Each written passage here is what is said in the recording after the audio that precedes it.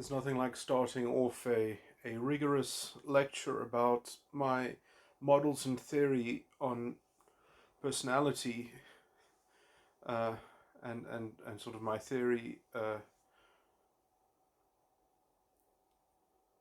my deep theory of mind, than to say I had almost what I would call a spiritual experience of clearly apprehending and perceiving the extent and the facets of my metatype,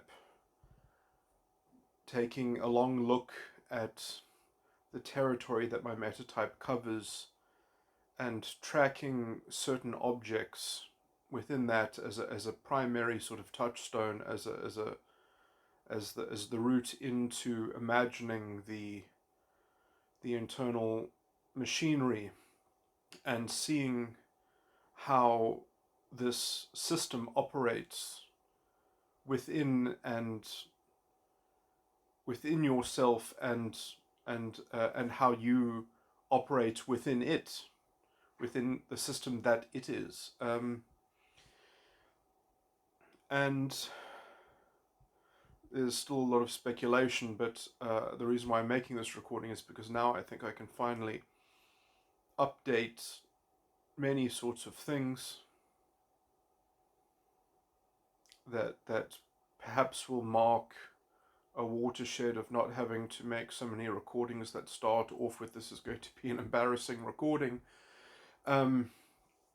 I think that this will put to rest some of those elements that I've always found to be excessively embarrassing. And I will use myself as a model of talking through this. Okay, so, and in the spirit of being less embarrassed about these recordings in the future, let me then correctly articulate a scriptural reference which I think relates to some of this primary psychological structure that I use to track. So I always, in many of my recordings, I say Luke talks about the 6 stages of the false ego complex, or the 6 stages of the false ego. And Luke goes into it. That I have corrected myself in another recording, but it's worth repeating. That it's not Luke that does that, it's James. It's in James where essentially the process of the fall is described in an individual, and it doesn't start off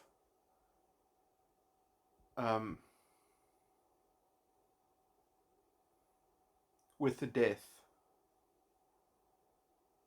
and the lust. It really maybe it starts with the lust, not even the death. It certainly doesn't start with the death. James only mentions the death right at the end, when he repeats the mention of the lust, essentially.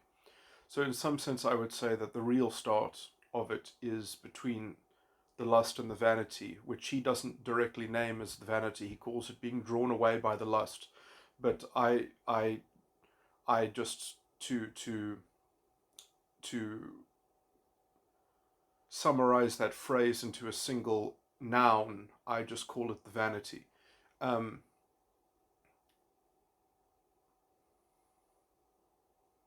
in some sense, I think that you can also make the case that James is basically describing at the start of it is actually the vanity, is being drawn away by the lust, because it first says, first you are tempted, and then you are drawn away by the lust.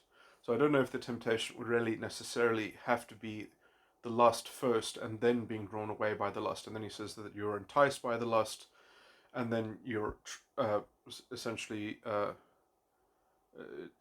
kind of a trial precipitates. He doesn't describe it like that.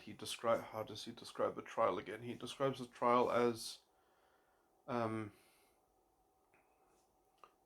the conception of the lust, that the lust needs to be fully conceived of, and then when it has, when that process is because that's a looming process, that's a kind of tentative sort of implied sort of meta analysis that is being computed in real time, and then when that sort of when that lust is fully conceived, then the sin is accomplished. That's how James describes it, and then he says the sin with its death and its lust, which then essentially implies the restimulation of the circuit of those stages and those parts.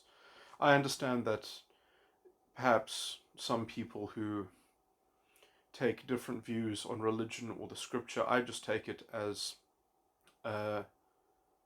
not not necessarily an authority, but because of the substance therein contained, I consider it an authority because I have found it to be accurate. But I consider religion to generally be the first study of psychology. So that is therein lies my interest and scouring and searching of religion. Moving on. So I just mentioned James because I do think that the vanity, and I've always been centered around the vanity as the main touchstone for any kind of spiritual progress or development out of the false ego or spiritual maturation or whatever. Anyway, let me put those, let's say, analogies aside. Let me now ground myself on metatype. Now, in metatype, my false ego complex, I'm a metatype 13. That means my vanity of my adult ego is the 13th dimension of psychological reality, which is one of the variants of introverted intuition. The 13th dimension corresponds with introverted intuition. That's how I've... Anyway, I'm not going into all the construction of metatype. I'm going to take that as somewhat read. Hopefully I'll make that more available of it. I do have some things of the structure of metatype in some of my lectures. I will probably do more work on making that presentable and available after I have covered what I consider to be sort of vital ground. Well, the problem is that, you know, this research is yet uncompleted. So everything is a bit of a mess. Anyway, continuing. So I'm a metatype 13. Now, what is the adult ego? Perhaps I should start with that. You don't have an adult ego when you start the false ego complex. The first thing you have is an inner child. And this is something that is not included in James. That effectively everything in James is a single unit, but there are more units in the false ego complex. To my mind, there are specifically two, and in fact also three. And I think I found out exactly where the third one is, and I was misplacing it earlier in many of my thoughts, in many of my speculation about the metatype structure. I'll also say that I think I finally resolved what the relationship between metagram and metatype is, and essentially there is not a strong correlation. That in some sense metagram emotional tone circuits, or the contents of those circuits. So in some sense the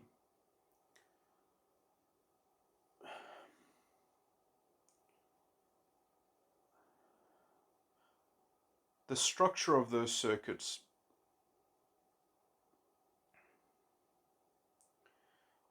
could probably be modeled in real time or monitored in real time using a kind of adaptation of metatype, or using a strong metatype sort of centric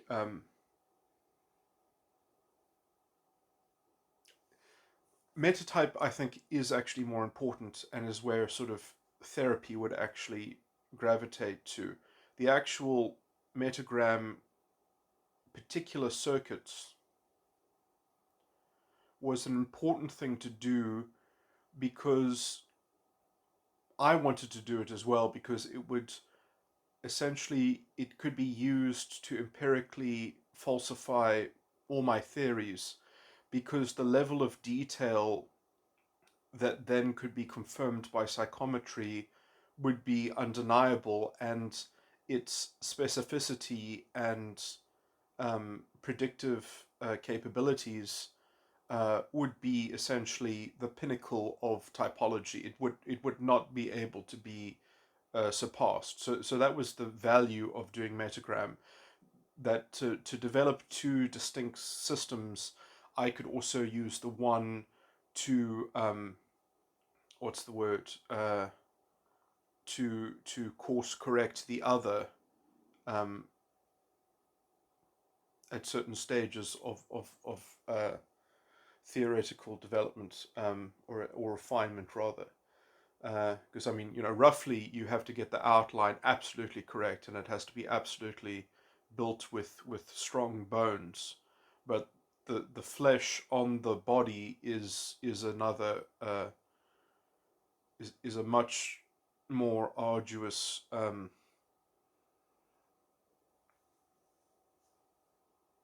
sculpting process. Anyway, in order to get it operational and functional and fit for purpose, or just uh, accurate.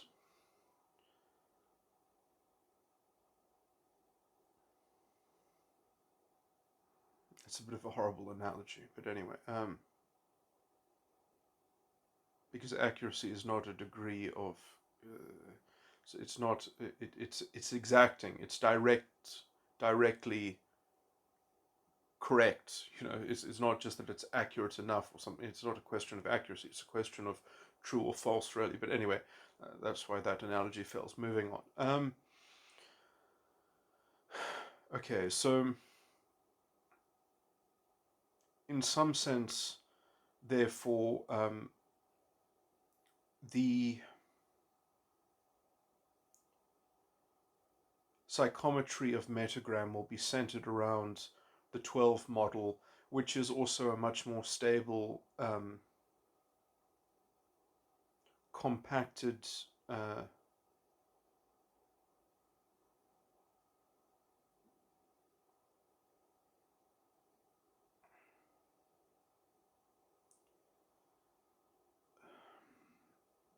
almanac of cognitive functions in a with its sort of its own corresponding sort of metaphysic. I mean, you could call it uh, a map of karma, a map of consequences, a map of worldly energy, a map of material energy. You could call it all these things. So the 12 model essentially the medium it tracks the medium of karma, which is ultimately illusory. It's ultimately self-defeating. It's ultimately un um,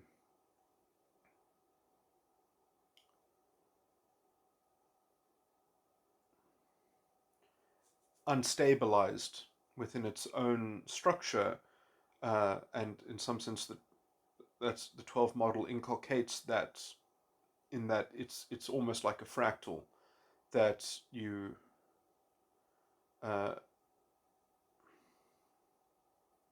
let me say it properly.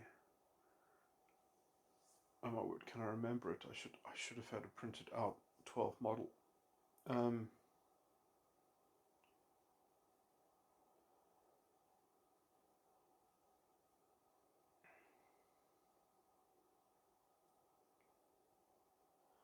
Basically, that I'm going to not say it with proper fidelity, but the gunas cohabit within one another.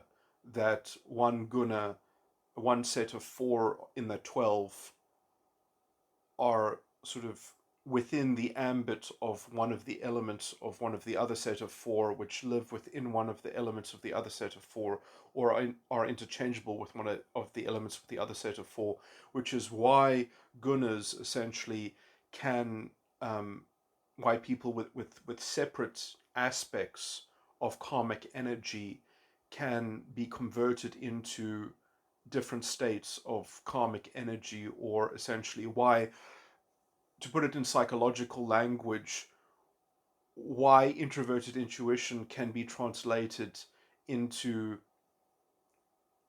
another cognitive function, into introverted sensing, into um, extroverted feeling, why these things can actually have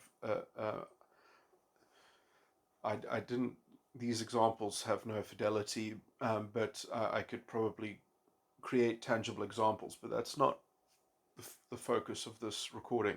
Moving on. Um,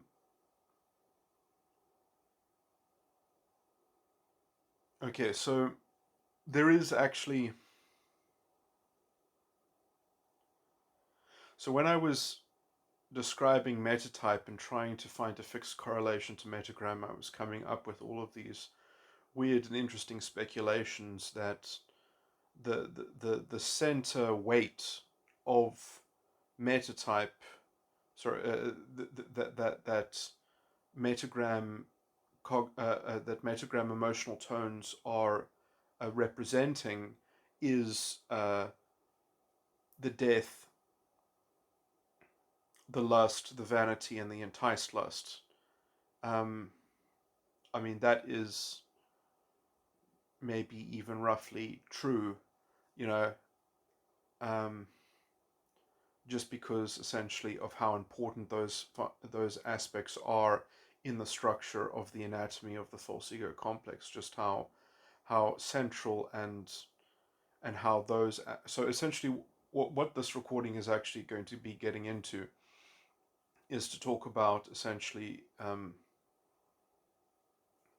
what the structure of metatype is, which is essentially the answer to the question of what the fuck is going on with people's psychological schemas, what is going on in terms of their personality style.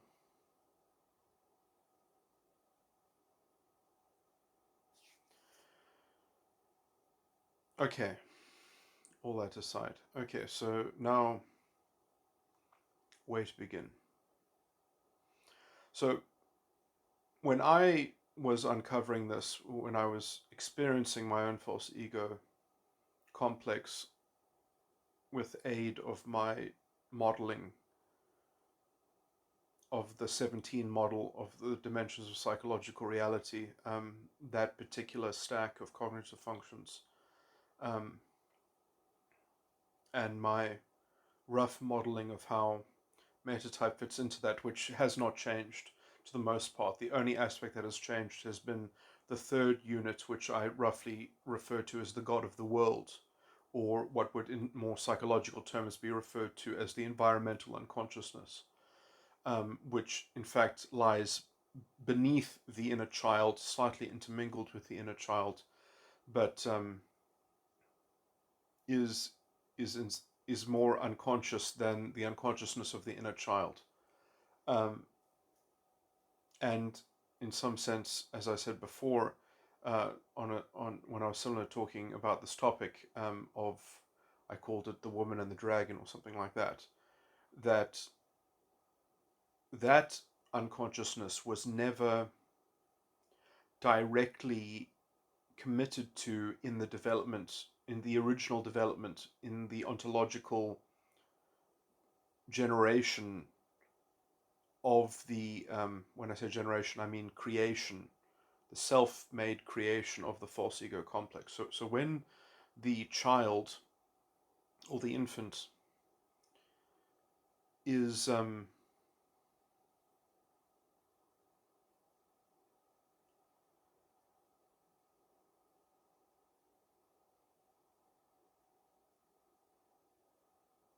starting to have cognitions and start um,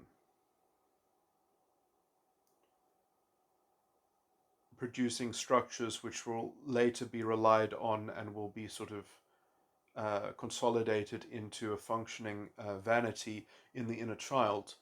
Um,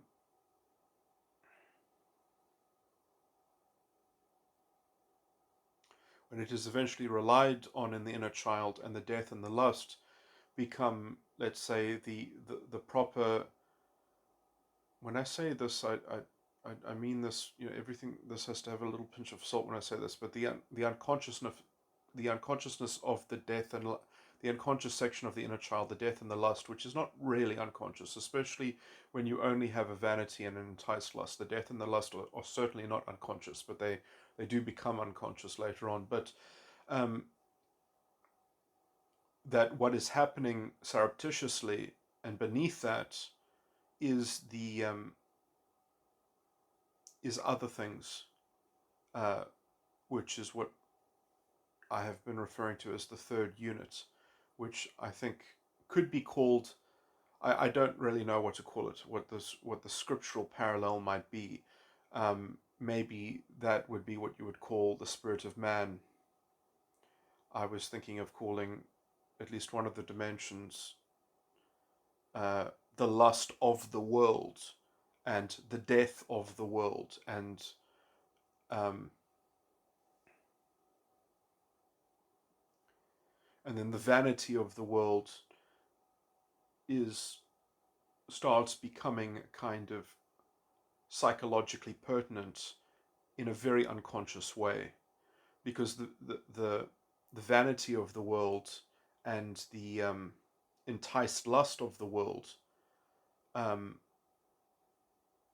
and I think the enticed lust of the world could be called the false prophet, um, and the vanity of the world could be called the spirit of man, perhaps, or maybe my description of the woman and the dragon might also be quite fitting, but it perhaps is when you are dealing with the other sections of the false ego complex, and in the process of self-actualization that I believe is being described in Revelations, which is the end of your world, not the end of the external world, but is the end of the spiritual debauchery.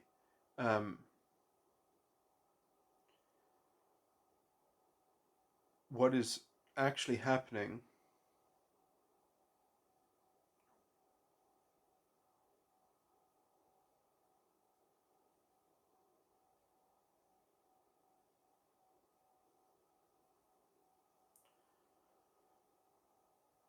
is that you have to go quite a ways, quite a journey, to get to the part when the spirits of man and the false prophets are in the form of the woman and the dragon. In that chapter of the dream expression of the process of salvation, which is encoded in the in the in the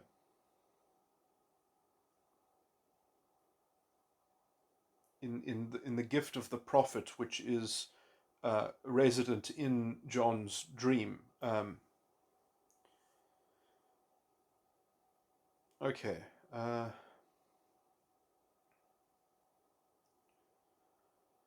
Moving on.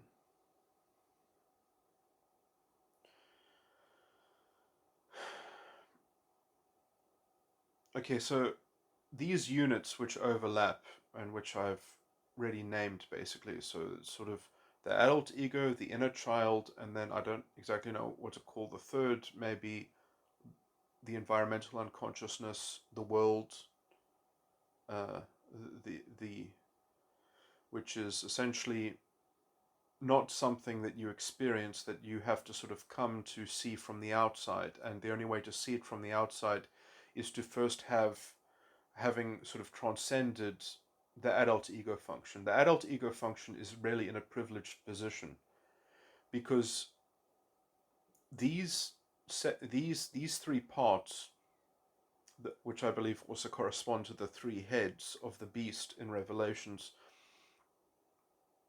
they overlap.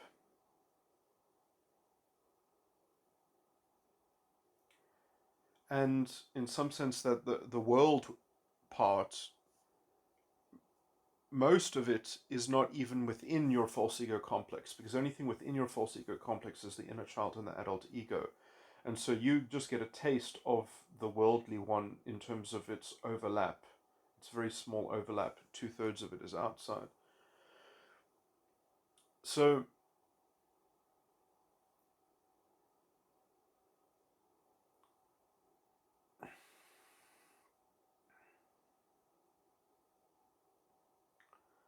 what shall I say about this?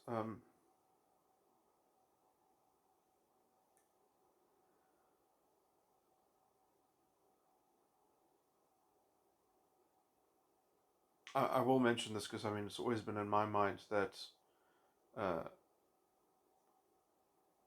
I've always been sort of thinking about it, although not very directly. But now I have come to see that I think it is definitely the case that the adult ego is the key to unlocking the door, and it is what is described in Revelations when it talks about the one head of the beast which is bruised and damaged essentially in the process um, of the unfolding of the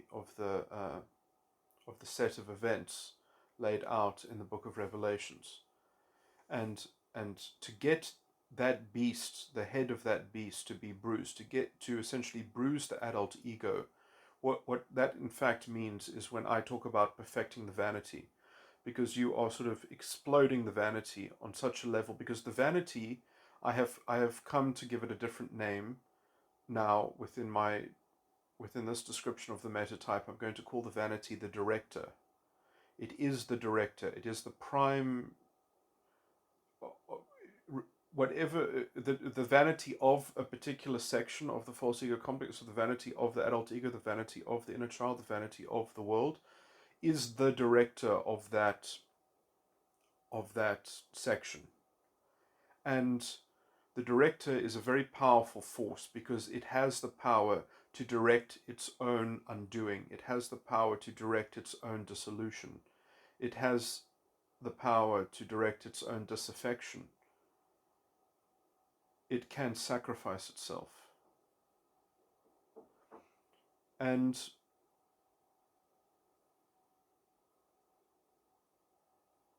because the vanity cannot be um, cannot simply be sort of denied. It cannot be repressed. It has to be overcome. Um, and it's an arduous process, as it were. I've tried to give it some description in some of my other recordings, which I think are roughly um, true on that subject, or which are vaguely good on that subject. Okay.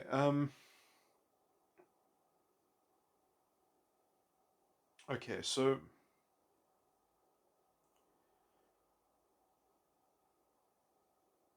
you have the director, and then the next. Now, what? Okay, I'm going to focus on the adult ego, I guess, and talk about how it's asymmetrical to the other parts of the false ego complex. That's what I'm going to focus on.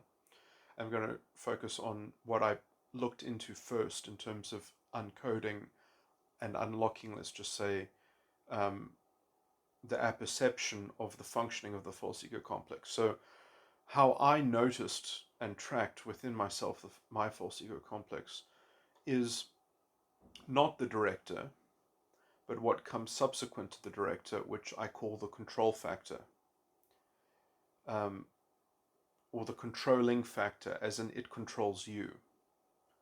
Because the judgment which precipitates from the perception of the director is essentially, this is like the archetype of Cain killing Abel. Abel is the control factor, and Cain is the director, and Abel is the controlling factor. Anyway, I'm not going to rehash that sort of archetypal thing of, anyway,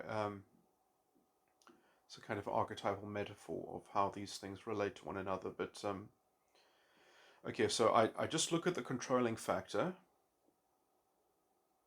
Now, the controlling factor in my false ego complex, in my adult ego, would be dimension 14, which is introverted thinking. And then what follows on from the control factor is what I call the slave, which is the trial. And so the slave of my adult ego is introverted sensing, which that's dimension 15. And then what comes after the slave is what I call the comforter, which corresponds to the sin, which is extroverted feeling. So that is the trifecta of the upper end of my adult ego, is the control factor of TI, the slave of SI, and the comfort of extroverted feeling. Now, I like to visualize this as an upside down triangle, where the control factor is at the bottom of this triangle, and the top half is divided into two, the left and the right. So sinister and dexter. That's the Latin for left and right. So at the bottom is the control factor Ti, which is then displaced by two consequential subsequent developments. The first of which is a perception or a judgment, and is a perception or an input, and the second of which is a judgment and an output. So the input is what I would call the sinister. I'll just, I'm visualizing this. I mean, to me, it makes it easier to sort of to visualize someone's the component parts of their false ego complex. So me being a metatype 13, my adult ego has this triangle which is trying to displace TI with the input of SI and the output of extroverted feeling. So SI is being monitored and FE is being is being promulgated.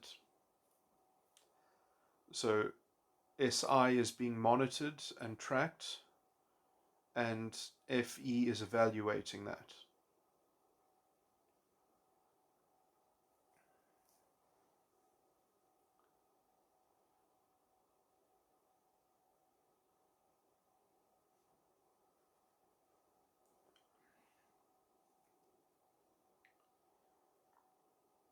Or supplementing what is being tracked, or the supplementing for contents that are collected via SI. So the FE is tending to the SI. Is the comforter is comforting the slave. The sin is okay. Anyway, the sin is the final note of acknowledgement of what is accomplished in the trial that is precipitated from the already baked in iniquitous structure. Because at the point, the sin is a very important thing. The sin cannot be avoided. If one thinks that one is essentially not sinning, one is very self-deluded or I mean, if they have a false ego complex, which I haven't met someone that doesn't yet. But I mean, this is all an internal sort of thing. But if someone thinks that they're not sinning internally when they have a false ego complex, I mean, basically all these problems are the problems of the vanity. I believe that if the vanity is resolved or dissolved, as it were, then that is the proximate cause of the problem. If you don't have a vanity, then you, in some sense, that the thing that should be understood as the cause of ill in terms of the spiritual sense is not the sin, it's the vanity. That if there is vanity in the picture, uh,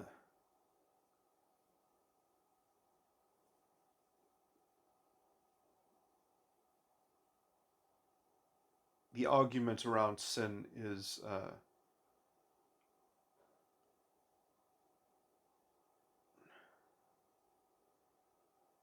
problematic, and besides the point, and in some sense, the acceptance of sin and grappling with it and engaging with it and confronting it and its mechanics is much more important than trying to deny. It's the limitation of the sin is a fickle and useless sort of thing. It's the limitation of the vanity, which is actually at the core of the spiritual journey.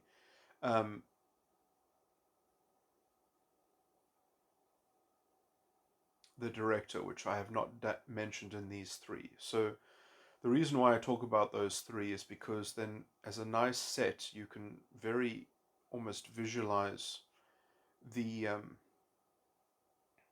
everything that essentially is mechanically um,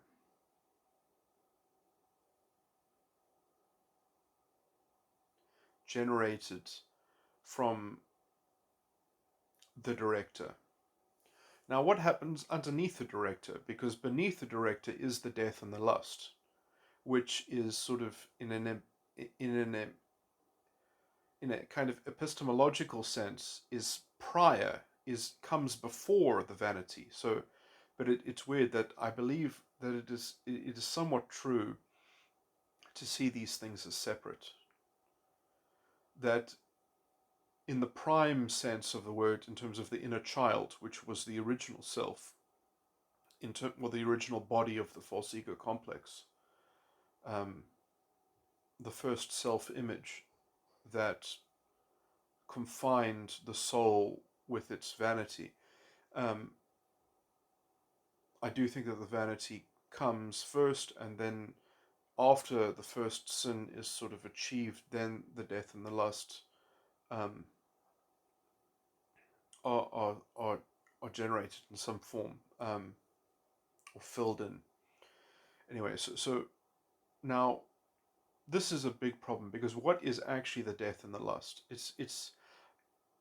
I think they are almost fundamentally, on a metaphysical level, you can make a claim that they are fictional. They don't even exist. They don't have a real embodiment. In some sense, the active participation within the false ego complex is resident within the activation and the continued activity of the vanity. So the death and the lust are, in some sense, a virtual apparition. Now, that being said, I just said that as a kind of as a metaphysical claim, as a greater transcendental metaphysical truth. But then, how are the death and the lust grounded within the context of the false ego complex? It has problems grounding their reality as well. The false ego complex itself doesn't is at a bit at odds of how to actually solidify the contents of the death and the lust, and how to cultivate them, or how to keep them, how to track them. And the only way that it knows how to do that, is by cloning its apparatus and shifting things, by essentially creating another entity, by creating another body of a false ego complex. And so what it does is, and I know that I'm sort of explaining this backwards, because I'm explaining this from the adult ego into the inner child, when it's actually sort of the other way around. But I remember I want to get into explaining why the adult ego has a special asymmetry about it, and why it is an important psychological organ, and it is the thing that must be matured properly as the active implement and lever for tackling the structure of this pathological structure that is the false ego complex. So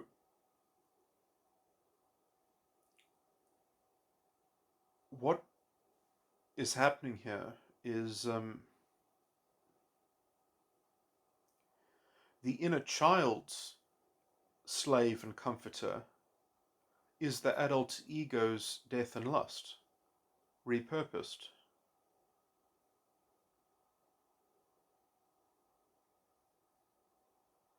So the death and lust of one section of the false ego complex is the slave and death of another's.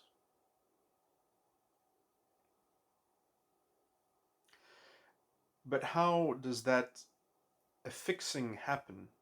And I think that the only way, the glue that binds the two sections, the two different bodies within the false ego complex,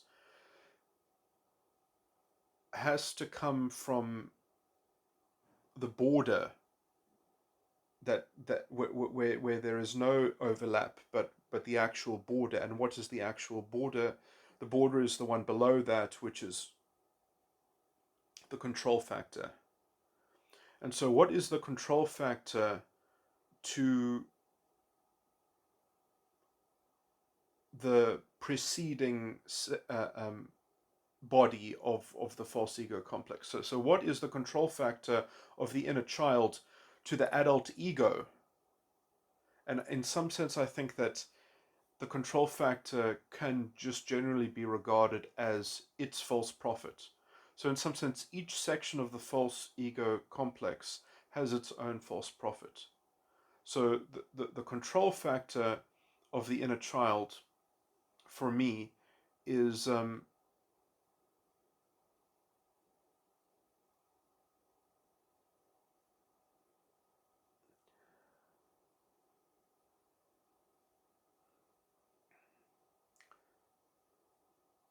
the 10th dimension, which is extroverted thinking.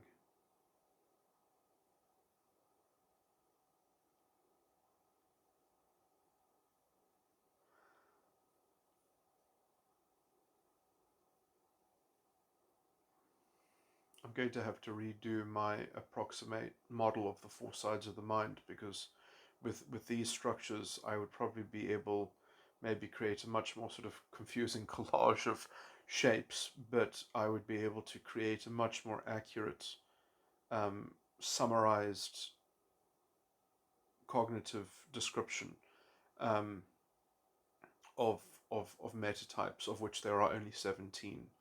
But obviously there might be aspects of each type which are obscured because of levels of development and such, and intertype dysfunction or arrested development, or whatever. Anyway, I'll just say that in MBTI I would be regarded as an INTJ, and in socionics I would be regarded as an ILI, but those systems are so approximate relative to mine.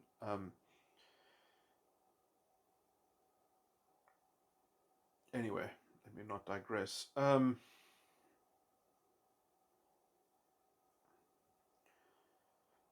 so the control factor of the inner child's control factor is the 10th dimension, and the inner child's slave is the 11th dimension, and the inner child's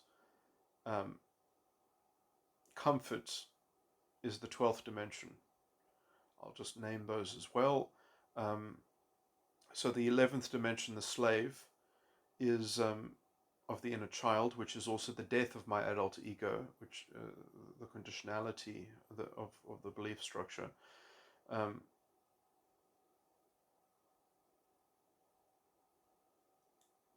Is the 11th dimension is extroverted intuition, and then the comfort of the inner child, which is the lust of my adult ego, is introverted intuition.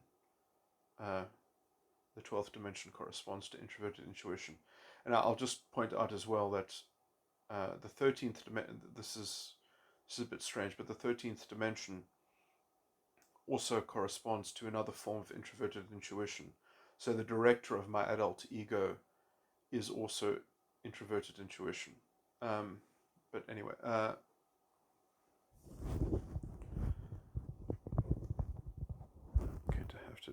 take a break for medical reasons.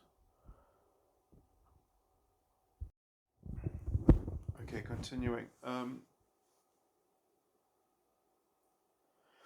Okay, so the asymmetry that I was talking about is that, and I also mentioned this in a past recording on this topic, although with other things which were certainly embarrassing and tangents and things like that, is that the ego function, which corresponds to the language that I'm using, in the language that I'm using now, the slave and the comfort, or the comforter, um, the ego function is the residence of whatever free theta is available within the false ego complex to actually do computation, to freely explore matters and to contemplate.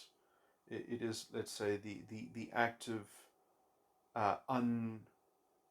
somewhat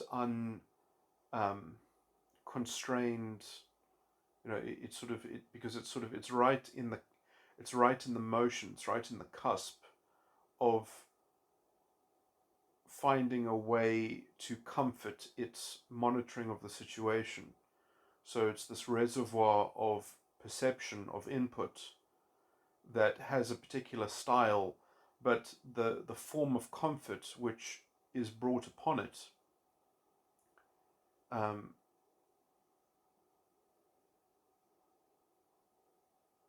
is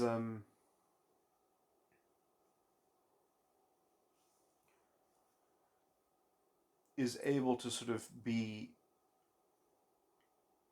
creative, is able to sort of be dynamic, and potentially expansive. And this is triply true. This is excessively the case for the adult ego, because the adult ego's ego function, its slave and comfort, or its trial and sin, do not correspond to another false ego function.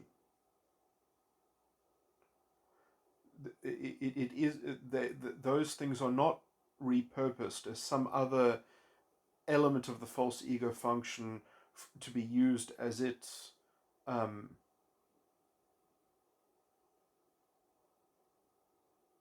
death and lust. So it doesn't have the same double bind, which is essentially locking up the free theta of the inner child. The inner child's slave and comfort has been cohabited by the adult ego's death and lust. So it's kind of double binded. It's sort of locked down into a kind of regimented conformity to the general structure, of which the only free theta available is in the adult ego, the only sort of true resource of free theta. Now, obviously, when you start actually facilitating free theta in the inner child's ego function, then you're making real progress. Then you're actually doing really, sort of magical things, because then you're unlocking capacities, you're unlocking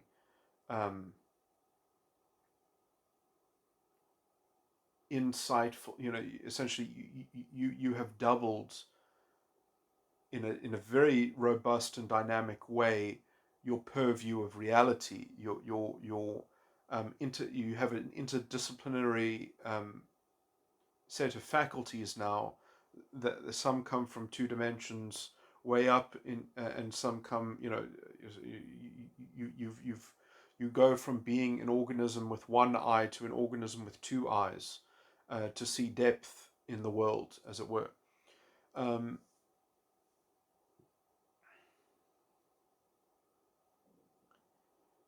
Uh, and now there is the third eye, that in this analogy, which would then correspond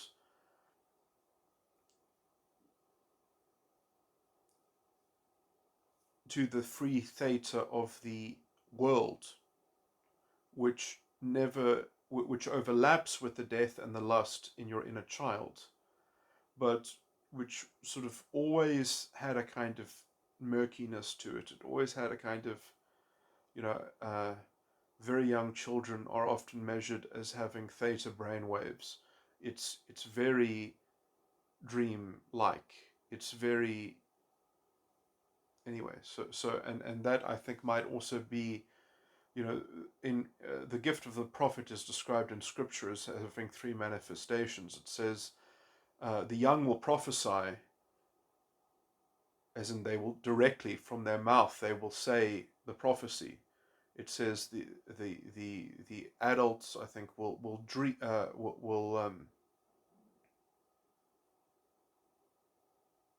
the adults will have visions, and the old men will dream. And so you can see so the young prophets are the ones who have access to that free theta of their environment, as it were, um, to speak on behalf of that environmental um, ego, uh, that they are in deep symmetrical observance thereof, that they have the spiritual um, compunction to be attuned to the vision of what it is that is engaging their inner child. So they sort of that they are probably in some kind of tentative dalliance with the vanity of their inner child, and so they have still a very prime access to the free theta of that sort of that environmental impression, which is sort of bearing down on them, which they have perhaps a sensitivity to reading in their unformed vanity, using that as an antenna. Um,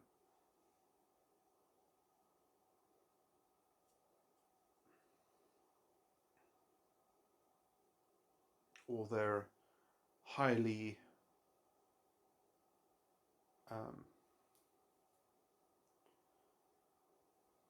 constrained vanity, as it were.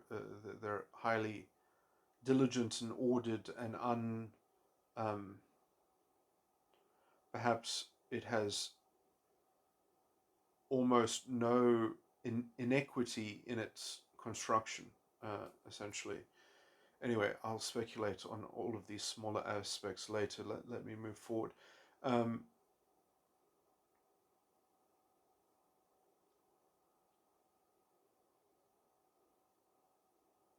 and so, in some sense, I think that so that is the wellspring of the gift of prophecy, and or the mainstay of the gift of prophecy. But there's also a visionary gift of prophecy, which is precipitated by the inner child, and there is perhaps a dream connection to the same gift from the adult ego. Um,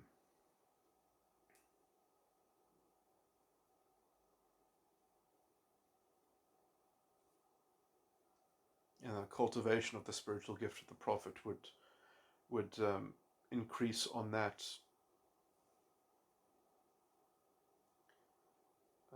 sort of that basic track of it is said in the scriptures that one must descend before one ascends. Is it descends into the bowels of the earth, and something about the beast under the earth, I think, and then it talks about the ascended man. One must anyway. No, it says descend under the earth. Anyway, it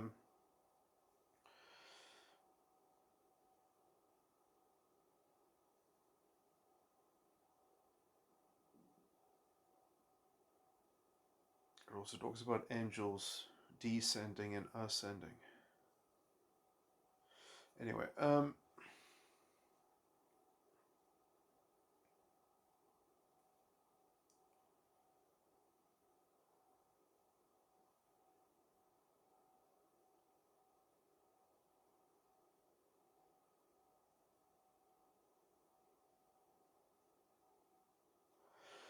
okay. Why was I talking about the free theta of the?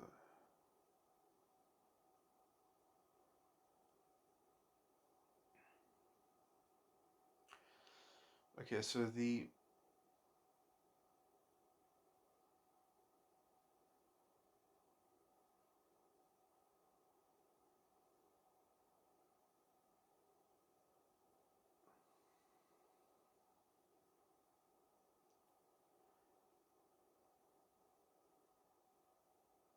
the control factor of my false ego complex is the sixth dimension,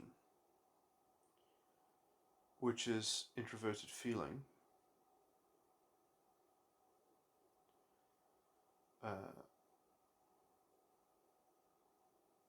The slave, which is also the death of my inner child, is the seventh dimension, which is extroverted feeling, a different form of extroverted feeling to the 16th dimension, and the eighth dimension, which is the comfort of the world's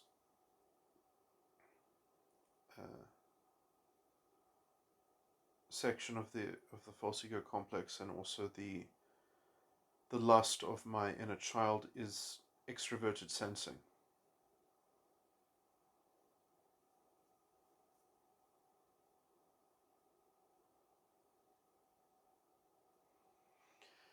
So that control factor, I think, is a very important unconscious element, because it is the first dimension that falls outside of the inner child, below the inner child. In some sense, the inner child subsists within it, and it's even called the control factor of the entity that goes on to be integrated, or to integrate its free theta into into being repurposed into being the death and the lust of the inner child. Now, I want to talk about this because I want to talk about this generally and in metaphysical terms. That part of the mechanics of relying on an external entity, an external invented separate body, in order to provide your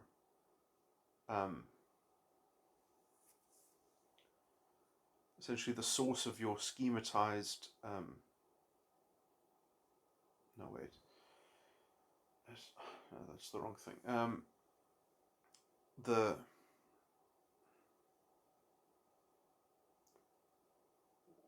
It's kind of like I mean, the unknown knowns, the unthought knowns.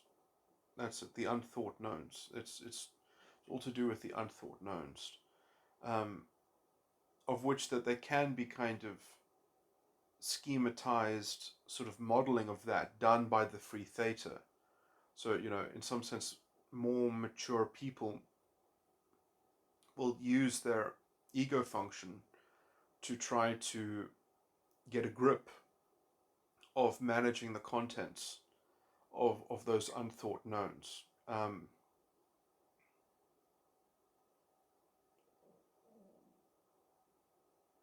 Which is part of sort of completing the circuits and seeing the circular drama that is, let's say, the indentured servitude, self-inflicted, I might add, of the false ego complex.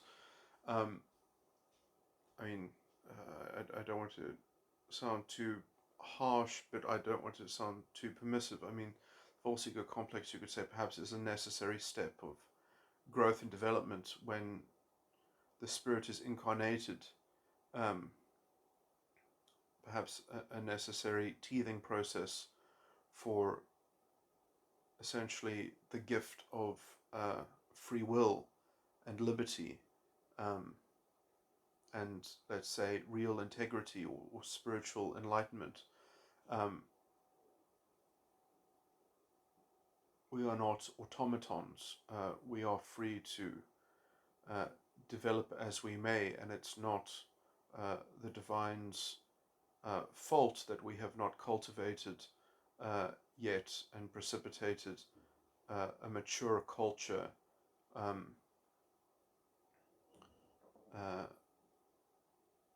that cared to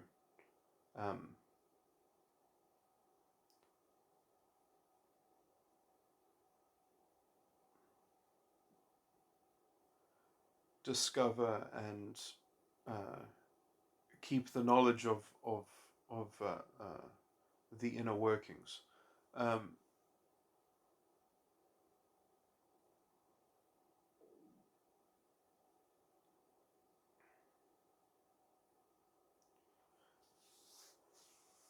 Okay.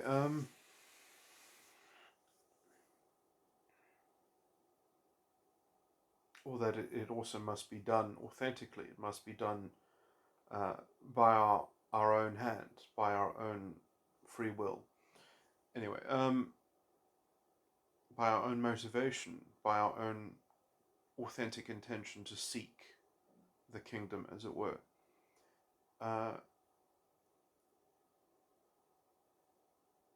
With humility enough to make real progress.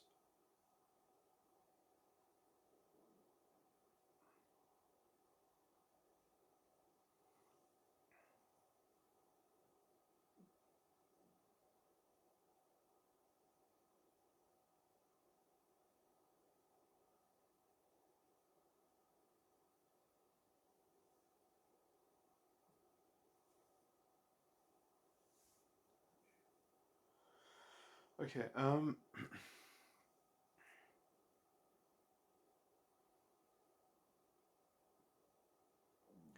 so the control factor of my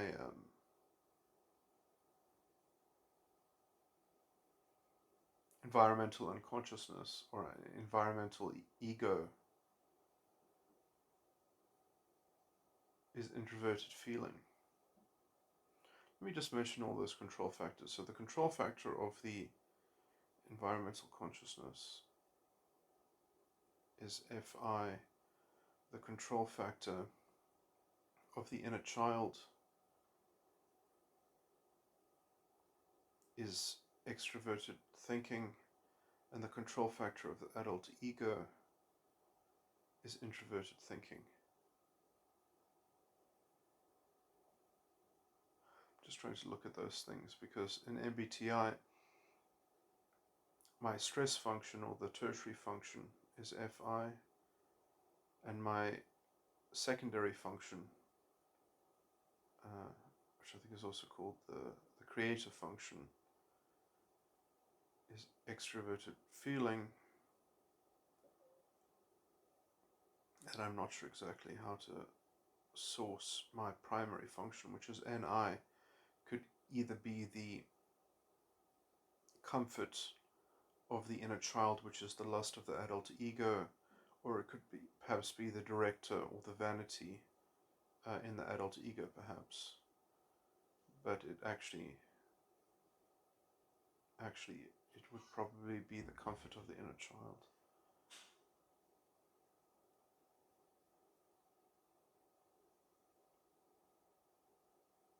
Yes, that makes sense. Anyway, and in the four sides of the mind theory, the slave function of my inner child is extroverted intuition.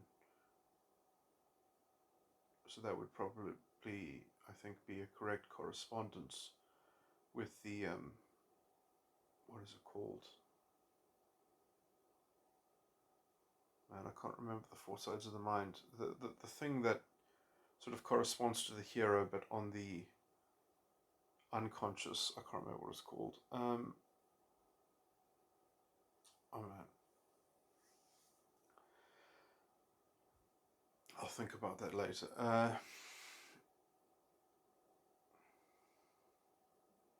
But it might also be better just to try to create a new model entirely, sort of a new structure with these triangles, perhaps.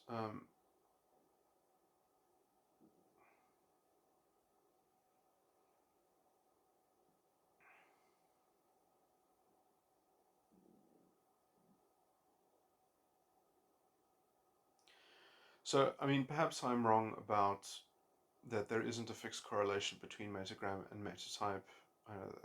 That's a bit harsh to say at this junction. When I said that I was sure, I think I'm fairly sure.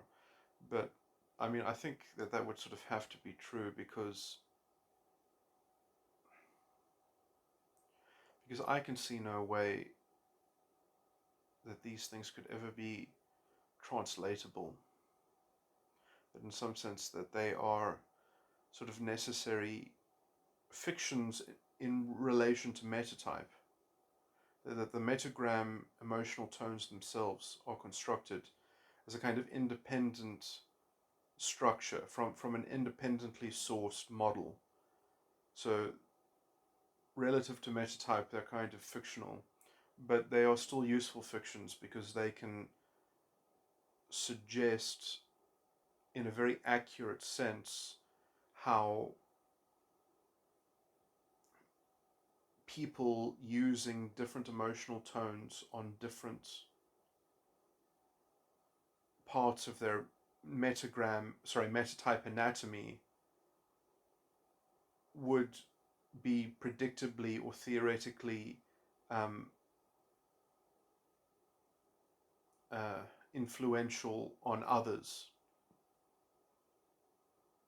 So Metagram, the contents of Metagram are probably actually very useful and accurate with that sort of um, computational potential in line. And in some sense, I mean, this is why I created this system, to be so accurate that it would actually shock people how they could be reduced into pigeonholed sort of automatons, that even though the complexity of their psychological structures might create an array of potential things, but essentially that they could be stylistically, let's say, gamed and predictable within the parameters shown within those styles of those, that essentially you wouldn't be able to express a different style of emotional tone with that organ of your metatype. You might be able to express an emotional tone from a different section of the false ego complex that you can shift around because it's like three beasts, and you can always you can always channel the focus from a different one of the heads. Um, but it's somewhat a trap. The whole thing is a spiritual prison. Okay, I'm going to add some other sort of important aspects that are worth pointing out and considering. So, the lust, which is both uh, uh,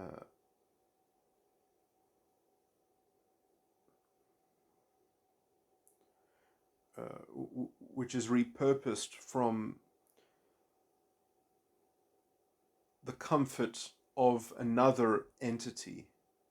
In some sense, this is I should have pointed out, this is very related to oh my word, this is so embarrassing, I'm going to get his name wrong. I think it's Girard, the French philosopher, about mimetic desire and stuff like that. This is very much related to that. Um, sort of very similar ground. Anyway,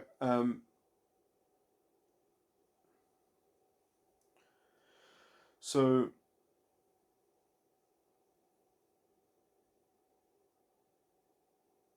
so embarrassing. I can't remember these names from my childhood.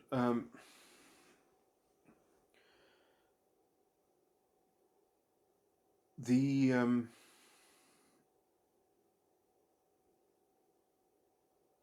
is a repurposed comfort of another person, and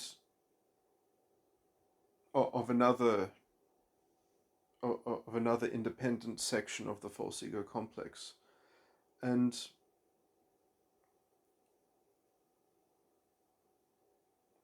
the lust itself is eventually supplanted by something that essentially is granted the mandate from the lust, which is the director, the vanity. So the vanity comes to essentially displace the functionality of all these things, and as such, the vanity is the gatekeeper also to unlocking access or conscious access of what is usually the unconscious lust, which is engaged in this overlap of mimetic desire, to vaguely refer to it, the repurposing of another's free theta, sort of the idea that this is what another person's free theta would look like, and it's going to be repurposed as a construct or as a reservoir of unthought knowns. It's going to essentially be an image. That's going to be the ingredient of the image of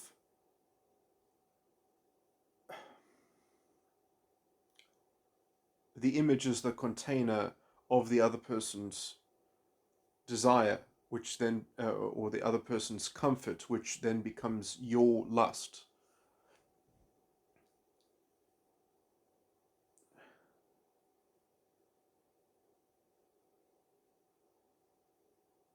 Which is, as I said, generally unconscious because of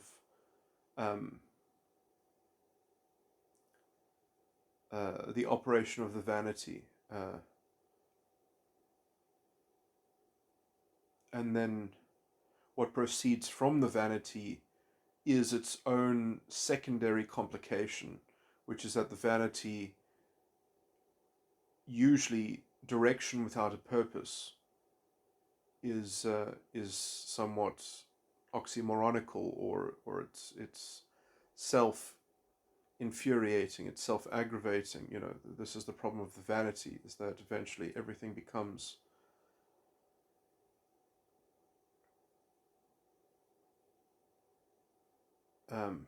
worked out as the cost of everything. So there's no profit to be had, because it's always input output is the kind of that traps the lust in its own sort of actualized mandate that forces the lust to be brought to bear upon within some overarching schema, within some overarching apprehension, which then limits its zest. It limits the fuel of that desire. It runs dry, and so you actually have to invent a kind of a delusional self disorientation, which is the enticement, the enticed lust. You actually have to sort of entice yourself to reimagine the lust,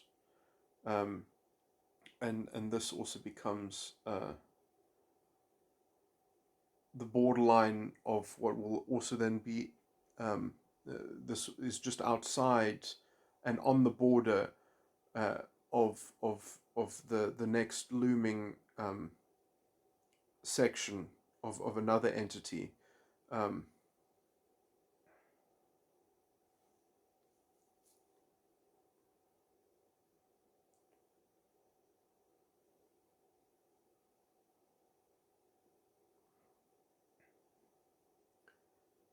And that enticed lust, in some sense, could, I think, generally be conceived of archetypally as the false prophet,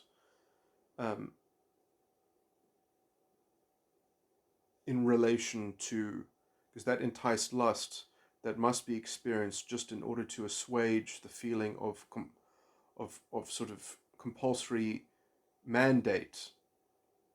So in some sense, the enticed lust is the comfort to the vanity, is the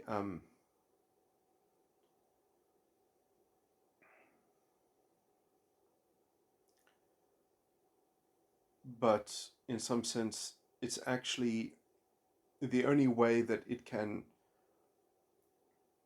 re-access the zest of the lust, as it were, is that it has to operate a kind of a negative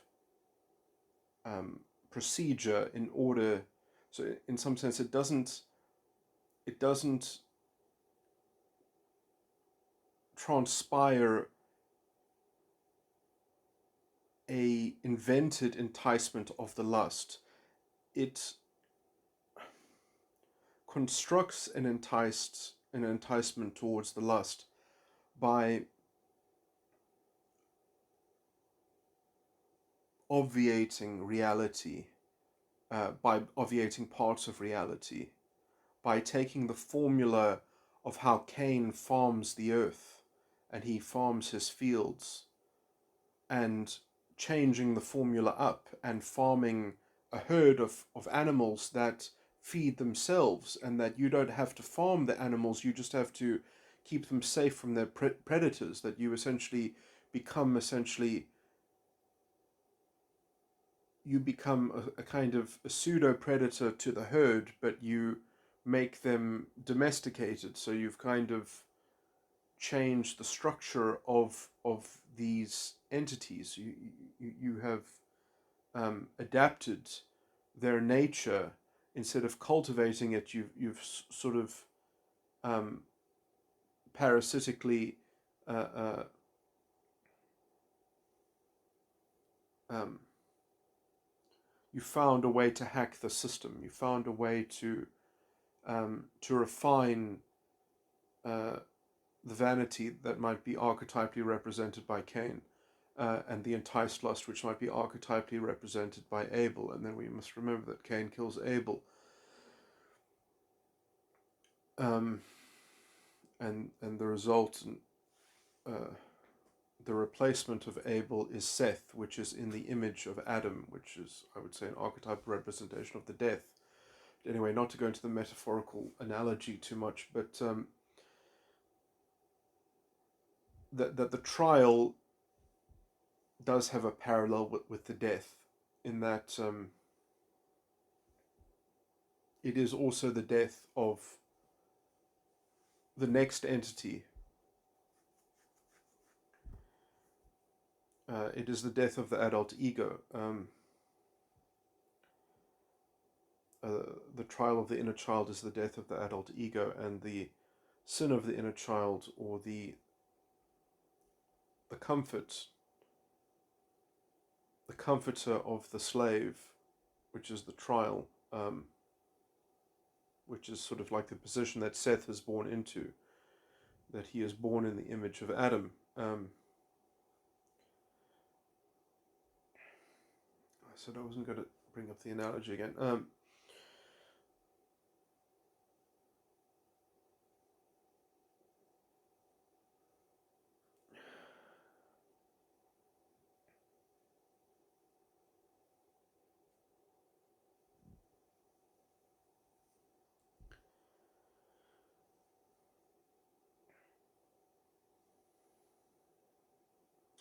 We must just remember that the trial is essentially becomes preferable.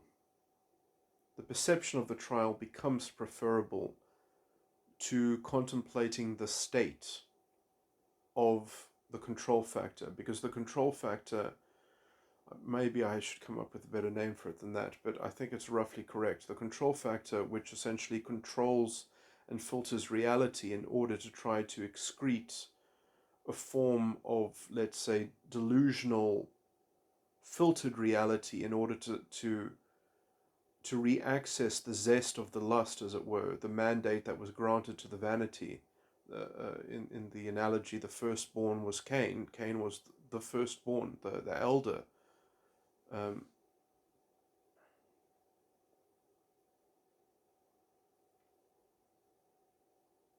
Abel is the secondborn, but he finds a way to outdo Cain by twisting Cain's farming formula, by working out how to essentially do something similar to farming, but using it on animals and becoming a shepherd, becoming a herder. Um,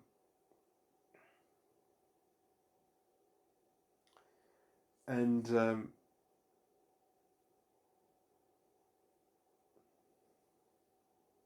he's fine with that, and he's fine to do that forever and to just be blessed, uh, and to be blessed greatly for that state of being. And Cain sees no hope that because it can't even track its own iniquity in some sense, and so Cain sort of develops the plot further by slaying Abel.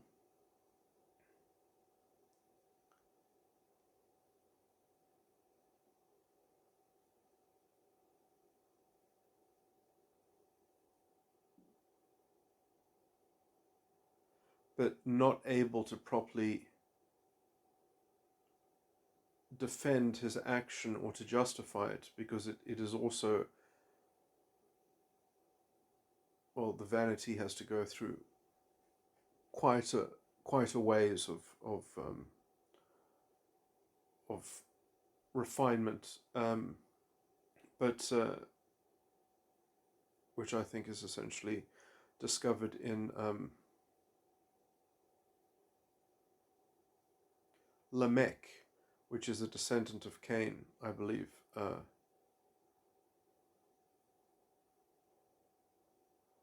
And it's said that if anything happens to Cain, sevenfold will be revisited, but if anything happens to Lamech, 77-fold will be revisited by God, because I think that Lamech essentially um, generated a vanity that was actually capable of sacrificing itself for a transcendental purpose, as it were, for having a vanity that was capable of essentially potentially capable of essentially killing itself, sacrificing itself to be transformed, to be reborn. Anyway, but that's sort of deep in the scriptures, perhaps hidden. Um,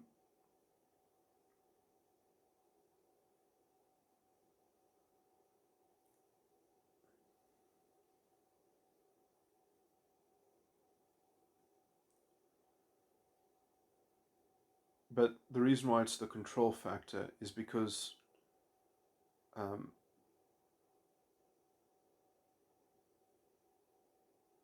it controls things in such a self-satisfied way, and then when it is eventually has control brought against it, it has no resource to contemplate.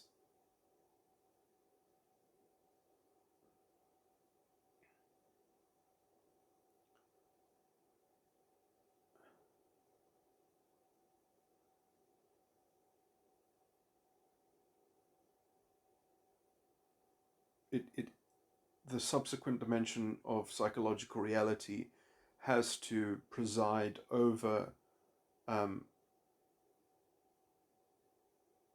the resolution of that conflict of control, over that contestation of control, over that, essentially it has no way of ameliorating or adjudicating between conflicting claims of control. Um, so the enticed lust is a very, let's say, unmitigated sort of confabulating, because essentially, why does it have to engage when it can just essentially forget inconvenient upsets, and like, oh, that's the kind of problem solving ability that it has, and that's the kind of style of engagement that it facilitates in, let's say, obscuring parts of the vanity in order to enjoy a subset of reality, and to live in a subset of reality. And in some sense, the enticed lust or the dimension that corresponds to the enticed lust, that I call the control factor, is the expression of control of that section of that body in the false ego complex. I'm going to have to think of a word for that.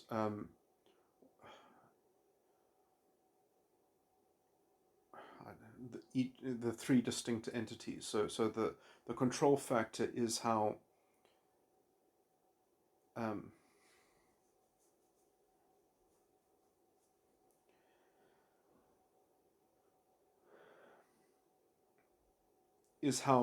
how the management or the subsequent management that follows on when the director has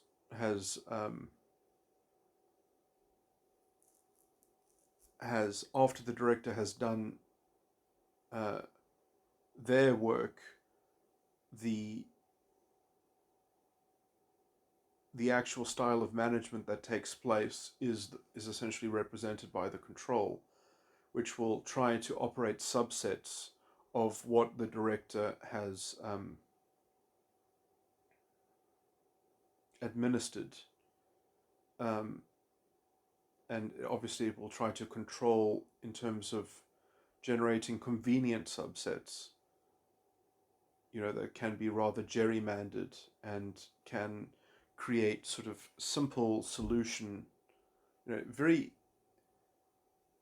inequitable sort of solutions to problems.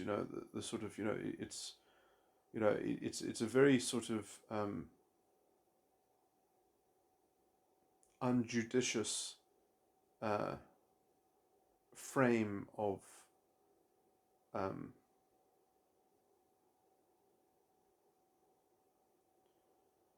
essentially, well, I mean, I guess perhaps potentially interpreting of it's a bank of potential interpretation of the director of the vanity.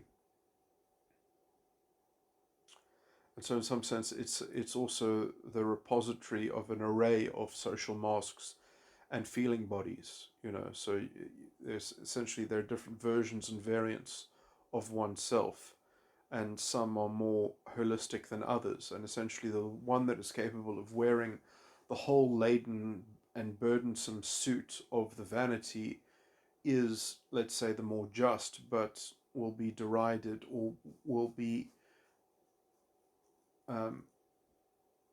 castigated by the other variants for being subpar or deficient in a whole, so the array of those variants is somewhat like the choice of spiritual inclination that one has, that and also the sort of the aspect of discerning between spirits. And because in some sense, when you're going through these things, you can't sort of skip dimensions that you don't like. This is a consecutive linked chain of functionality, and to retrace and descend back through it, one has to work out these issues, as it were, and to retrace the structures that one has constructed in the original furnishing and establishment of the particular structures that were deployed in the ontological development of one's false ego complex.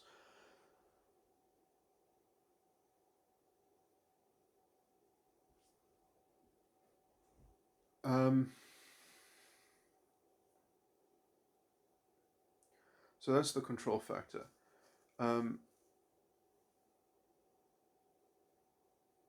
So when there is at some point a kind of contestation between competing controlling styles, the trial has to do the horse trading. It has to arbitrate between the counterclaims, and in some sense, this is a never-ending sort of. This is why it is a repository of free theta, which is almost a kind of paradoxical. Perhaps that's not quite the right use of the word, the proper use of the word free theta, but in some sense, that's the most accessible bin of free theta that is being or that is where all the free theta that there is potentially within someone is collated, is congregated, to be unlocked, rather. So potential, rather, yeah, I should rather say that is the collection of potential free theta. I guess that's quite a big revision to make, but anyway, or clarification to finally issue, but there we go. And then moving on, the the comfort then is the sort of the consolation to that incommensurability, that there's an intractable horse trading in which you can't work out what trade-off to make. And so essentially this has to be then therefore creatively subverted by a kind of I wish I had a better vocabulary, or it's a sort of a divine gift almost. The sin is in some sense a kind of begging the ether or some external authority to just come and save one, to just sort of to call it something, to just name it something, to just title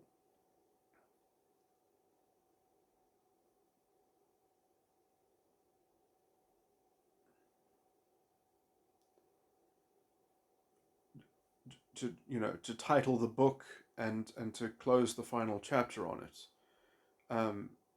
That's potentially sort of bound in what the sin is to deliver a final verdict as to what has been accomplished, is to name the fate or the execution of the will that has been missed, that the will has not been executed, and in non-execution there is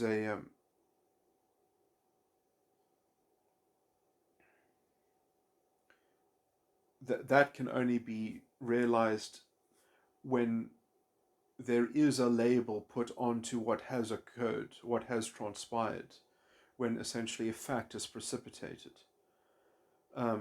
a fact about what has occurred, about the arbitration itself, a meta-analysis, which has to be actively invented. It has to be organically culminated in an actual computation. It has to be consciously thought.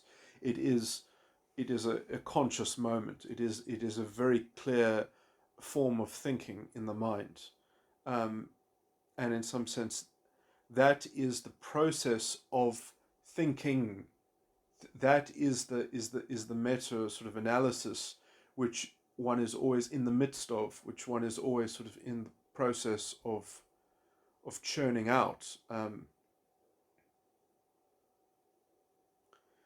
Now this gets obviously slightly complicated because there are therefore two of these. There's the inner child's ego function, trial and sin, slave and comforter, and there is the adult ego's slave and comforter, or trial and sin. But the adult ego is obviously dominant or naturally superior, because its slave and comforter is not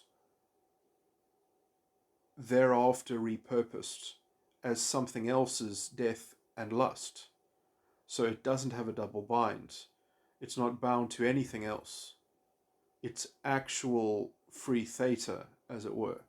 It might be doing something, but whatever it is it's doing, it's actively, consciously engaged in that doing.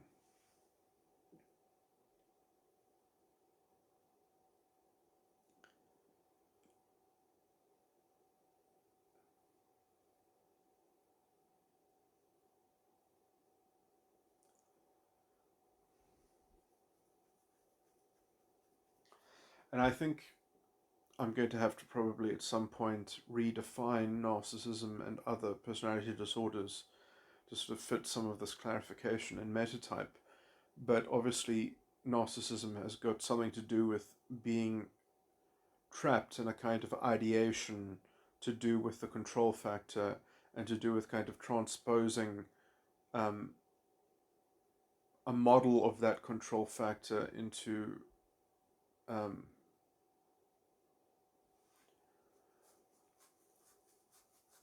something that involves a kind of a future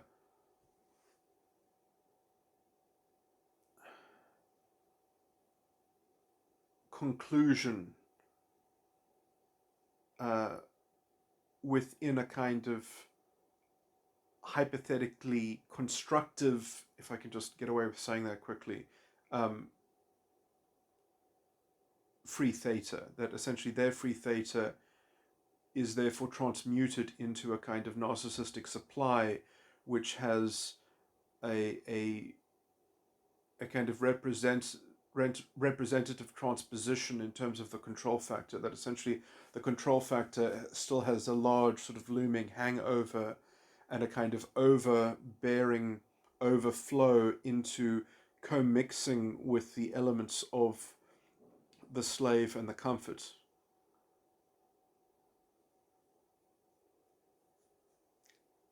Um, Something like that. I don't want to get into that.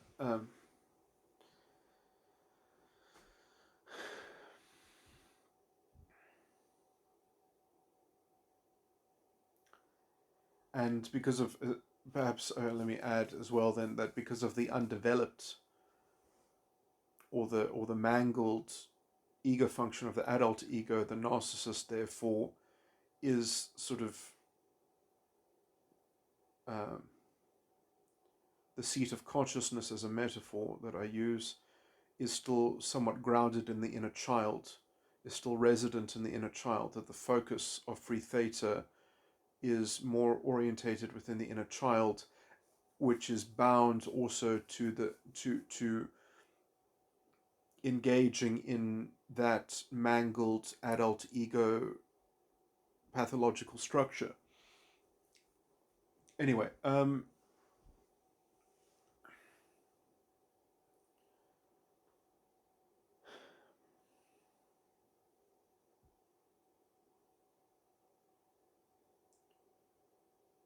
at some point it would be very interesting for me to find a narcissist and get their metagram type, and using metagram, the metagram emotional tones, use that to retrace and confirm the structure and operation of their personality style, via identifying the emotional tones, and therefore which parts of the metatype anatomy are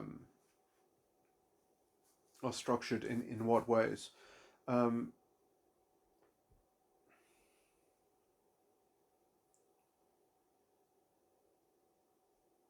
or interrelating in what ways. Um,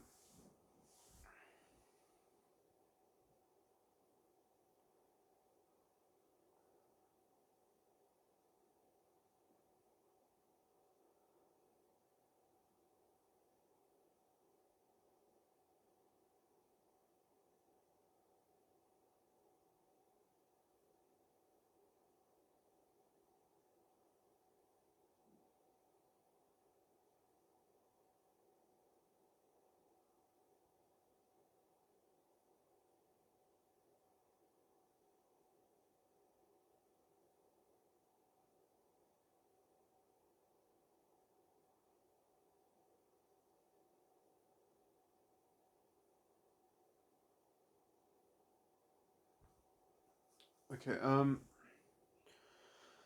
So yeah, the adult ego naturally has a potency or a potential for an unencumbered source of free theta, which then can be used as a kind of free agent, uh, that can be directed into working back through the structures of the false ego complex from the top to the bottom. reaching down and reordering and preparing the beast to be slain, or the procedures which are perhaps depicted in Revelations.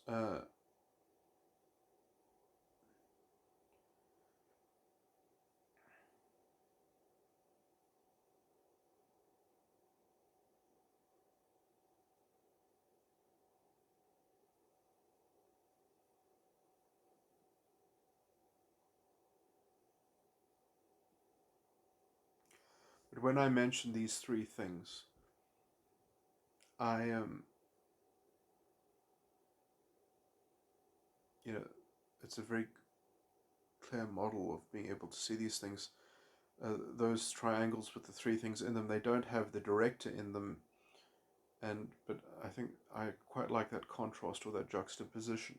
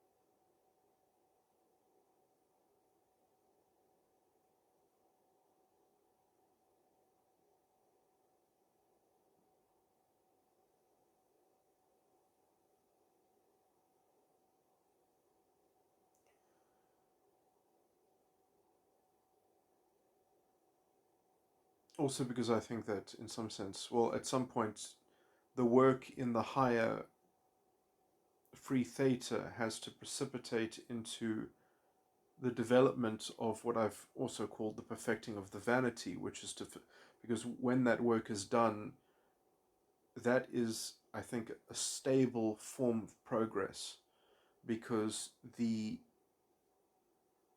some sense, the vanity, and I've gone into this in other recordings, that the vanity never goes away. It gets reformed into such an expansive state, into such an exhausted, sort of reworked medium, that it facilitates, let's say, the fluid flow of consciousness through, uh, and it sort of it sticks out as a kind of, as a very regimented sort of work of rehabilitation, of re uh,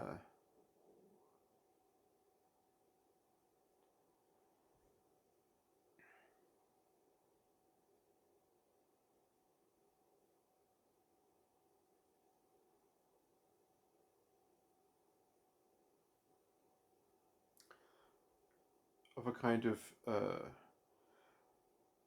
in some sense, it is not the thing that is reborn, but it is the thing that facilitates rebirth.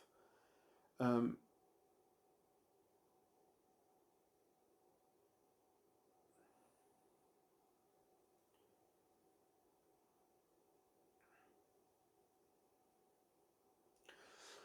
okay, now I'm going to move my speculation to the weirdest section, which is the environmental consciousness section of the false ego complex, because I'm not entirely sure what to do with this. I was thinking that perhaps it should maybe be embodied. That perhaps if it were to be enacted in some sense, if it were to sort of be virtually assimilated into the false ego complex, that the extension of the extension into what was theretofore unconscious would be, perhaps a requisite step in creating a kind of holistic closed circuit that could then spell the final chapter and the uh, virtual undoing of the false ego complex. I say virtual because in some sense it never really existed. Um, it was merely a fiction ingrained and inculcated into an ongoing behavior. Um,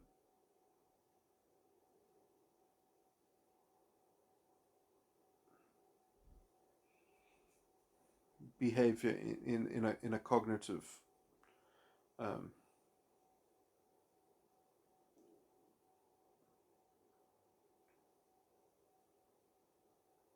in a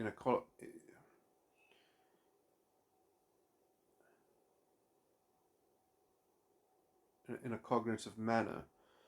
Um,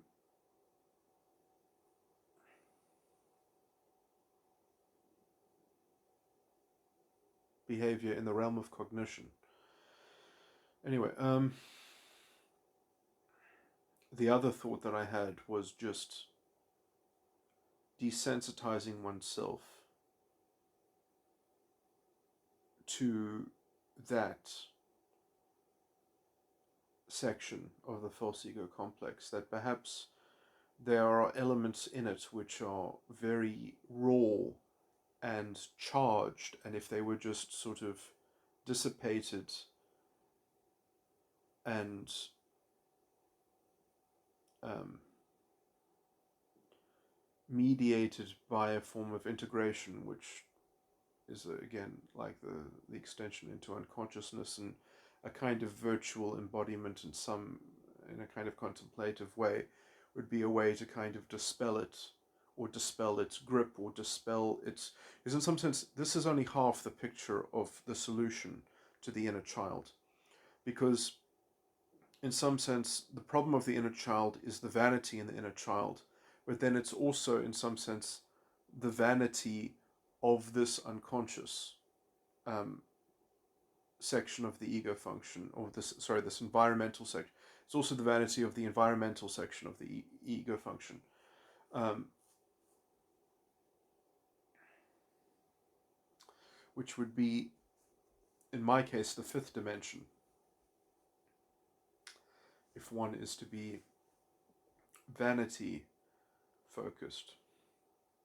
So perhaps that is actually the key to real therapeutic gains, is the rehabilitation of the environmental vanity in terms of reintegrating it and orientating a kind of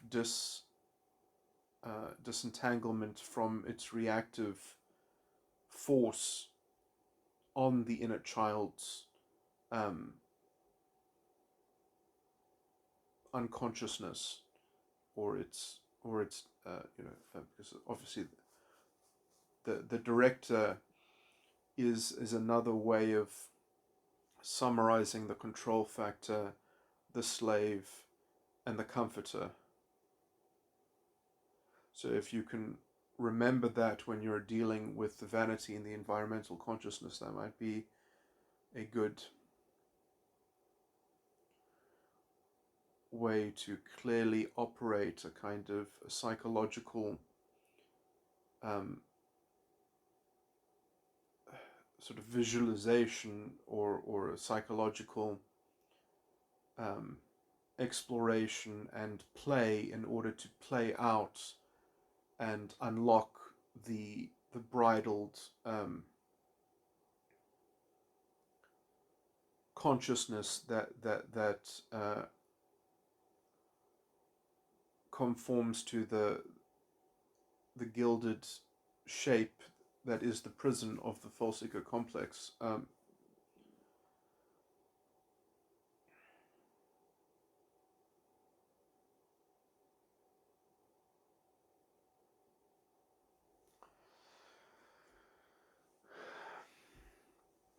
And in some sense, the death of the world and the lust of the world, I don't even know how to define those, because they aren't related to anything, or they are in some abstract, virtual, hypothetical sense they might be, but that might only have a kind of metaphysical sort of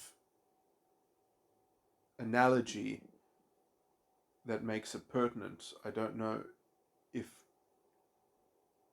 it really has anything to do with someone's psychology, but in a very abstract virtual sense, it could perhaps become relevant depending on what explanatory context was attached to it. Um,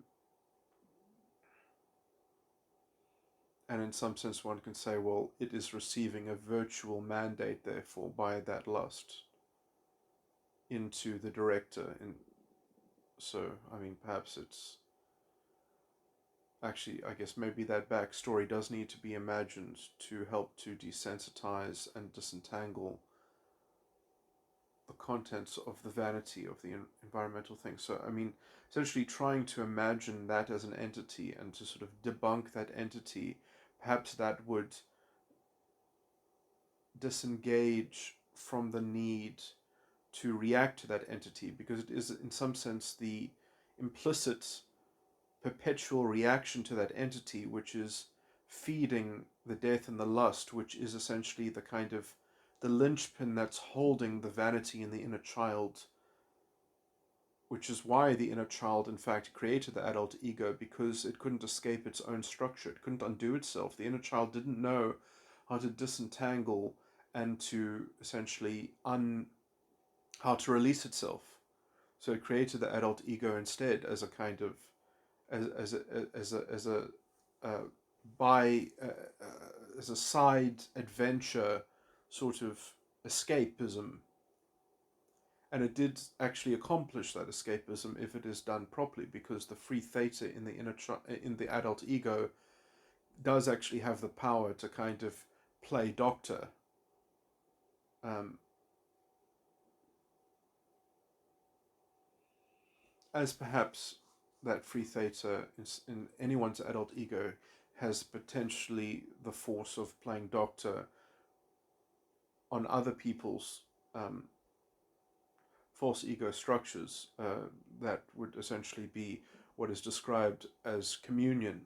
Um, Obviously, communion doesn't just automatically happen, it has to somewhat be entered into, it has to be sort of somewhat intentionally cultivated and propagated and sort of bounded or structured, um, with a kind of, with a real authentic spiritual um,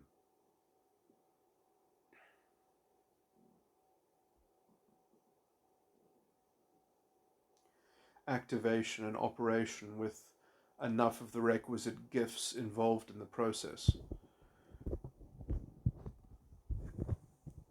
Okay, that's going to be the end of this recording. This is a speculative sort of addendum of of an important aspect that I didn't get into on Metatype. So this is sort of an addendum to either recordings on Metatype or my recent refinements. I still need to properly articulate the link between the false prophet, which is the control factor or the controller in one section of the false ego, that is related with, I think I think the jump, the relevant jump would be to relate it to the vanity in the proceeding uh, section of a new entity in the false ego complex. So the vanity of one, like say the vanity of the adult ego and the control factor of the inner child, and also the vanity of the inner child corresponding with the control factor of the environmental ego.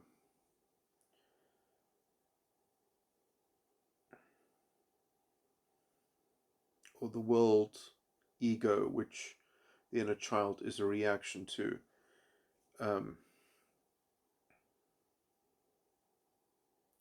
And perhaps if it is true that it is rooted and tethered, that the false prophet is tethered to the vanity in that sort of way, then in the interim before the sin goes back around to populate contents in the death and the lust, then in the interim perhaps the death and the lust take on kind of more in that very first cycling of the false ego complex, in that very early interim phase, in the initial cycling, um, that is essentially the death and the lust is in the form of the knowledge of good and evil, and it's it's fundamentally convoluted. It's fundamentally sort of quasi. Um, it's almost like the sort of the waveform that you don't know where the death begins and the lust ends. They are amalgamated, and those two dimensions are just a kind of are together the knowledge of good and evil, and then they are later, let's say, rehashed into the death and the lust. Um,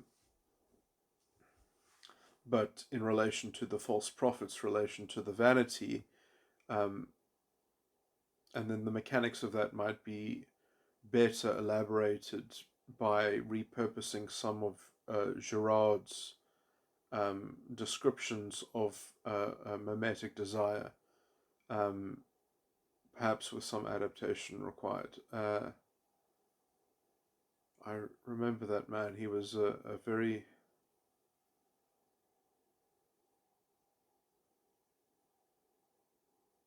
humble, engaged intellect.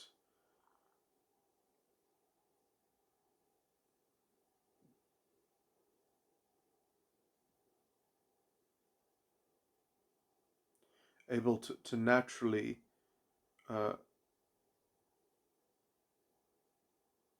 conduct sometimes very difficult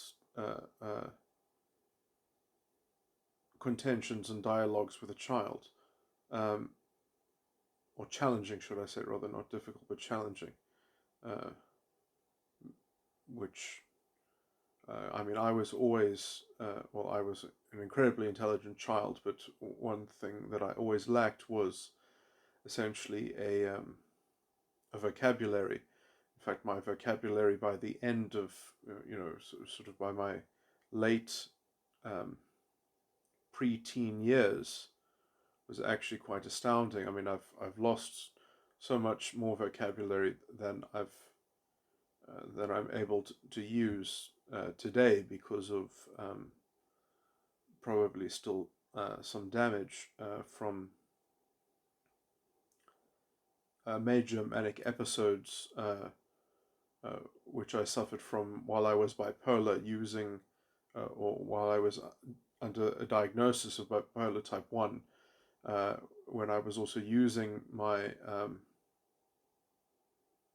psychosis to, because I mean, when you have when a bipolar type 1 has a major manic episode, uh, psychologists will even, well, at least some who know will be able to confirm what I'm saying, is that essentially your IQ skyrockets. It's off the chart. I mean, but the thing about what's actually happening is that you've got, what causes the mania is that there is a particular suppressed accumulation of data in some pockets of the false ego complex that have been essentially relegated as a kind of, as a storage sort of reservoir.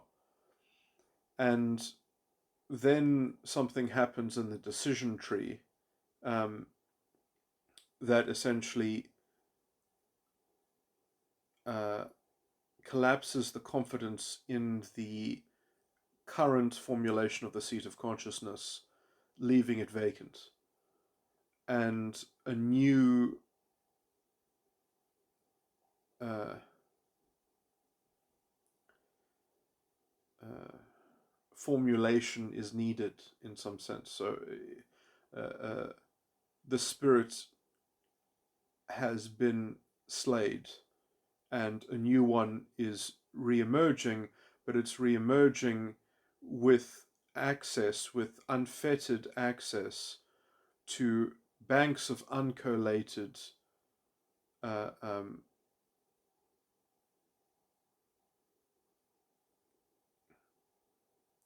full reservoirs of uncharted, unprocessed, unschematized, um, raw data, essentially. Uh, because the schema that was structuring the divides and confinements and also the suppression. Essentially, it's not so much that the weight of that uncorrelated data, all the data becomes uncorrelated when the ruling schema dissolves. Um, but essentially, it's because of the precipitation or the events that lead to the dissolution um, of the prevailing administration is because something in one of the reservoirs is designated as, let's say, a primary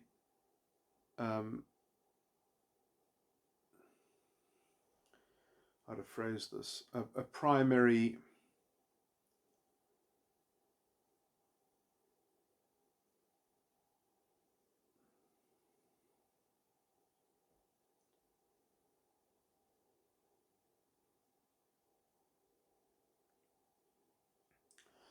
I can only think of really strained analogies and metaphors. I can't think of the right word, but it's something like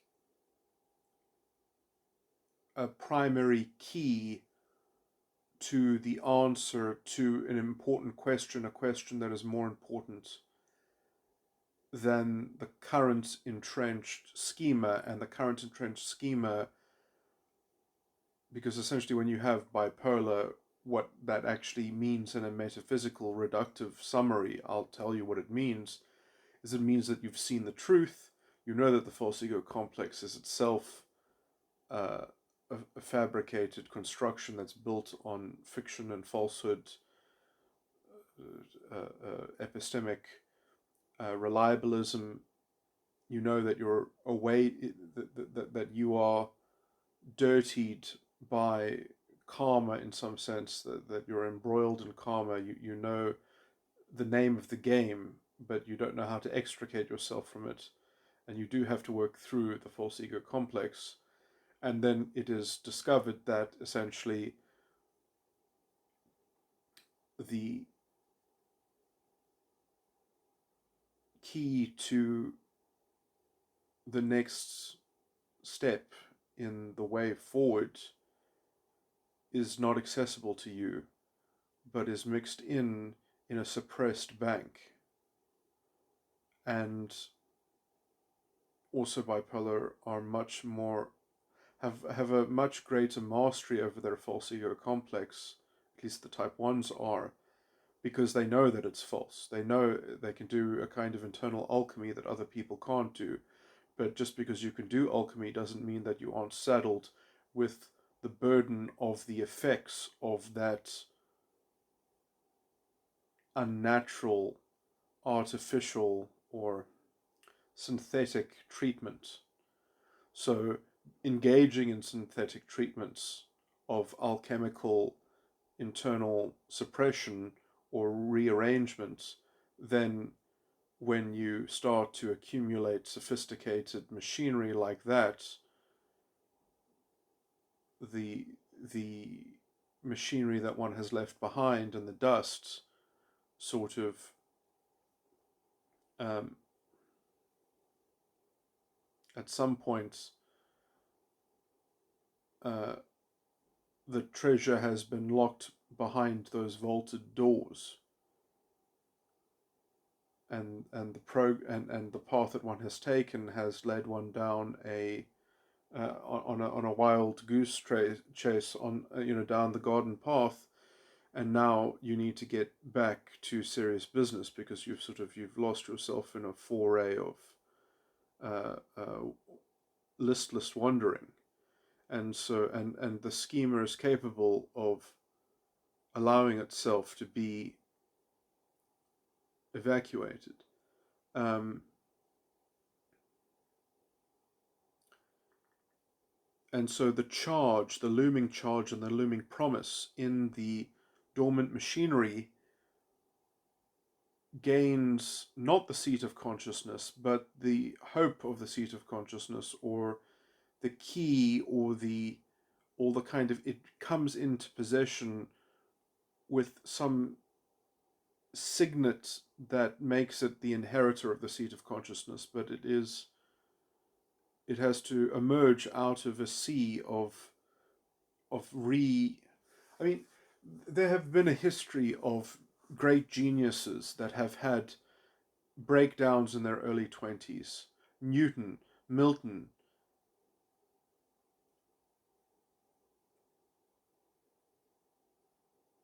trying to think of the other one,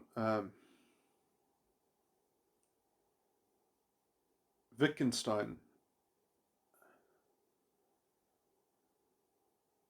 They even had to rename all of Wittgenstein's work, Wittgenstein 1 and Wittgenstein 2, because the style and character of his it was so starkly different.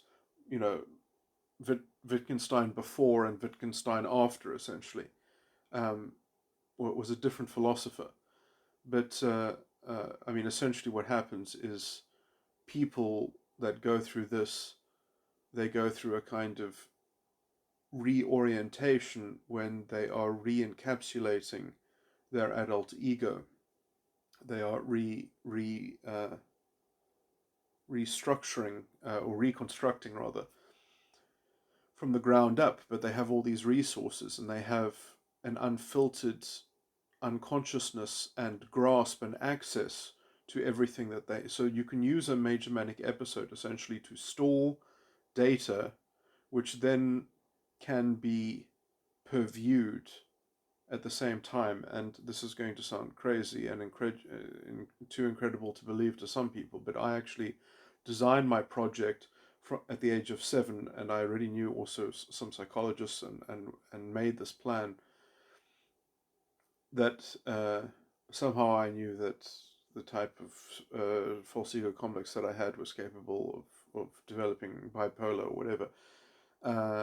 And I designed my research project that I would study, that I had already the general framework of the false ego complex, and then I would just study people, and I would track people, individuals, particular individuals, and I would kind of generate this kind of intellectual empathy to such a high degree that I could essentially simulate and model in my mind their thinking, a kind of intuitive telepathy. And I would spend all my time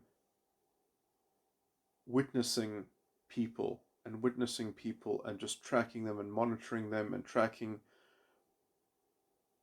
the contrast between what they are doing in this part of their false ego relative to what other people are doing with the same part of their false ego, and trying to work out how to track the differences. And when I had my first major manic episode, that is what I used it for. I mean, this has also been depicted in media when in, oh my word, can I remember the name of the series? There's a series about a CIA operative who has bipolar, and she uses her major manic episode to crack the case. Homeland. Homeland. Anyway, um, I did the same thing for psychology, basically. And I'm pretty sure that I did that before Homeland came out. But anyway, um,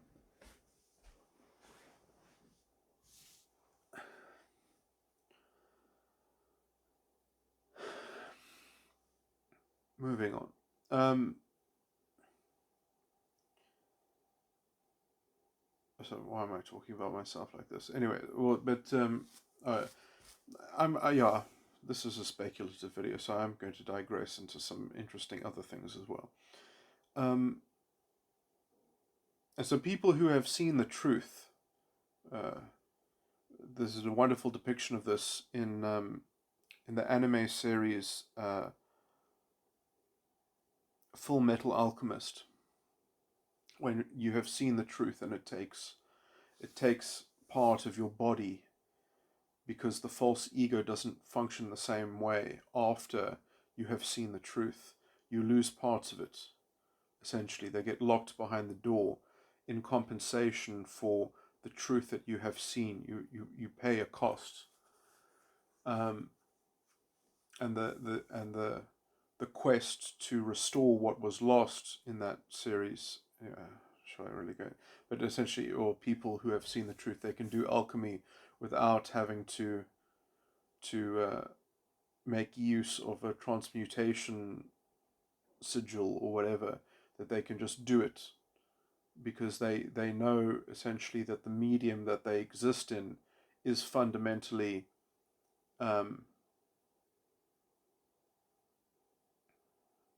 they've seen the truth already. They see beyond it to some extent. Anyway, but that can also it's not a guarantee essentially that necessarily that one is committed to the truth. And anyway, but there's a big difference between bipolar type 2 and bipolar type 1. And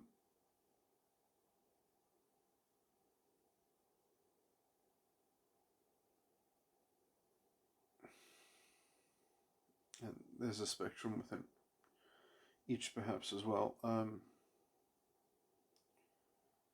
I'm not going to go into cataloging those distinctions, that they're not relevant to what I want to talk about. Perhaps I should jettison that point about being committed to the truth, but essentially the incarnation of the false ego and the state that it gets in can get stuck. And then essentially it's like when you are playing a video game and the game starts getting buggy and the game starts being repetitive. You get impatient and you throw the keyboard around or something, or you try to bang the computer to make it work better or something like that. That's perhaps an analogy of what a major manic episode is on some level. It's a creative destruction to try to facilitate a correction, because there is a fundamental disdain for the falsehood within which, when I say a fundamental disdain, perhaps a better way of phrasing that would be a kind of existential sadness about the situation, which is also being somewhat repressed, like the missing piece of the false ego that is still transfixed by the contrast of the truth and the fiction that is being engaged in.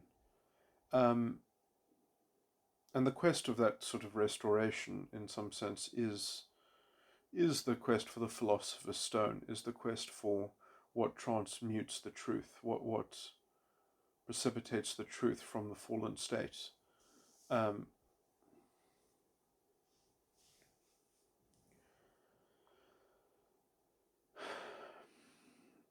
Another thing that is interesting to point out is that perhaps I've discovered the mark of the beast 666, because there are these 6 things. There's 6 stages for the adult ego, 6 stages for the inner child, and 6 stages for the environmental ego, or the world ego. And then it also nicely corresponds with the 7 heads of the beast in the in Revelations. If you take the 6 and you add the false prophet as being sort of an integral ingredient, but then there are also 10 crowns, which is exactly and 10 horns and 10 crowns, which is exactly how many, if you include the overlap on the 6,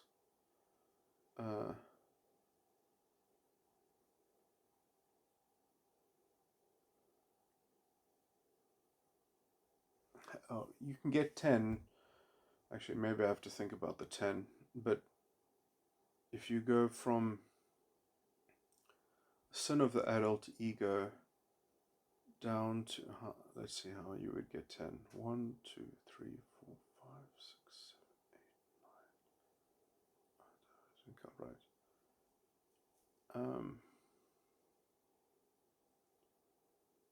Oh my word, that is actually 10. 16 to 6. Is that 10 or 11? Because 6 actually isn't in. So if you just count the dimensions that correspond to the adult ego and the inner child, is that 16? Because I mean, actually it ends at 7, because 5 and 6 are the, well, 6 is the control factor of the world ego, and 5 is the vanity. So let me count that. So 16, 1, 2, 3, 4, 5, 6, 7, 8, 9, 10. Oh, 10 goes down to 8.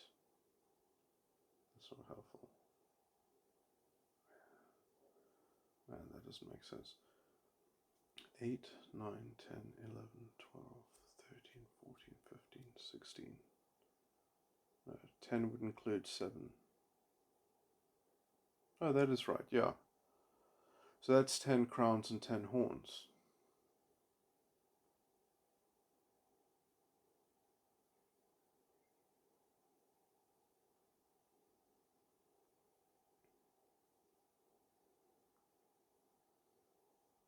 Well, I mean, it's mentioned in one. Anyway, you know, when it talks about the heads of the beasts and things like that, and the 7, because that's also another thing to maybe map on, is the 7 aspects and then layering the 3 on each aspect. Well, I guess there'll be an overlap because some are shared and some are not shared. There's weird sort of overlaps. So if I laid out 7 things as the false prophet, the death, the lust, the vanity, the enticement, the trial, and the sin, and then I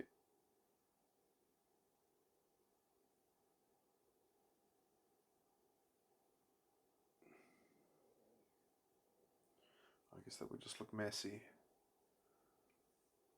Oh no, yeah, so if I lay out those things and then I populate the dimensions on top of them, then they would just be 21 numbers. But then a lot of those numbers would be repeat numbers, and some of them would be represented and one would be represented in another. I mean, there would only be, well, actually, if I used all 7, then there would actually be 11 different items, not 10. That doesn't help.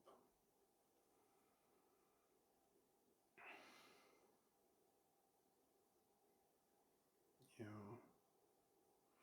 So I guess that doesn't actually work out so well. Oh well. Unless the one that sticks out, the 11th one, is the last appearance of the single-headed beast. I mean, that's...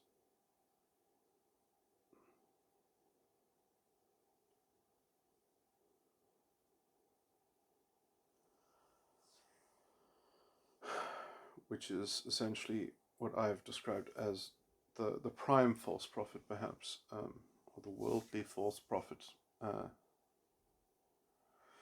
Now, yeah, I wanted to explore that concept as well. Again, I started off by saying how I wanted to link the false prophet with the vanity.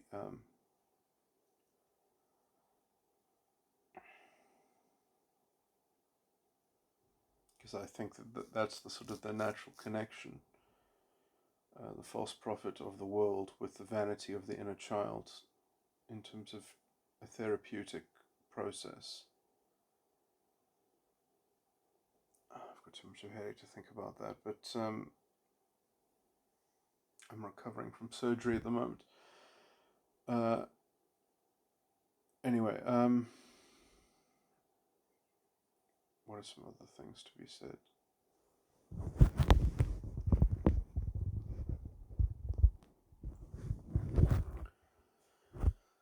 Okay, so the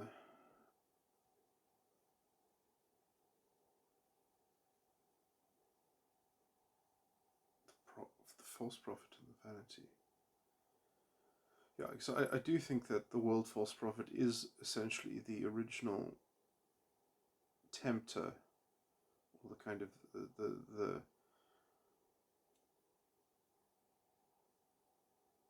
effigy that initially grounds the culmination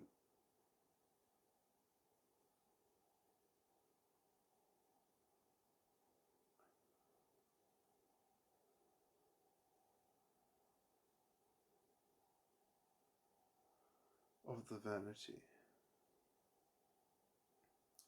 But what is the source of the false prophet? A self-made fiction, a self-inflicted character, an imagined phantasm, a spiritual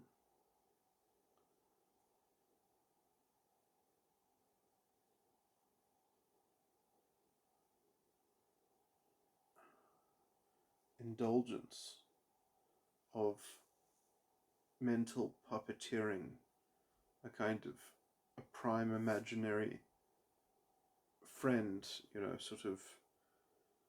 You hear stories about people who have developed, what do they call them? Jung created one and had problems with it. Tulpas, I think they're called. Tulpa.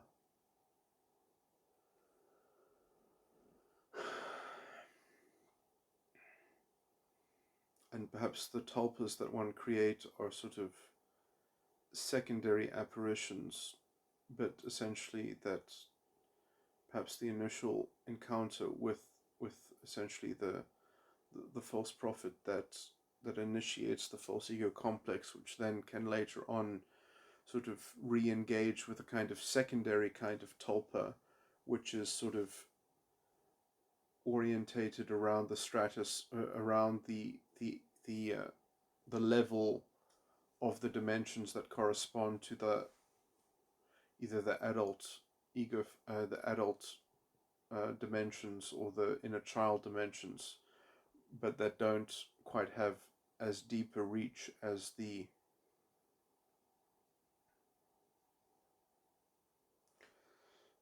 original false prophet. So in some sense, I mean, the spiritual abilities of that are resident within the mind when the spirit is active on the mind is that one can make things at will through one's free will. One can generate spiritual events and progenerate characters. And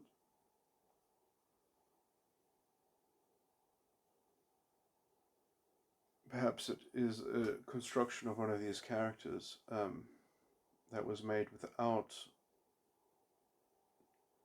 considered and well-rounded forethought.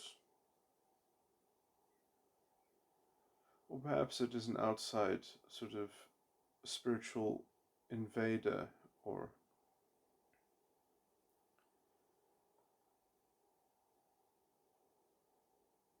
that essentially it was exhibited to us by the atmospheric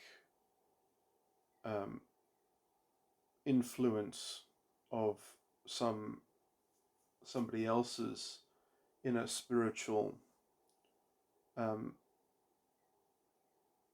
atmosphere.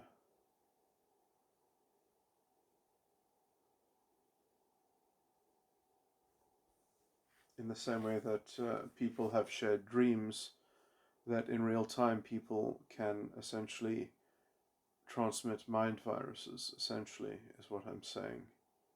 But spirituality works differently. It works by discerning, so it's a virus of discerning that one has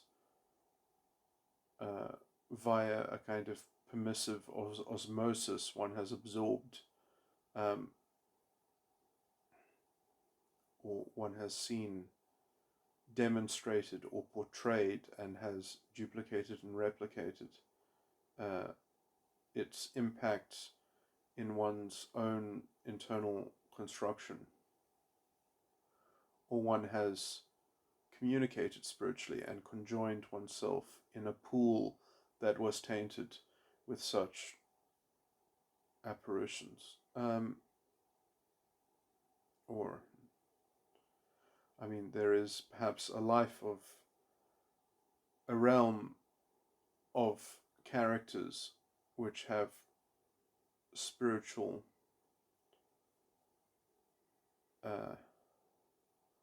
identities, and I don't want to say that they're all benign or they're all malevolent. Perhaps it's a bit of a messy mixture of all of the above, but perhaps how to treat that as a categorical reality is something that needs to be properly enculturated and spiritually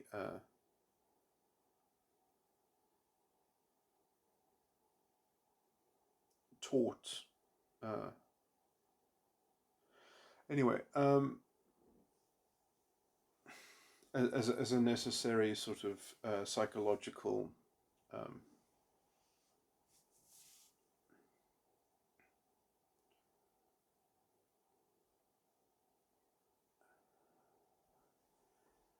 what's the word that means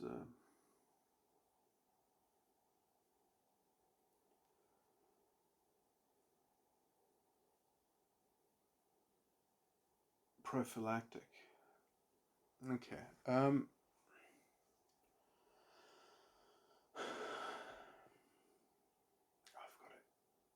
a really bad headache.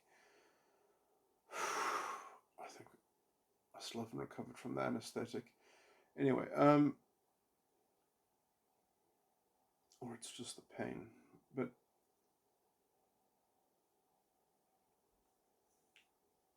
it's all the lights. Okay. I was also going to discuss the Sharingan and some things from Naruto and some things with. I wasn't going to bring up Bleach. It's not really relevant, and it also completely went off the tracks. It's terrible when people stop being interested in the creative process. And anyway,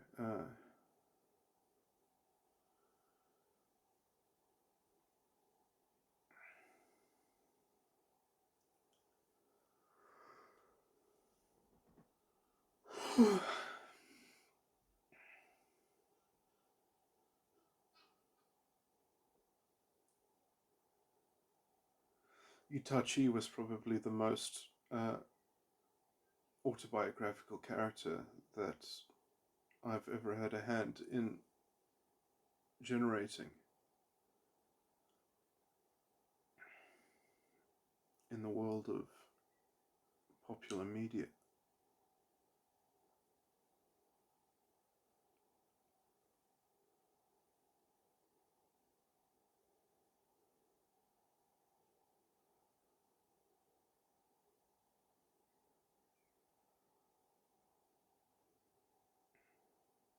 though there are layers of metaphor.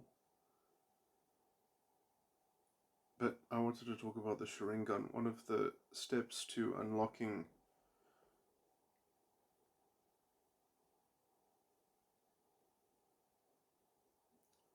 a deeper purview, or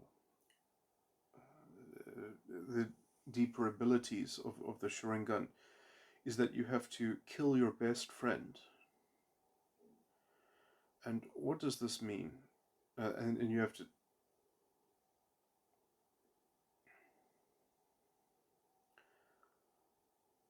to develop a kind of disdain for admiration generated from your false ego, generated from your vanity, to transcend it and go deeper down into the undergirding structure. And so the third node of the Sharingan, I can't remember the name that is called, is the one that one accesses beneath the inner child, from the world. And when one gets a handle on that, one has to objectify the self and the false ego, and that is effectively what is being exemplified and accomplished when one kills one's best friend, which is not to murder. I mean, this is anime. This is a metaphor. In real life, this would mean to kill the admiration of your best friend, to slay it, and therefore to fundamentally isolate your own false ego and to contain it within that shared joint experience of the death of admiration, which makes your own vanity translucent. It's a kind of disdain for karma, which is facilitated by, in the metaphor of the Sharingan developmental path, or whatever, of killing your best friend and gaining that particular power that allows you to warp reality itself with your visual prowess, to mold reality, and to create a fire that cannot be extinguished, and that can spread infinitely, because it has total power to consume all karma. It can produce a virtually transcendental form of anti-karma, or a countervailing force to karma. It can muster that. Obviously, you still need, in the lore of Naruto, you still need chakra enough to use those abilities, but chakra channeled into orchestrating those powers are thus explained.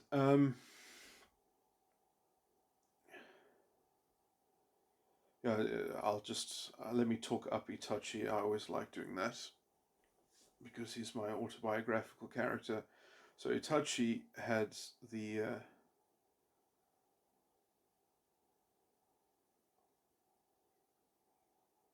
what's it called? I can never remember the Japanese name, but it's the grass cutter sword, which has many incarnations.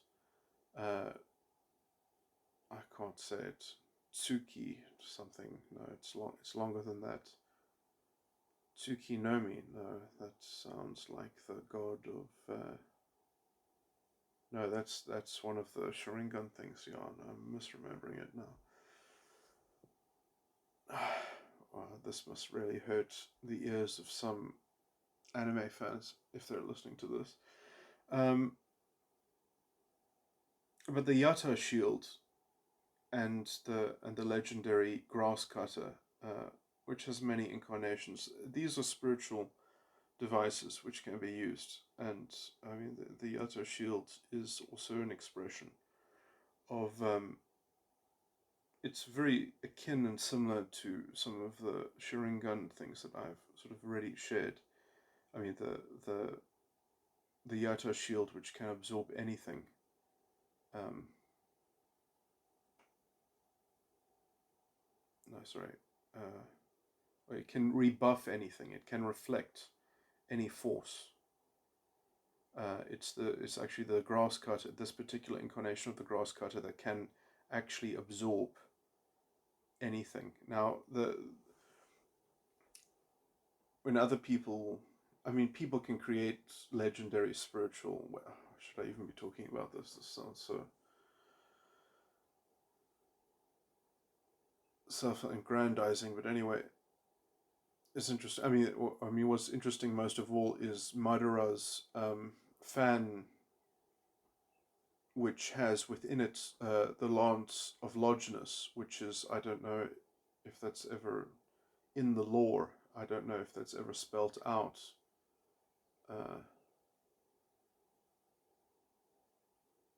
But anyway, I don't know also if it's in the lore that Madara was committed to never using that weapon offensively, that he was under a kind of honor-bound contract to only use that weapon defensively. Um,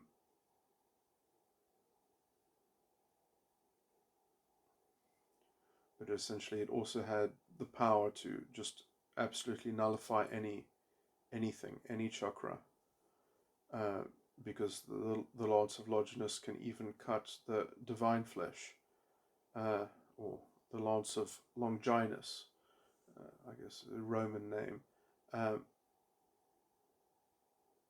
is probably how it's actually pronounced. But the Lance of Longinus is described. Should I go into this?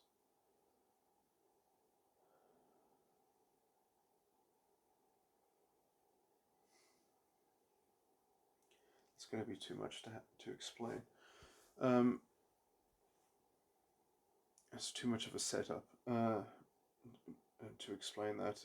That will just sound too bulky. Let me just concentrate on the Yato shield and the grass cutter. So, the secret to the grass cutter, I'll tell you exactly how it works in terms of its spiritual metaphor. It's harder to wield than you might think, but well, I guess Itachi is a genius, and I can do this. It requires some sophistication. Is essentially how people get absorbed and trapped and captivated by the gourd that is attached to the sword, is that the grass cuts itself. That is the overarching theme of using that weapon against someone, is that you condemn them to themselves. You're finished with them and you condemn them to themselves, but you condemn them to cut themselves. The grass cuts itself. And essentially, I mean, there are versions of this which don't quite work, but you trap them in the paradox of their own mangled bullshit, essentially. You trap them in the paradox of their own blind faith, in their own whatever, and that no one can really do that without very keen discerning that is much quicker than they are, which is why Itachi is depicted as being so quick. He has speed, which is also held back by his sickness, but he is still so fast relative. Essentially his illness.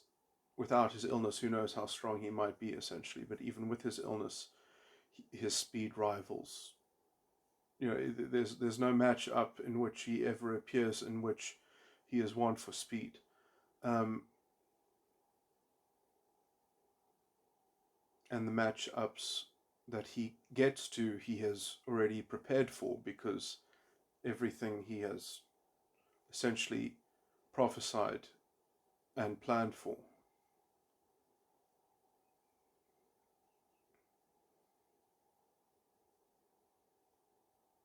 He planned his own life out, even to his death, and he did it.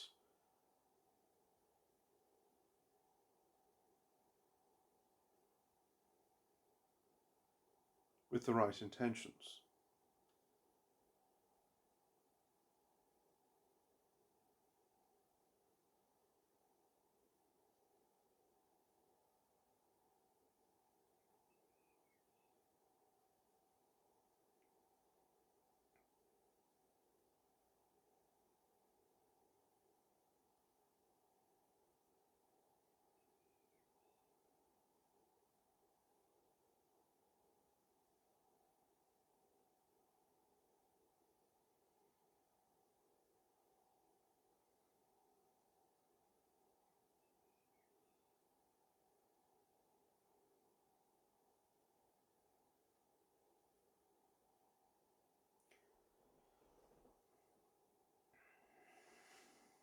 Just remembered something.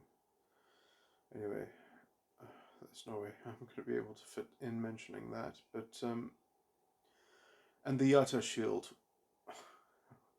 Yeah, this is a bit of a trick in Japanese, but Yata means great, like yay, that's great, yay, go you. And what the Yata shield is it's exactly that sentiment. It's uh,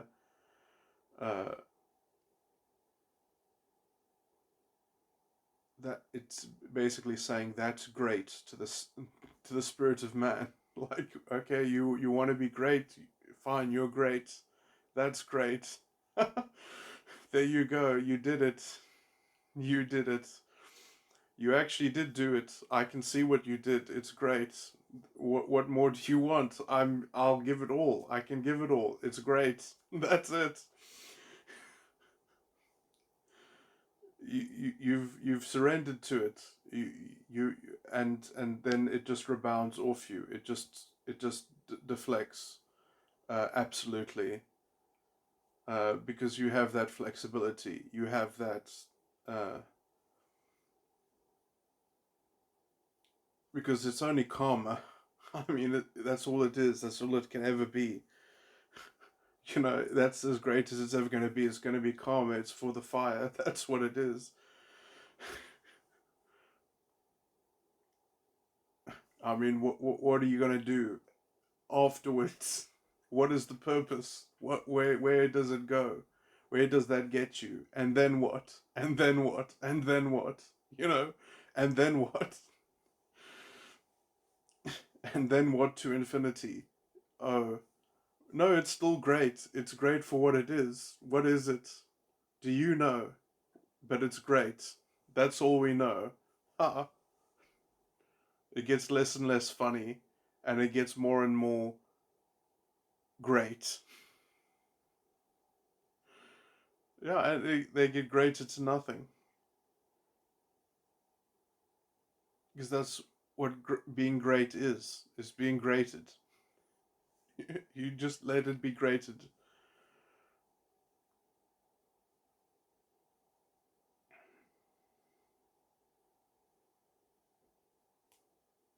Where does it leave us after it's been grated? And now it's gone.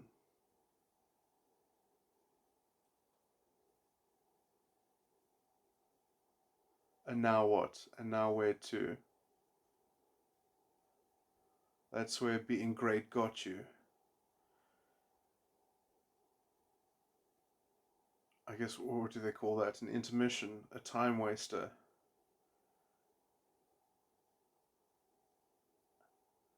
An interlude of naught. Anyway, I just thought that's an interesting tangent. But yeah, I mean, I've liked to leave reflections of my work in the popular media. I mean, thought I wanted to talk about, the wonderful thing about living in this world to some degree is that, there are still rich people all over the place. And the thing about rich people is that they're not committees, they're not governments, they're not big, lumbering organizations with strange structures that are embedded. They're actually independent people. They are rich people, and therefore they are people, and they are answerable as people are answerable to what they respond to. They are susceptible to persuasion, to dialogue, perhaps to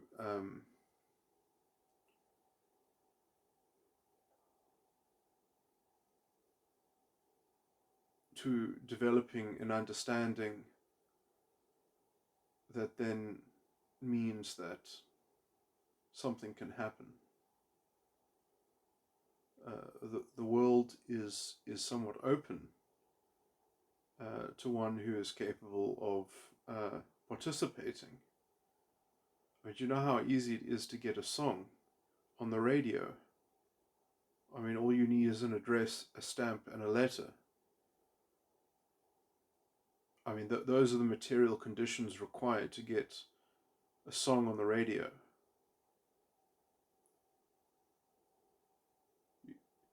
I mean, do you think your name is relevant? Do you think? I mean, there are, you can. The world can be your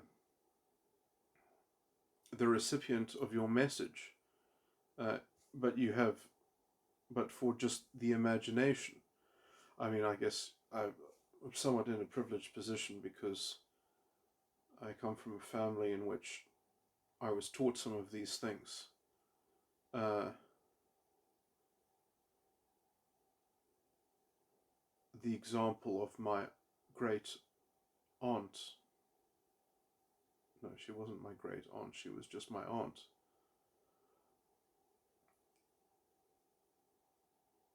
She used to write songs.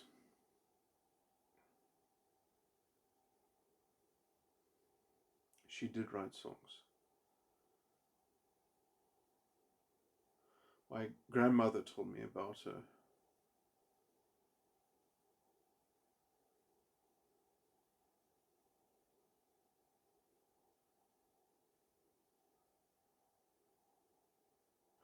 She also told me about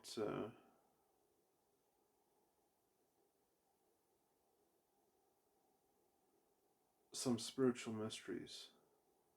Both of my grandmothers did, in fact.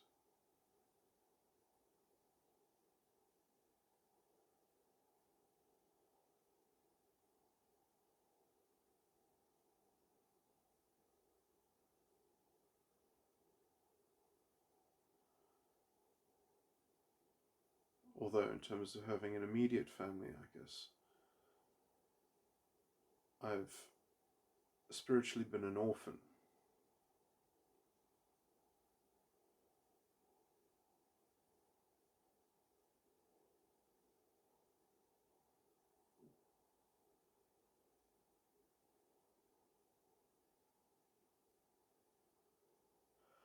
But that has really also been a blessing, to be so independent, to have the necessity of independence, and to not indulge in any kind of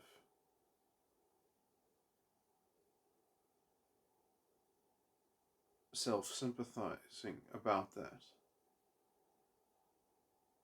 At least in a way, at least not in a way that uh,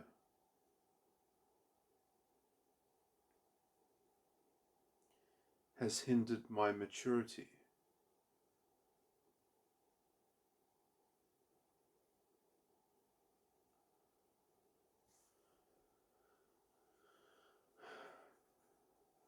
And which has also opened my eyes to the flaws in conventional wisdom and cultural generalizations and such, and rules of thumb, and in much the same way that I think Stefan Molyneux's eyes were opened.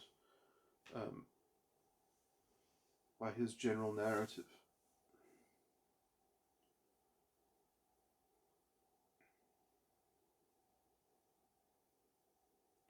To look past the commonly accepted.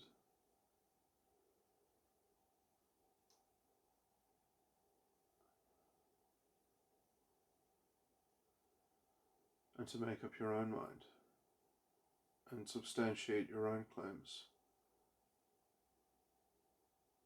and be responsible to and for keeping your own beliefs.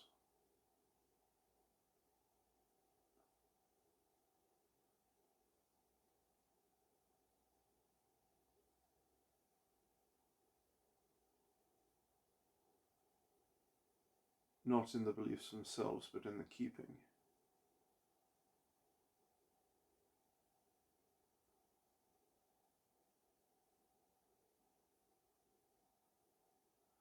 In the curatorship, in the responsible curatorship, and the epistemological responsibilism, which is the thing that is actually the basis of a culture of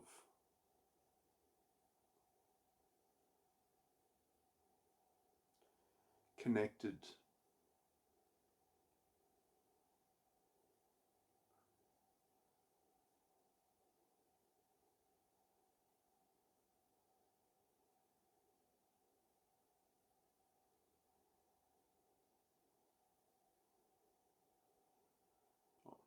connection to others.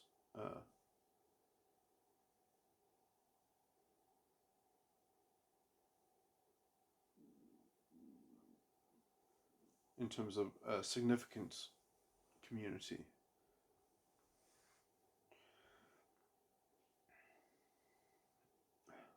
No, that's perhaps, that is the wrong word. But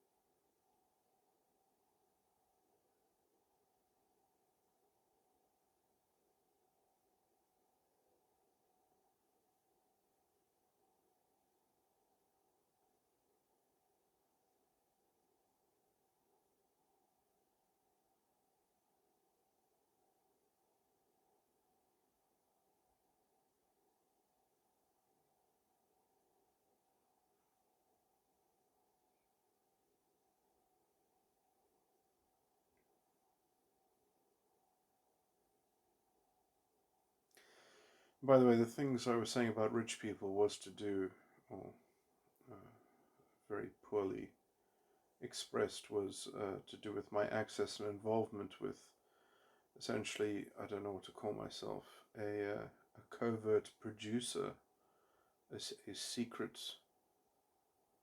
an uncredited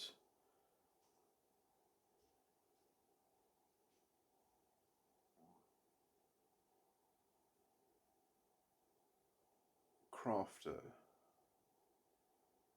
of themes, and so everything I've ever had very direct control over has always sadly been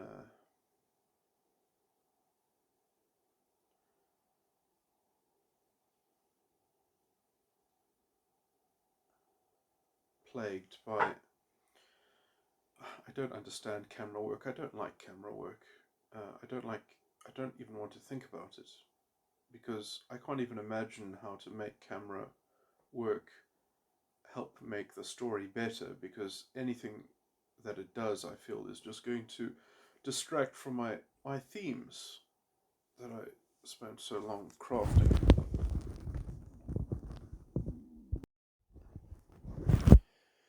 Uh, I feel like I'm going to ramble on more and make another addendum about some spiritual stuff as well.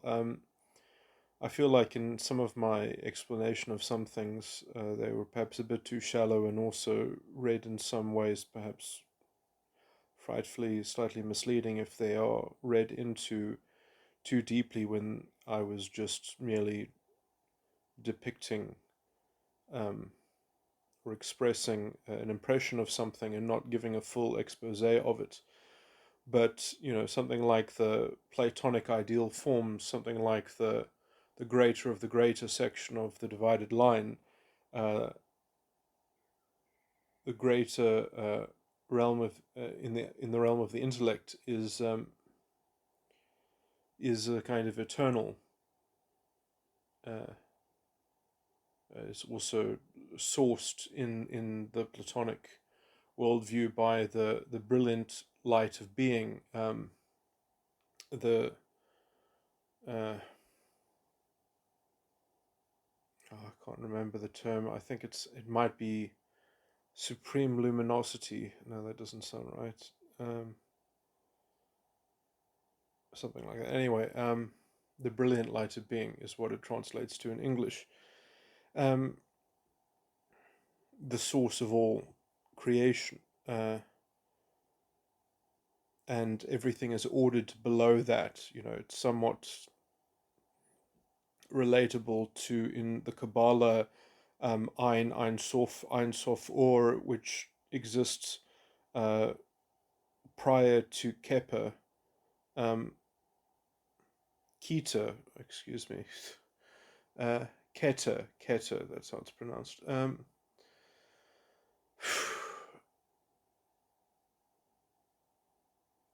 Anyway, and so this eternal realm is, you can be resonant with it, you can tune into it. So in some sense, when you create a spirit, you're not really necessarily creating a spirit, you're communing with a spiritual entity that was always eternal, and you are essentially tuning into its, or resonant to its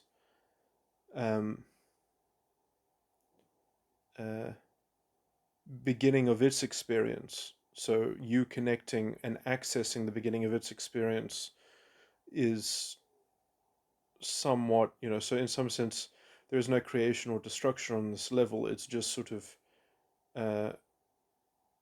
tuning into the appearance of that. I mean, this is problematic because whenever you're talking about spirituality, it's sort of like a fractal. Anything can become anything else.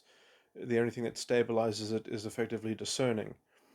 People often say sometimes weird things like the spirit is infinite or something like that. That's a bit vague and embarrassing.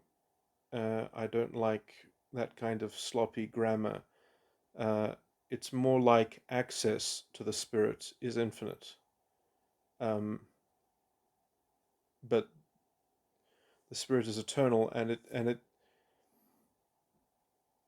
is. Let me think of all the wonderful, well, at least my interpretation of the. I can't even remember what it's called, but the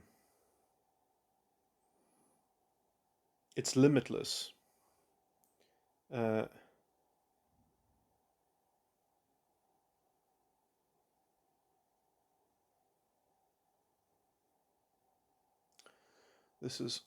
It has three axiomatic spiritual elements in some sense, and this is necessary to the form of consciousness which we inhabit, which in some sense therefore are more aspects of incarnation into flesh than they are necessarily intrinsic to spirit.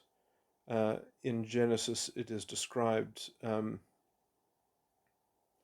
that the earth was created void and without form, and darkness was upon the face of the deep. Darkness was upon the face of the deep. And the Spirit of God, what is the word that it uses? I can't remember, but was above the waters. Moved above the waters. So it wasn't even in the waters. it was above the waters uh, of that void and formless earth. That darkness was upon the face of the deep. These are not literal things. These are spiritual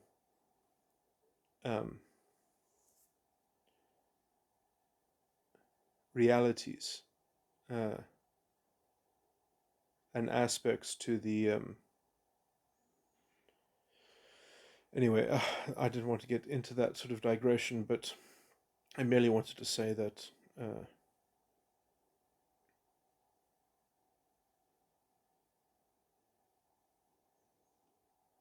that everything sort of exists, not uh, not anything, everything exists.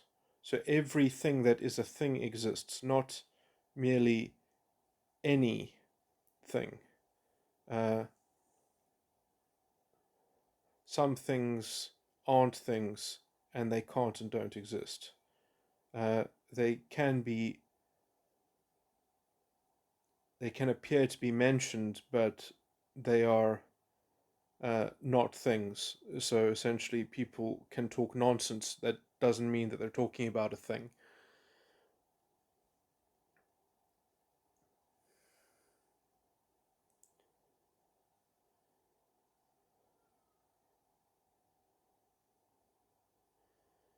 And let's say the law and order of everything uh, is found within the realm of spirituality, is resonant in some echelon, in some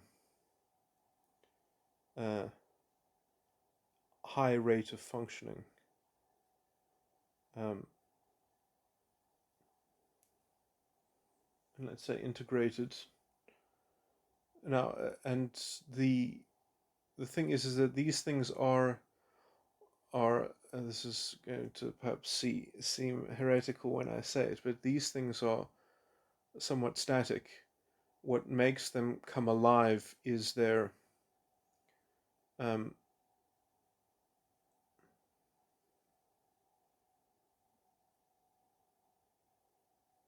or that domain in totality is static. Uh,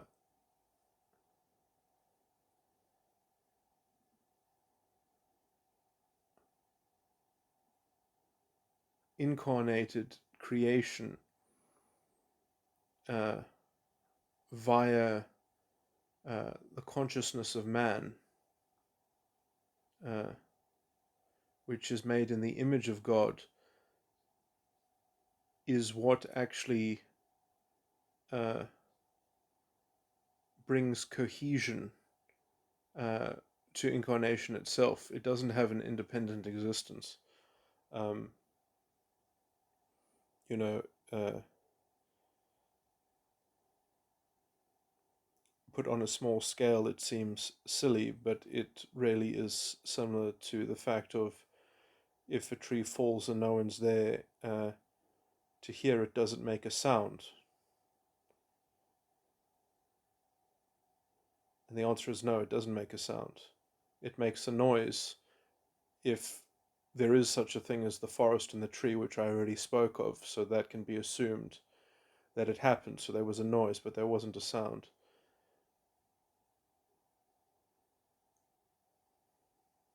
There would have been a sound if there was someone there to hear it.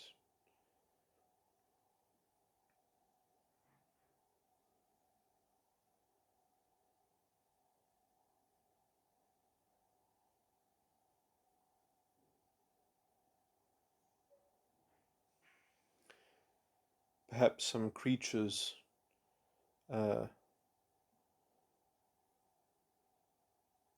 reacted to the noise and it precipitated chains of events that eventually found their way into the apperception of human consciousness. And it is, as Aristotle describes, agent causation, therefore, the kind of relationship we have to the natural world.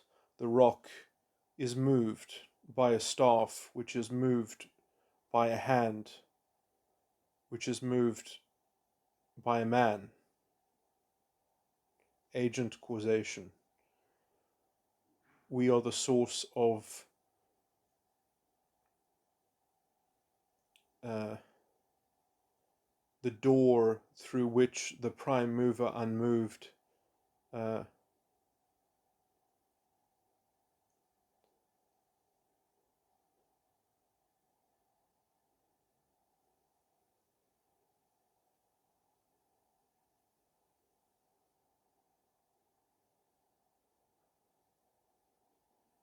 issues movement.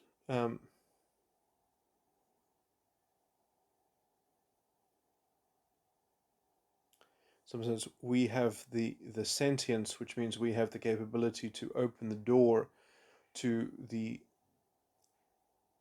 echelon in the spiritual plane through which the Spirit of God can be manifest in an incarnated spiritual experience that can be shared.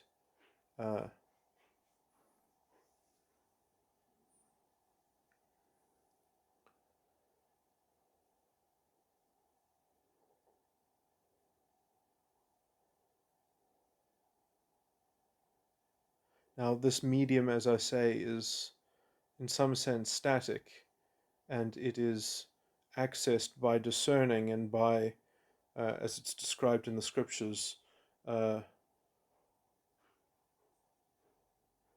the Spirit of the Lord is bestowed upon his servant, what ye shall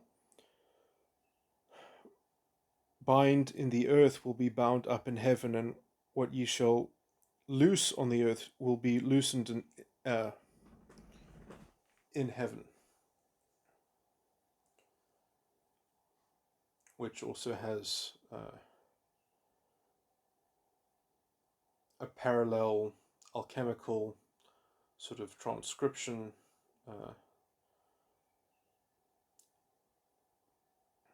as above, so below. Although you'll notice in the scripture it actually is framed more so in so below as above, but with the caveat that the Spirit of the Lord has been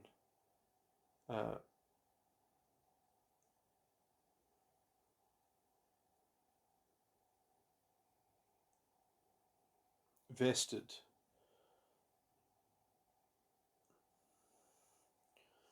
I'm not going to get into all the incredibly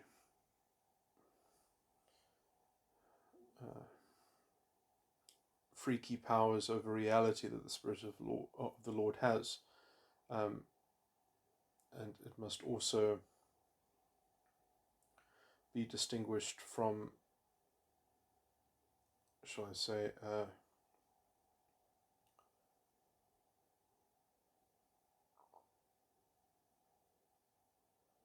wow, I can't even remember. Is it the hand of the Lord, which has been bestowed, I think, only twice that I know of in the scriptures, and the anyway. Let me rather just get to the point of this expose, and that is to say that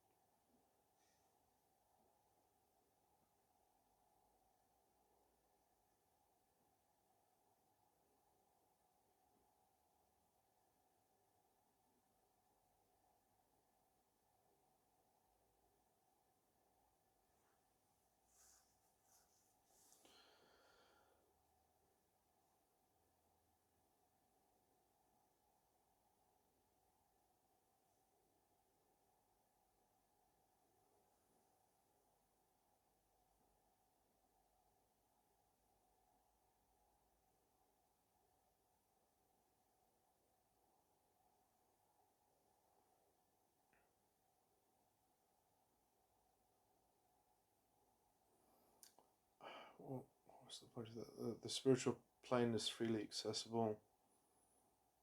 I guess I was going to continue to speculate on what the sort of in slight connection. I mean, I was trying to finish off a thread from talking about tulpas, essentially, or tulpa.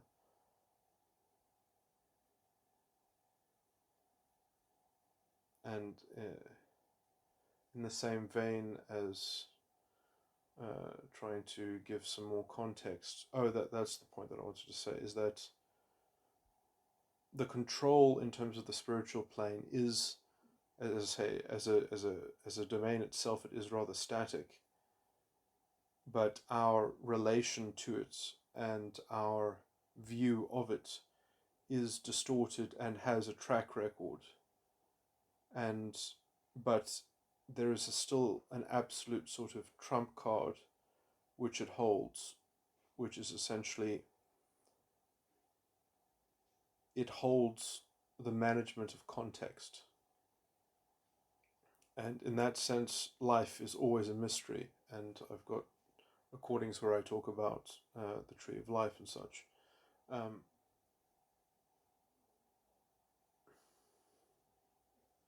And talk about a kind of metaphysical reduction of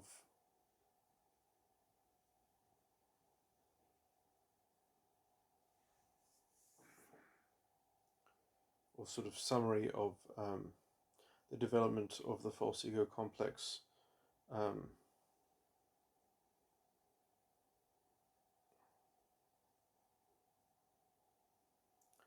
from an original state, as it were, although it's not that useful in terms of outlining a solution to those problems or those issues involved in the fall after the false ego complex is developed.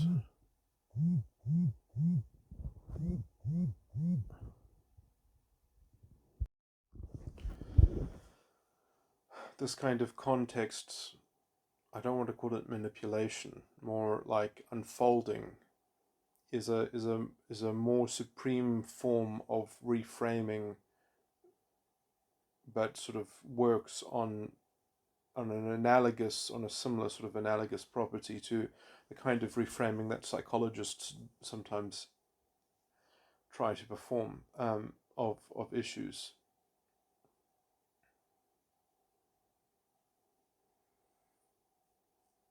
Anyway,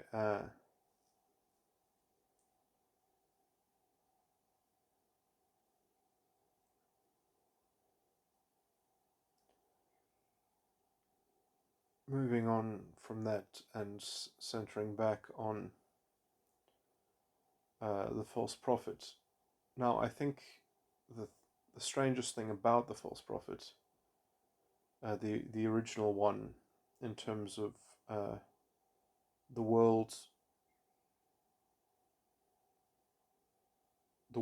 ego function, sorry, the world ego section of the false ego complex.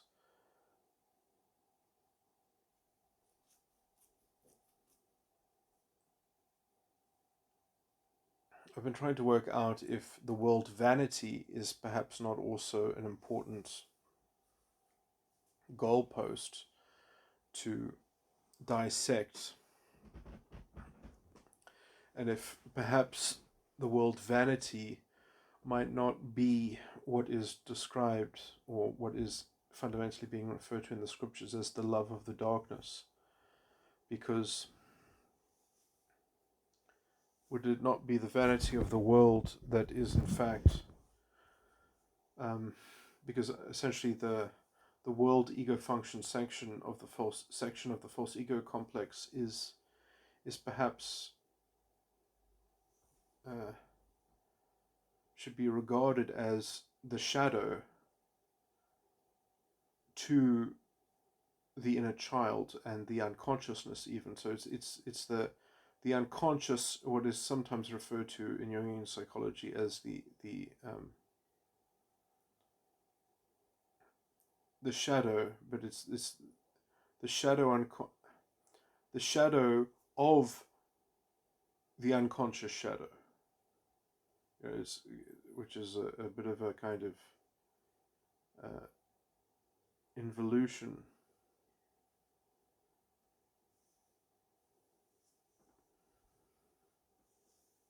A kind of a special form of abyss, perhaps, um, which is perhaps particularly poignant because I can't say if I really perhaps believe if the world's ego function truly has a death and a lust. I mean, perhaps it does eventually generate one, because then via the death and the death and the lust of the inner child, it is effectively implicitly sort of generating a trial and a sin of the world section of the false ego complex, and after it can constructively, by a kind of induction or by a kind of magnetism, uh, record a style of a. This is the problem: is that the world section of the false ego complex is kind of like a rotten eminence. It's not something that you are doing, it's something that you are reacting to, and in some sense something that you might have literally manifested as a kind of consortium, or a consort to your functioning psychological operations and behavior. So it's a kind of like, it's an inductively orchestrated, um, corresponding set of presumed, but it's not that you've actively presumed something, but it's sort of, it's kind of like in what uh, Slavoj Žižek refers to as ideology. Um, in terms of that, it's ideology that is not believed, but it is enacted. It is behaved ideology, but not consciously. Um,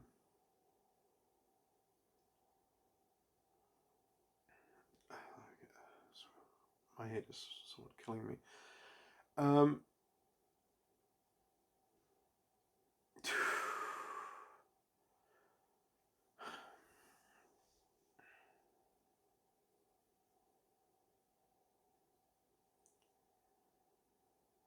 I should do this when I feel a bit healthier.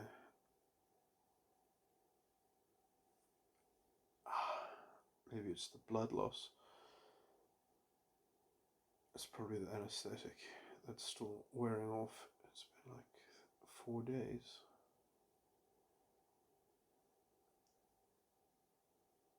Now I'm going to have to edit this out.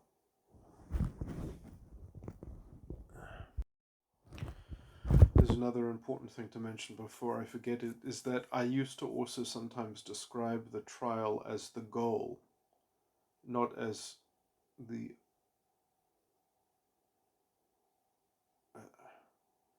well, also believing that it was the trial, but conceiving of it as essentially the goal, because essentially the only way to arbitrate between various control factors that are in contestation is to have a higher goal and to measure according to some higher goal. In some sense, it's a kind of like, it's the perception of a resolution, and using that resolution as an antenna in terms of how things have fared. So in some sense, it's a kind of it's an ideal in the sense of a principle. It's a measure and that measure is the basis of the trial.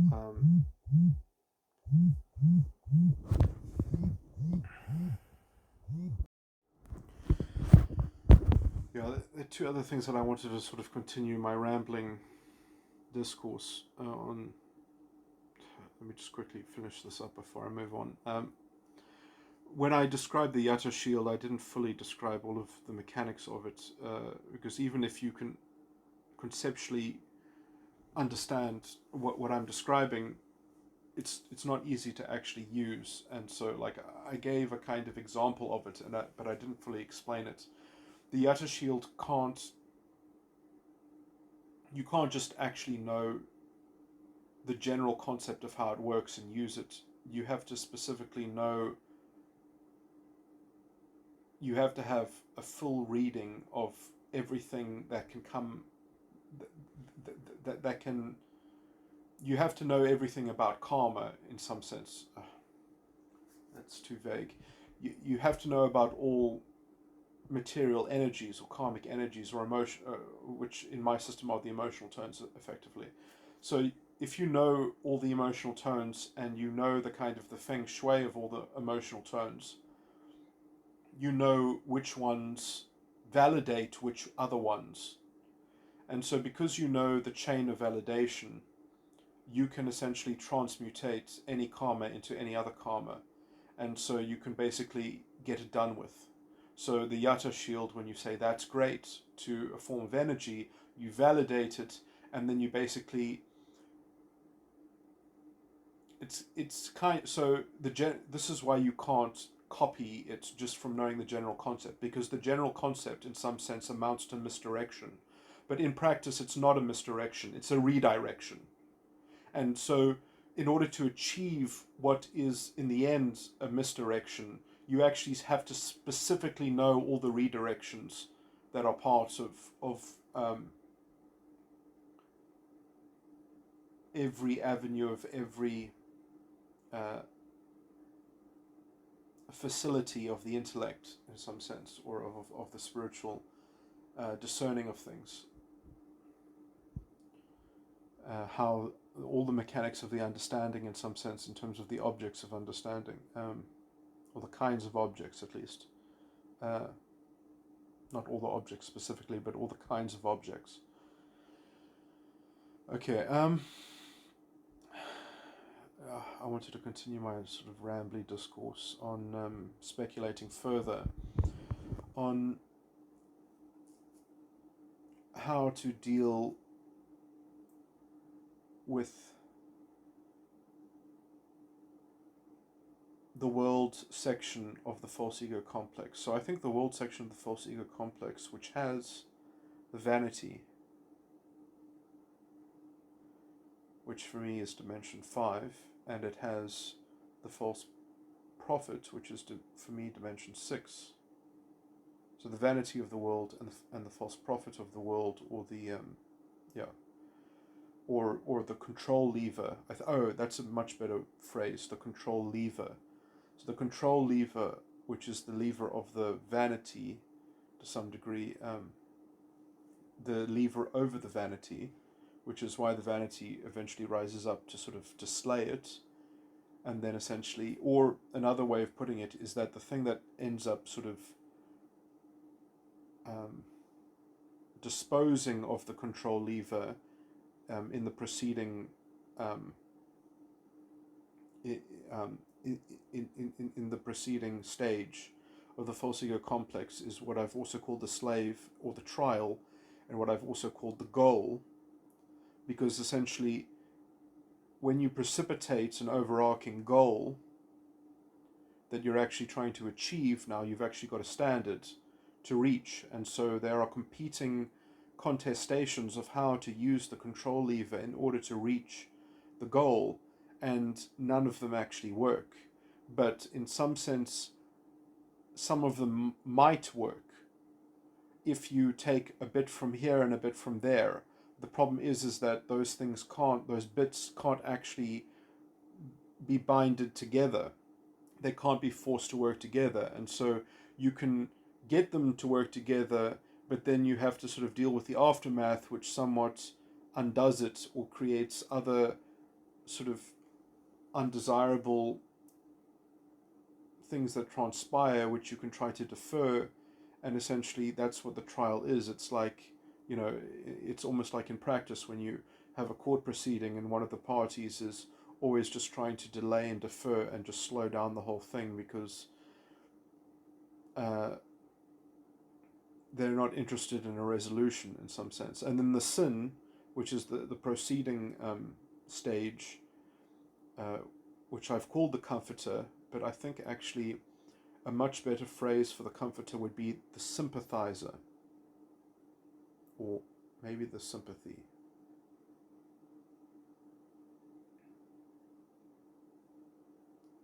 The sympathizer. That's actually a much better phrase. So I've renamed them. So the vanity I call the director, the enticed lust I call the control lever, the trial I call the goal, and the sin I call the sympathizer. And what the sympathizer does is it tries to basically reframe the goal in order to kind of make a sort of a best fit alternative.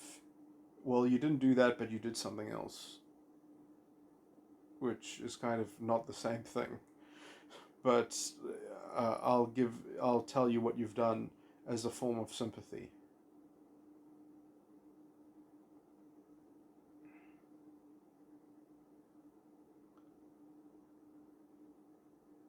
Now, the anatomy of metatype, which is all of these stages, which are attuned to that particular ordering and set of dimensions. I'm not sure where I was. There's a small break in this recording.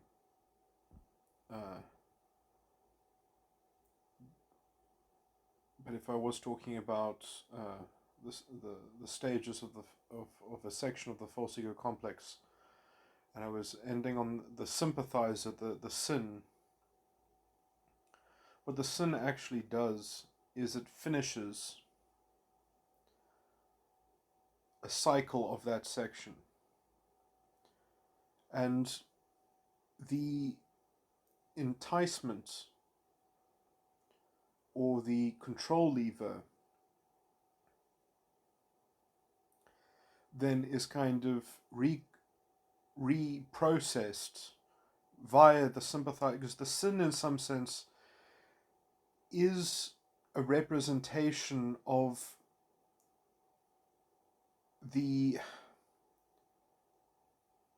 preceding half or the unconscious half of that section. So it's weird because it inserts post hoc a kind of antecedent premise, the lust. So the lust is actually reverse engineered from the enticed lust, or the enticement to the lust, which is the control lever. So the control lever is sort of dissolved by the sympathizer and reconstituted from that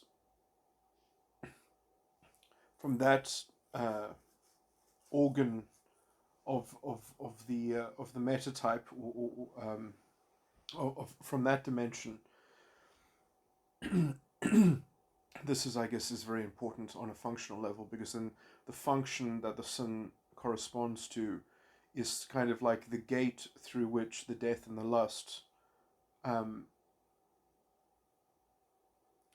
or the lens through which the death and the lust are populated. And as I say, so it's sort of almost on an ontological level, the sin is prior to the death and the lust. But in an epistemological sense, the death and the lust come prior, or are the former antecedent precondition in somewhat in a metaphysical sense, because falling underneath them in the stacking of the dimensions of psychological reality. Um, See, it's when I get into these kinds of detailed functional sort of correlations, it makes me think that maybe there is a more sophisticated fixed correlation, or at least a synthesis of metagram circuitry, which can be layered into a deeper interpretation. That there might be, it's probably not a reinterpretation or a fixed correlation between metagram and metatype, but perhaps that there are various forms of synthesis that can be made with those two main constituents of metagram anatomy and metatype anatomy and metagram circuitry, that those could be represented in hybrid sort of typologies made from those two whole constituents, but the integration of them could be quite a kind of creative sort of thing. And in those hybridized syntheses, there might be very interesting correlations that are not fixed correlations, but are fixed by the ingenuity of devising that particular synthesis. But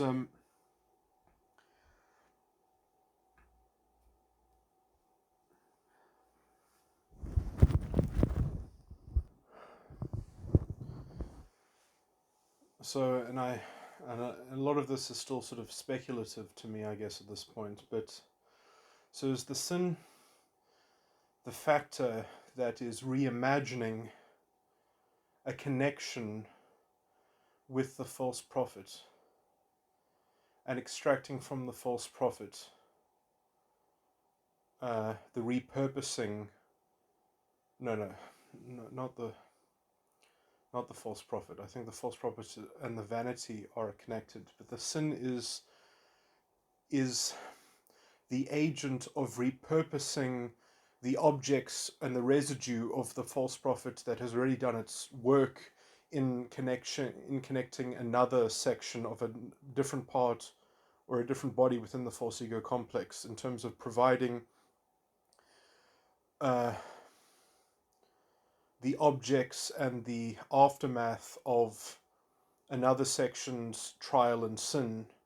And so it's sort of it's the sin is trying to link up with something else's sin to repurpose it as the lust. So it's sort of that the sin is actually in kind of cohort with this other section's sin, and is trying to so it's sort of by doing the work of giving sympathy to that, it is forging out of that coordination, it is forging the lust from. So the sin is in agreement in transmuting another sin into a lust. So it's essentially passing off something else's sin as its own lust. And again, this is getting very close to probably lining up with perhaps a slightly adapted overview of what Girard goes into in mimetic desire.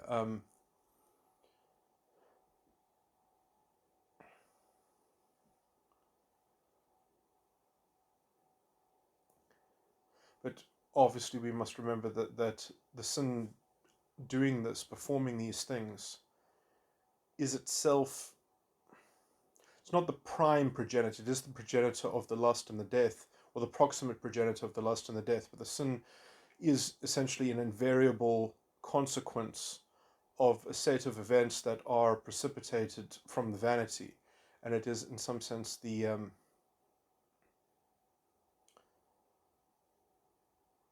something beyond the repurposed sin and trial of another section of the false ego complex. It's something that falls outside of that repurposed trial and sin.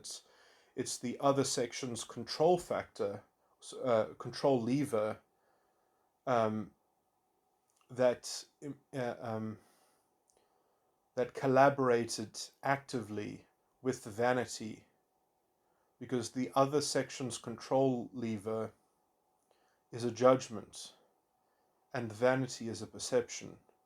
And usually perceptions come preceding to judgment, but the vanity and the false prophet have got it inverted. They've got it backwards.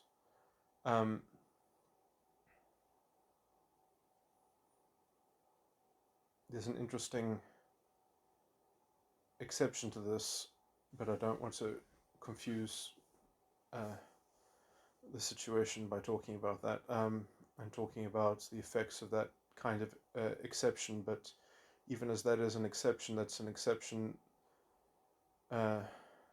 without a difference on the matter that I'm dealing in and that I'm talking about. But there's a technical exception to that, but it doesn't, it still conforms to the general outline that I'm discussing.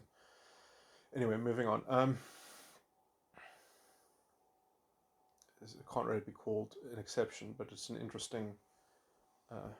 I'll just. I don't want to confuse the situation by digressing, but I'll just describe it. But essentially, when a metatype is such that I've got the ordering of the 17 dimensions of psychological reality, and I'm a metatype 13, which means that essentially the start of my world ego function starts at dimension 4, and the start of my inner child starts at dimension 7, and the end, the last stage of my adult ego ends at dimension 16. And so that's a consecutive, those are consecutive numbers, 4 to 17. But some people aren't metatype 13s, they're metatype 2s or something, which means that their ordering goes out, it goes, because what is below dimension 1 is dimension 17, and what is above dimension 17 is dimension 1. It sort of loops back around. And so because the 17 dimensions, eventually they're like Russian dolls, but it's sort of like a fractal. When you get to the last one, it goes back to the outermost first one. So because of that property, some people might have interesting dynamics where, in some sense, that backwardsness is actually in relation to the dimensions of psychological reality is actually turned into a consecutive dynamic. And so it's in terms of its internal logic, it's pathological and backwards, but in terms of relative to a kind of into a weird sort of objective sense, in terms of the meta type thing, because of that little loophole, as it were, their internal backwardsness actually precipitates an external kind of, at least a small degree, a small fraction that can be stylistically harnessed. And so, I mean, there are perhaps features like that that allow for different false ego complexes to still be able to exhibit certain gifts that can be harnessed and actualized and actuated and coordinated with others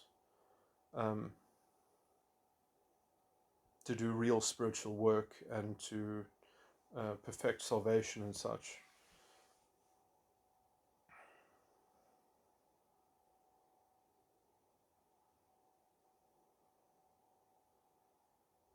Anyway, I don't want to digress too much.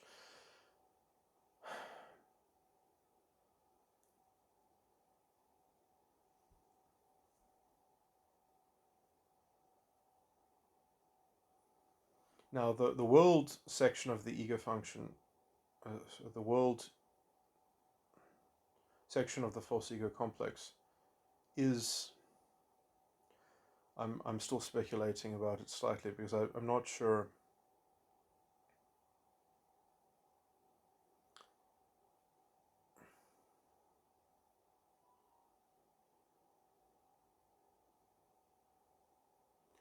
It's needed.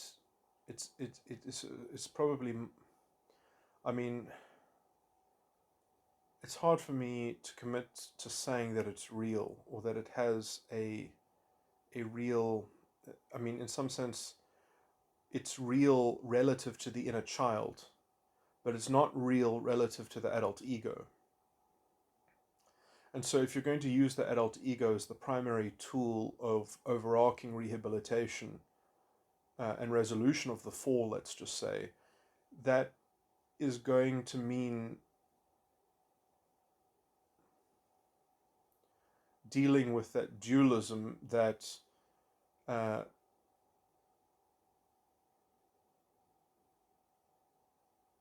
to the organs of that are available to the adult ego, except in this confusing convergence and mix of the death and the lust of the adult ego, which is also the trial and the sin of the inner child, repurposed via the sin of the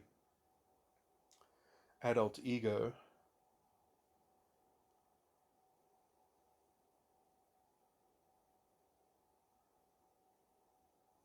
Which was the inexorable consequence of the vanity which was set up by the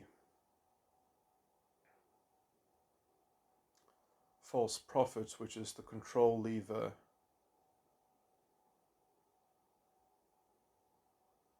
in the inner child, which according to that thing,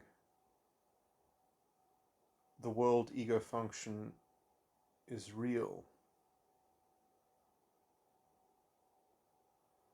So, you really have to follow the chain quite carefully in order to trace the clear apperceptions of all the convoluted threads of undoing this tapestry. But I mean, just to reframe the problem of undoing this is that again, in an epistemological sense, the death and the lusts become antecedent, become prior. They become, but they were not ontologically prior. And so because there is essentially a disagreement between the ontological structure of the false ego complex and the epistemological structure of the false ego complex, which is and I'm going to say, and this is the problem that I need help, or that I need time to develop clearing up, is that the epistemological structure is in some sense the guiding gate, or the first sort of step of, or the real repository of actual spiritual progress in the work of undoing the false ego complex. And the epistemology side of it is the active, present, active machinery of it all, as it were.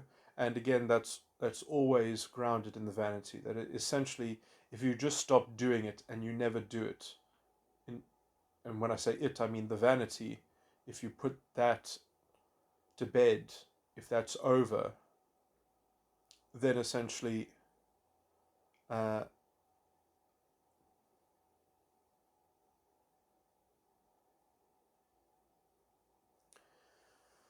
okay, and then the sort of the question remains is, what do you do about the world's vanity? Because I mean, I've said it before that vanity is something that has to be perfected, but how can you perfect something?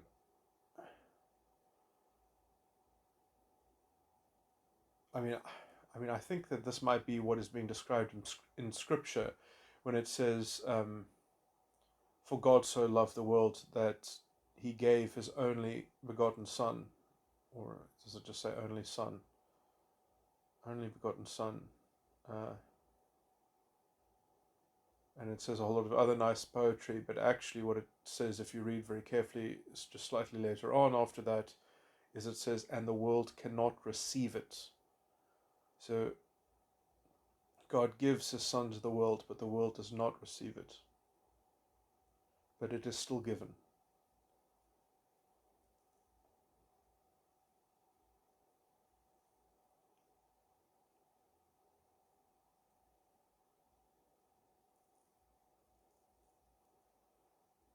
And what does it mean to give the Son to the world? Does it not mean to treat the vanity of the world as the Son of God?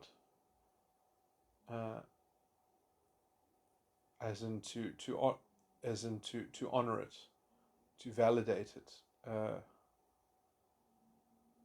and also, but in the same way, perfect it, and sort of exhaust it by absorption, essentially, by allowing it to, in the same way that Neo overcomes Agent Smith in the Matrix movie, he becomes assimilated by him.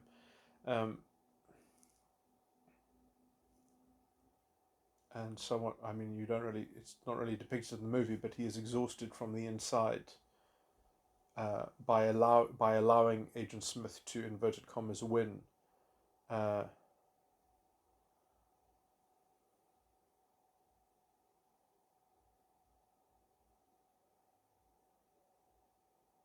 Somewhat perhaps linked to the Yata shield that I was talking about, but because I mean that's very much in line with when I talk about perfecting the vanity, which I've got like somewhere I've got a recording that or a part of a recording, a very long recording that just goes into that subject.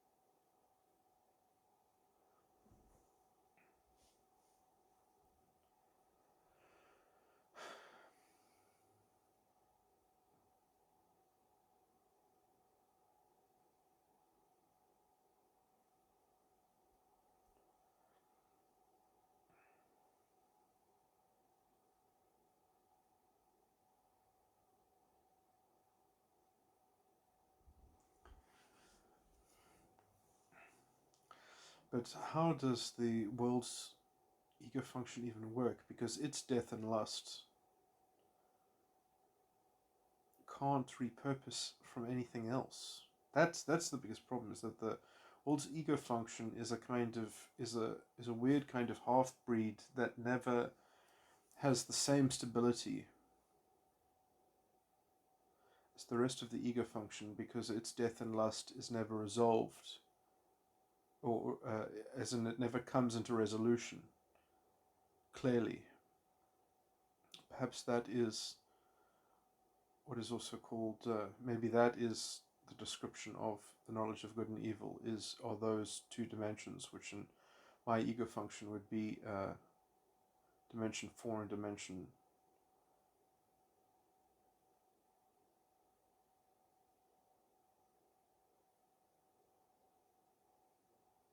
3. Dimension 4 and dimension 3.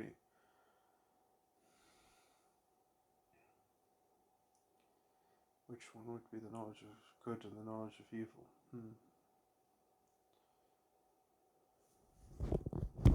Well, probably dimension 4 would be the knowledge of good, and dimension 3 would be the knowledge of evil. It would correspond to the lust and then the death, in that order. So, or in my case, dimension 4, which then would be the knowledge of good, would be SI, and the knowledge of evil would be dimension 3, which is TI.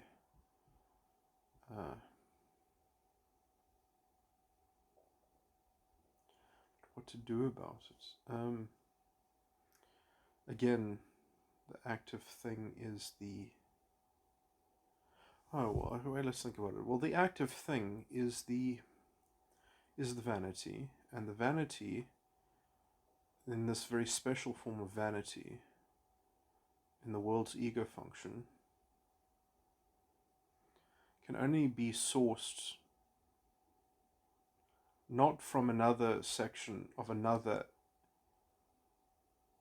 the false ego, because there isn't one. So instead it sort of outsources, so it projects So the death and the lust of the world's ego function is essentially projected onto energy itself, or onto, so the knowledge of good and evil is projected onto everything. Yeah, that makes sense. So it's a kind of like, together they inform the moral authority, which the vanity of the world's ego function is representative of the moral authority of the knowledge of good and evil. Yeah, that makes sense. So the vanity of the world ego function, I think then be scripturally related to the title, one of the titles that is given to the devil, essentially, or to the spirit of man, which is the god of the world. Yeah, so dimension 5 would then be the god of the world, dimension 6 would be the false prophet, and dimension 4 would be the knowledge of good, and dimension 3 would be the knowledge of evil, which are effectively kind of extracted from a kind of projection that is sort of inductively imputed onto people um, via the environmental unconsciousness, or this would be the unconscious section, or at least the knowledge of good and evil would be the environmental unconscious shadow.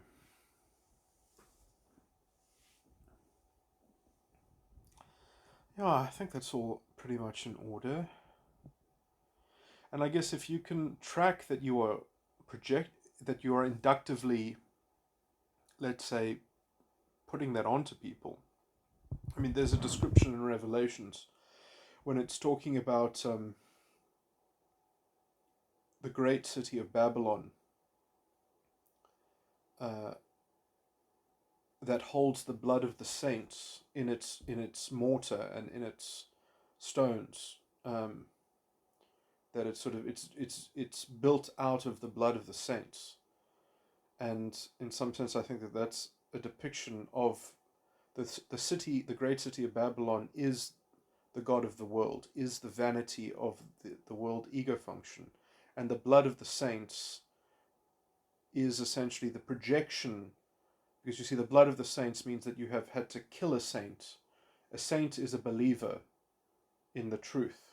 So if it's built out of the blood of the saints, it means that you have destroyed believers by projecting onto them the knowledge of good and evil. So that's how I would understand that.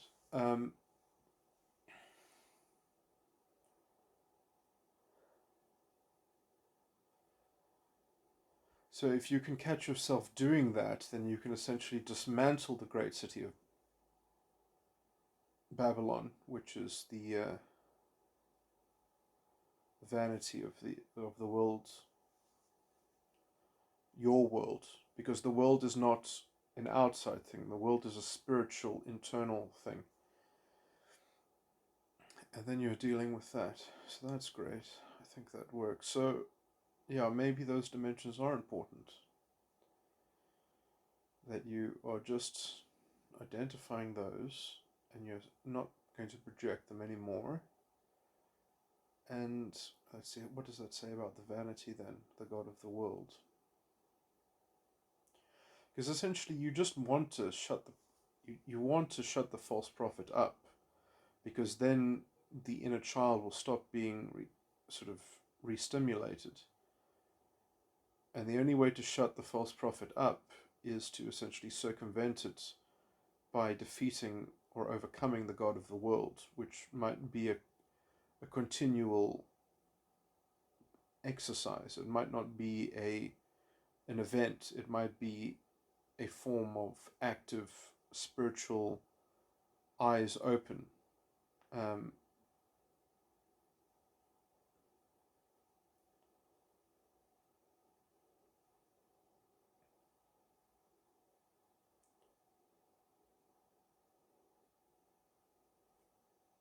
because essentially it's like an external moral authority. It's usually a kind of a moral code. It's a rule book of some form, and sort of you've got, and it's usually it's capable of reshifting itself around, but it's probably quite lazy to have to reinstantiate itself in different forms, but it tries to sort of confect a set of jumbled up, loosely sounding things that can be trotted out, that essentially, well, that's the way of the world, that's how the world works, so that's how we do it. It's just go along to get along. It's the kind of I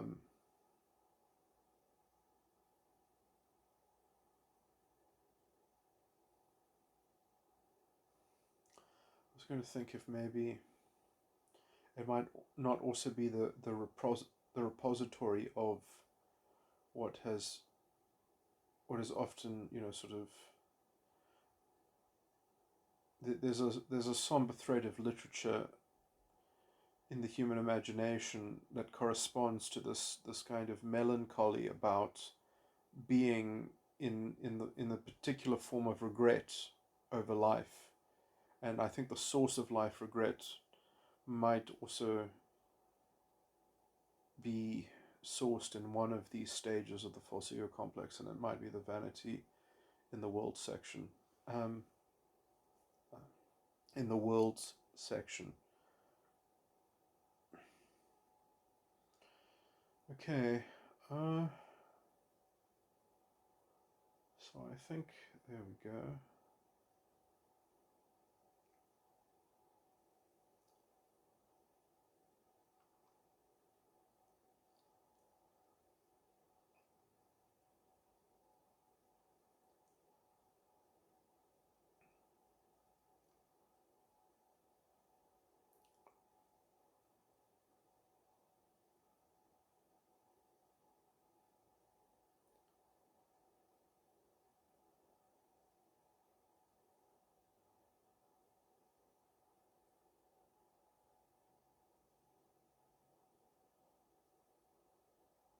Yeah, I think I'm happy with all of that.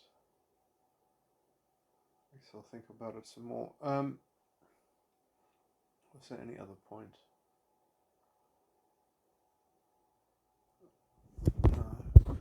It's a different topic. Okay, continuing to expand on the idea of how to overcome the world's vanity, how to assimilate it and transcend it.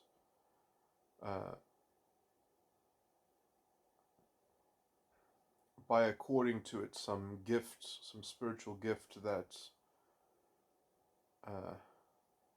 is not received, but that overcomes the world. Okay, so exploring this, the tricky thing is that I do think that essentially the form of the answer to this question is eyes open, is that your eyes are open to the vanity of the world that is being and the vanity of the world that is being confirmed via what is ontologically a post hoc, but what is epistemologically a preceding step, which is the knowledge of good and evil, which proceeds from the sin of the world section of the false ego complex. So, eyes open to the projection of the knowledge of good and evil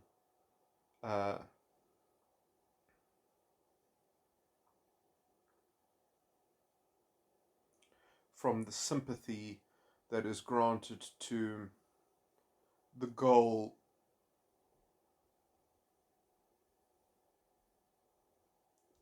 which transpired from the contestation over the control lever, which proceeded from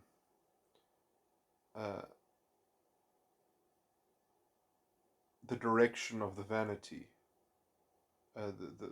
Because the vanity does go in a direction, and essentially it is cursed by that direction because it ends up having to know the direction that it's going, and it's in the end it's self-defeating essentially. It's not self-defeating in that it can't accomplish anything, but it can't accomplish something that is, in a sense, fruitful, that is living, only things that are essentially in league with the death, which is what fully gets resolved or comes into resolution via uh, the sympathy that is granted to that sequence of process. So then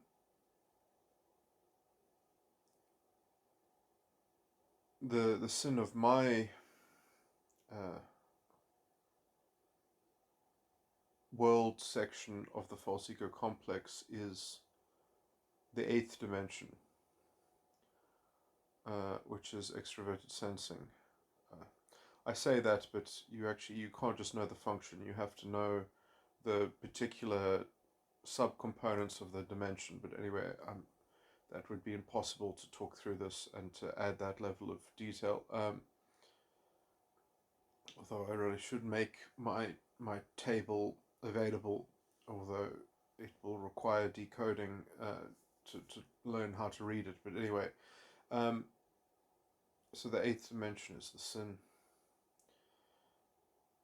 and that is via the sin the knowledge of good and evil is. Now, is that actually true? Because you see, that would be true for the inner child, and for the adult ego, I don't know if it is true, because the world ego function, the world section of the false ego complex is very different. So yeah, so that's a problem, that maybe it isn't even related to the sin. Maybe you can just deal with the knowledge of good and evil and the vanity and have eyes open to that, and then have it defeated by your eyes being open to the enemy.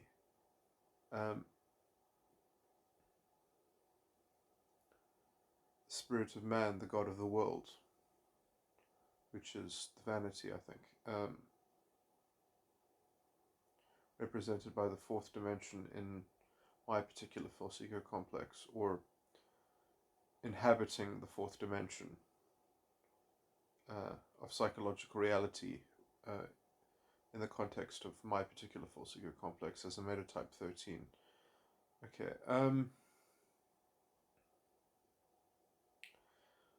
So therefore,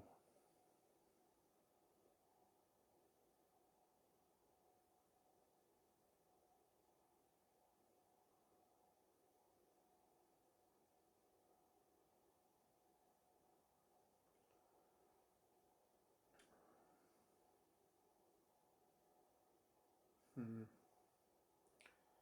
specifics of the knowledge of good and evil, I guess, might have to be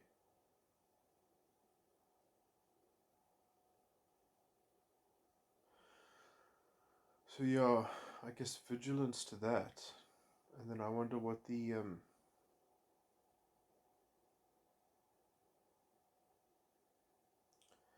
guess another thing could be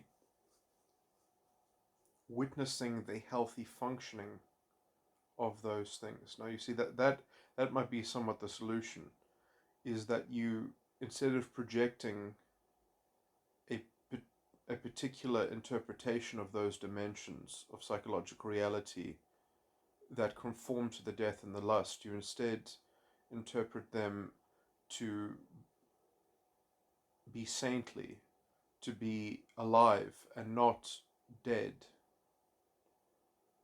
or not a death and a lust, but instead to regard them as living. And that is the gift that is given to it then, as it is, in a sense, redeemed, as it is given the status of the only begotten Son, that it is regarded as conforming to the metaphysics that are the metaphysics of morality that are circumscribed in the doctrine, um, and that one vests it with the uh,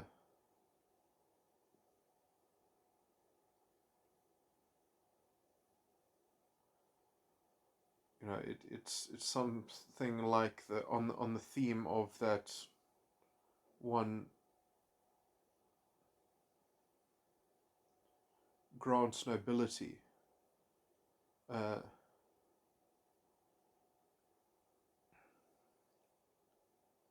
to those operations in the world, even though that nobility cannot be received by the world, but it is still granted it.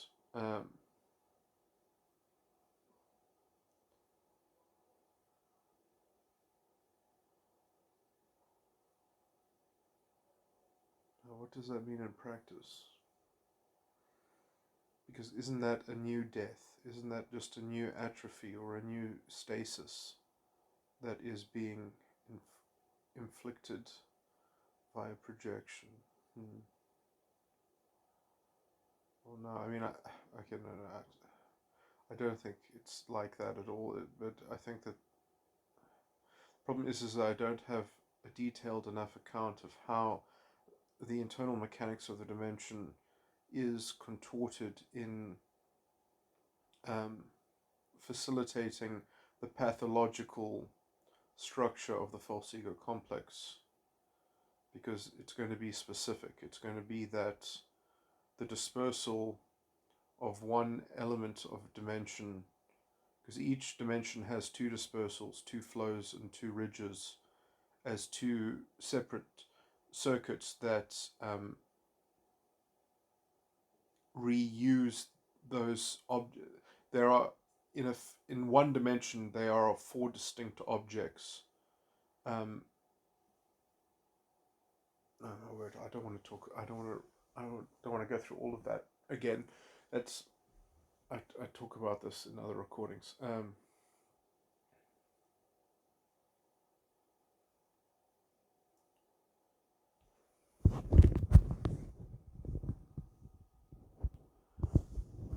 So I'll just get right into speculating on it. So the best way to get a handle on what each dimension is comprised of is to look at the flow in the ridge and to kind of ignore the dispersal, or to sort of see it as the background. The dispersal is the start, the flow is the change, the ridge is the stop. So it's like, how did it change, and what did it stop at? Gives you a kind of teleologically sort of slanted interpretation of that, and so that gives you a good sort of overview of the character of that particular element of the circuit. I mean, and then there are two circuits in each dimension.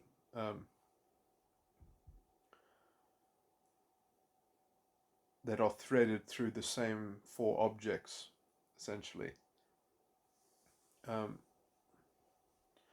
Or each of the circuits is missing one that is included in the other circuit. Is missing one element and that element is represented in the other circuit, and two elements are represented in both circuits, or shared by both circuits.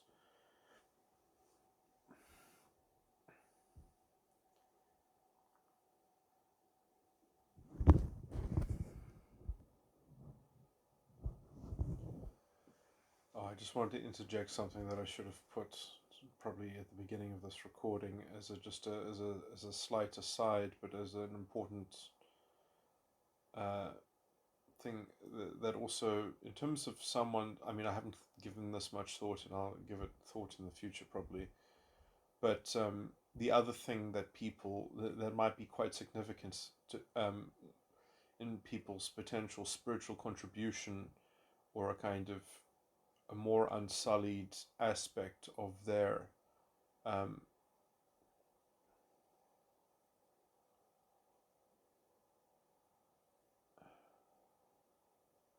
potential spiritual contribution or gift that can be shared, is potentially that there are, in terms of metatype modeling, there are three dimensions of psychological reality, which then also obviously correspond to three particular cognitive functions which fall outside of the false ego complex entirely.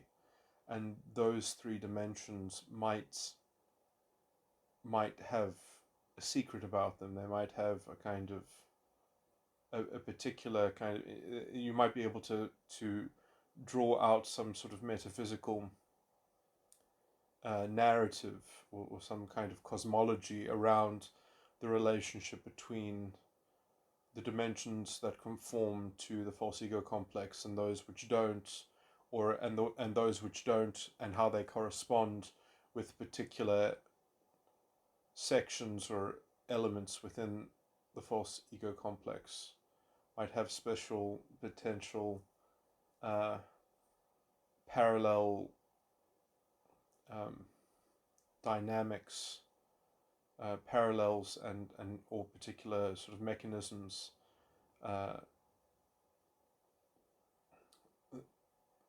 Anyway, and so it might also deal with the concept of free theta as well, in terms of like real free theta that is available to a person that has a particular kind of false ego function, that their dimensions that don't correspond to anything that is covered by the false ego complex might be dimensions that are, and this is why this might seem conceited to some people and arrogant, why I have always considered that Moses was a metatype 13, and that some very great biblical figures probably were metatype 13s, but particularly Moses, because of his essentially his contact with God led to the introduction of the law, as part of the spiritual program of undoing the fall, to make sin manifest.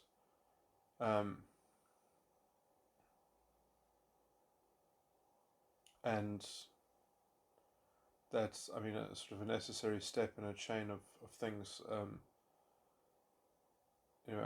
not going to give my detailed account of Moses, but I'll just say that, just to go on to say that, obviously there are problems within that. There's residual sort of pollution from the false ego always, which is even depicted quite strangely in the case of Moses, striking the rock twice and such. But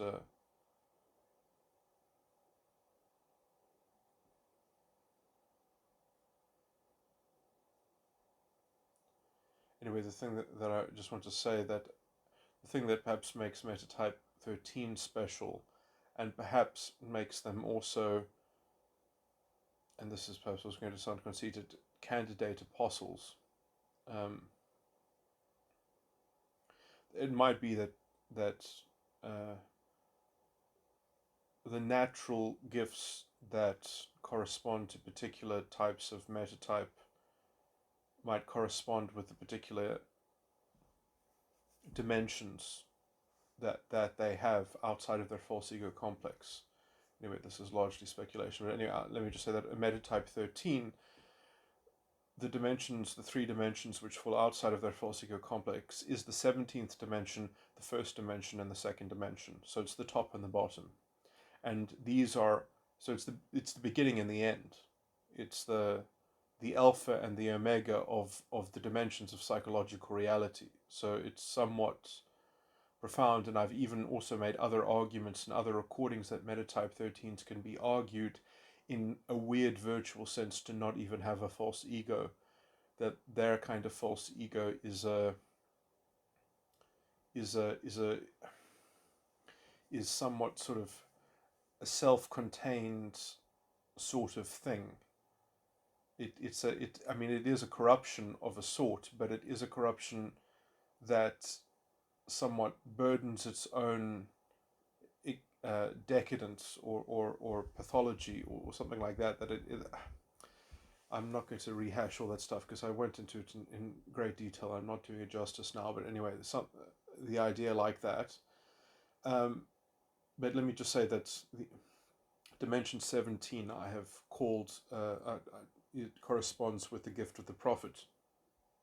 It is a form of extroverted sensing. Dimension 1 is extroverted feeling, which is the flesh itself. The first dimension of psychological reality is the flesh. And the second dimension of psychological reality is the spirit, and is the seat and source of potential and understanding.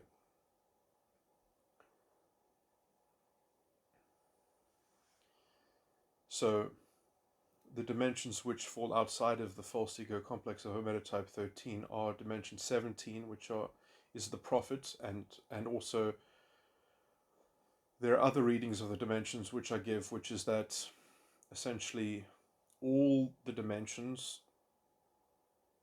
that come proceeding to other dimensions are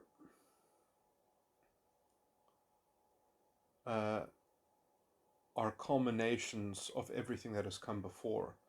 And so heaven, so generally I say heaven starts at dimension 9.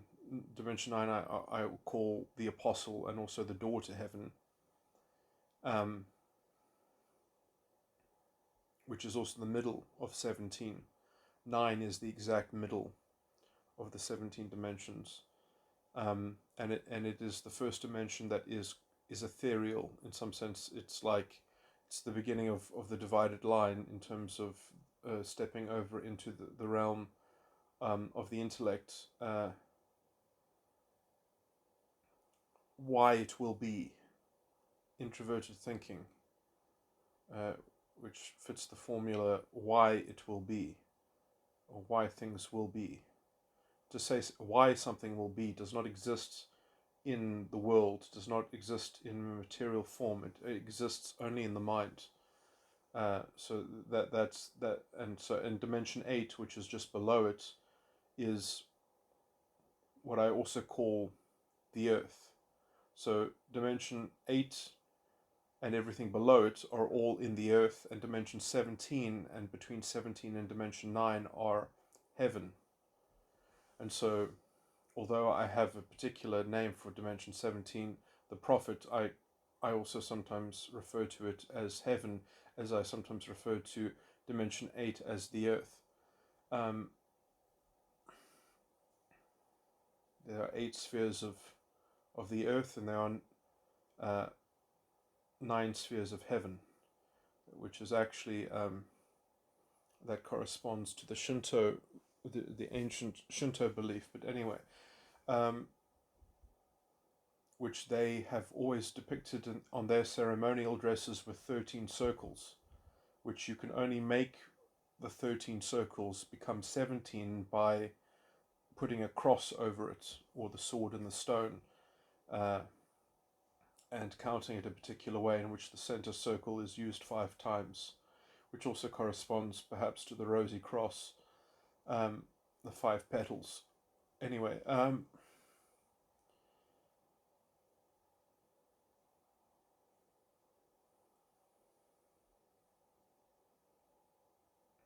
but the Rosicrucians when they have a cross, they usually depict it as having 15 elements, which is strange because, anyway, I use 17, which is also a very famous number in alchemy, but anyway, spiritual alchemy. But yeah, 8 spheres of earth, 9 spheres of heaven.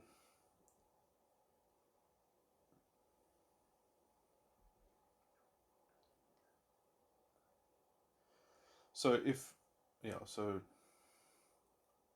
dimension 17 is the prophet or heaven, dimension 1 is the flesh, and dimension 2 is the spirit, and those fall outside. And so if those are somewhat unsullied, and in terms of metagram circuitry, they aren't, because these things will be in the mix. They will be, but metagram is somewhat independent, so and it's a way of translating the influence of any false ego complex with any other false ego complex even if they have a completely different guna and a completely different makeup, a completely different composition and makeup, and a different use of emotional tones, of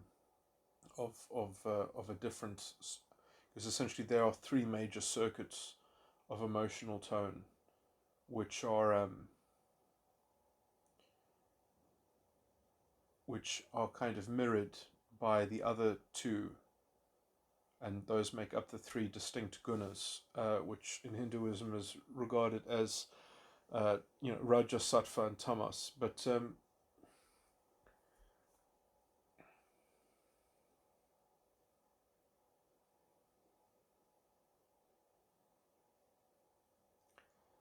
anyway, metatype is not correlated with guna. There are some metatype 13s that are sattva and some that are rajas.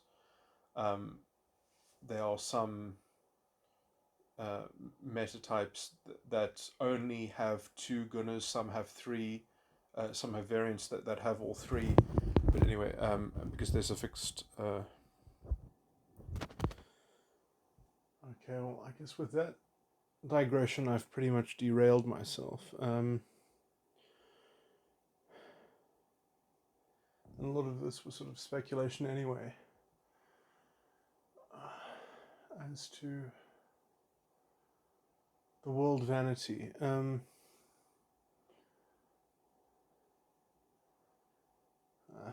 Because people don't read that scripture very well, that God sent his only Son to save the world, but then it says, and the world cannot receive it.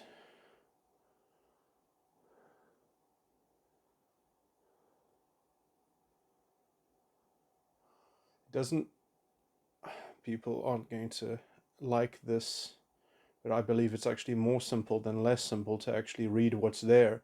It doesn't say that God loves the world. It says that for God so loved the world that he sent his only begotten Son,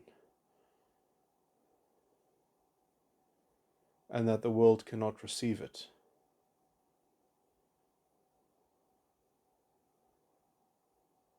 And I would parallel this to the crucifixion itself in terms of what I understand the spiritual action to be in the crucifixion, is that Jesus Christ renounces himself and joins the mob that is calling for his death.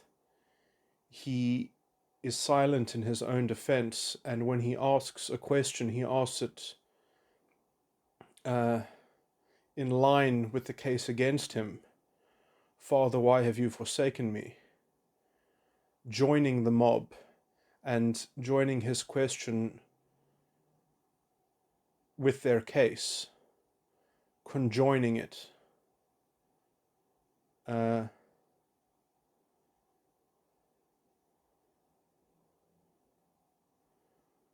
so the world is validated in its claim, but it is therefore also cursed by the manifestation of its sin, which brings into view its knowledge of good and evil in a way that was otherwise perhaps left lagging, or unconscious rather.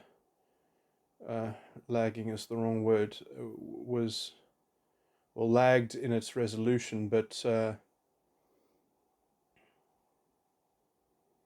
impeded from its of sight of it, impeded of gaining sight of it.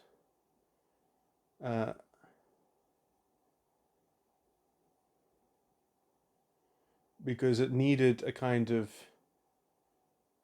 enough of a validation for it to complete its cycle, for it to complete its action, so that it could then fathom, well, what has this action wrought? What has been done? Because if it cannot even complete one cycle, then how can it know anything about what it is that it's doing? Because it's stuck in a fully arrested development. Whereas the technology of the crucifixion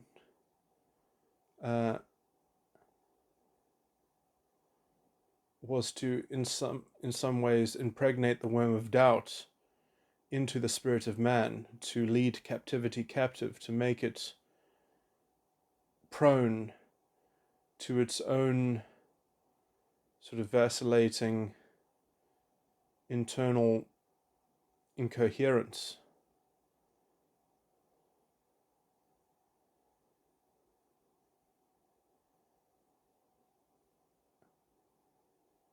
Which was otherwise its murky source of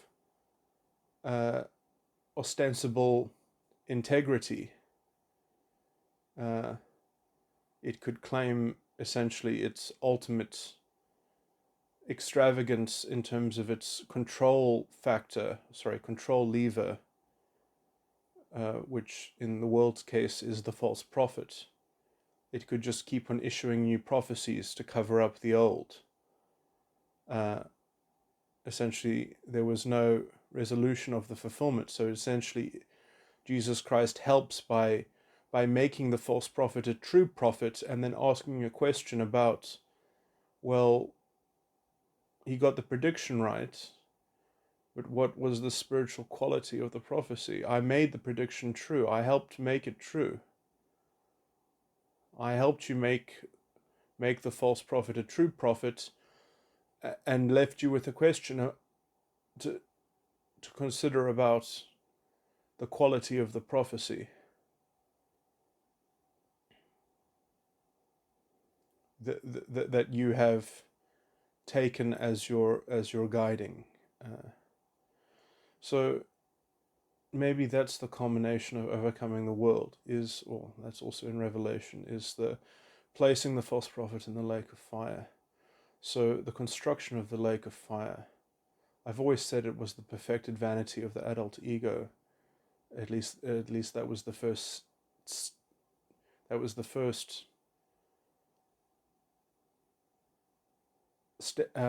step in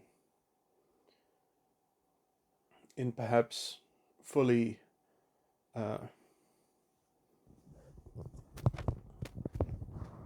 constructing the lake of fire, which is why that it needs the vanity of the adult ego needs to be properly contended with and fully brought to bear, fully brought under control. It is the one head in the three-headed beast that is bruised and maimed.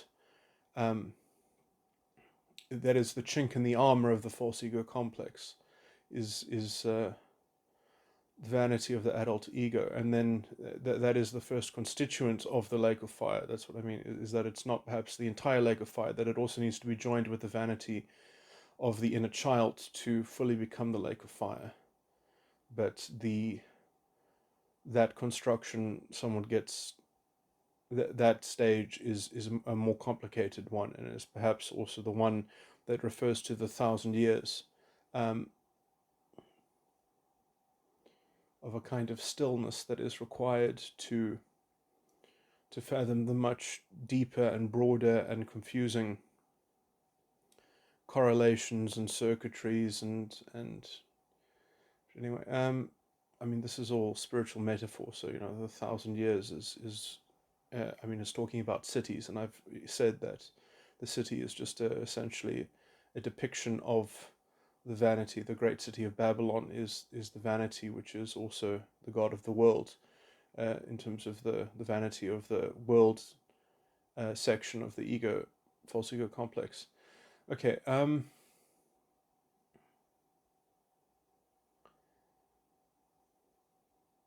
Anything else to add? So yeah, if that is the spiritual process of the crucifixion,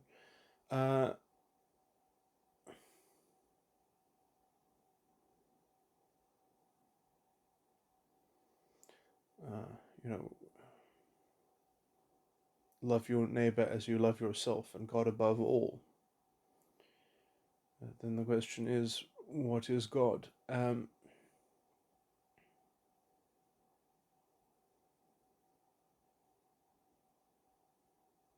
This, I think, well, this is a rather basic question, but perhaps it's worth bringing up. I mean, this is the problem: is that when people anthropomorphize a spirit and they don't understand that when the Father is a way of relating of how one is a picture, the picture of the Father, of a father as an archetype, is a picture of how one is relating to the true spirit, the spirit of God. Uh, but the spiritual domain and the spiritual reality, which is static and a priori and absolute and eternal,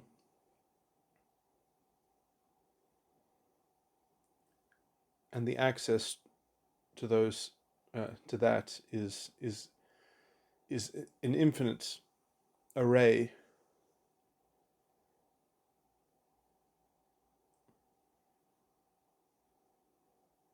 in terms of how the mind might uh, travail into those matters.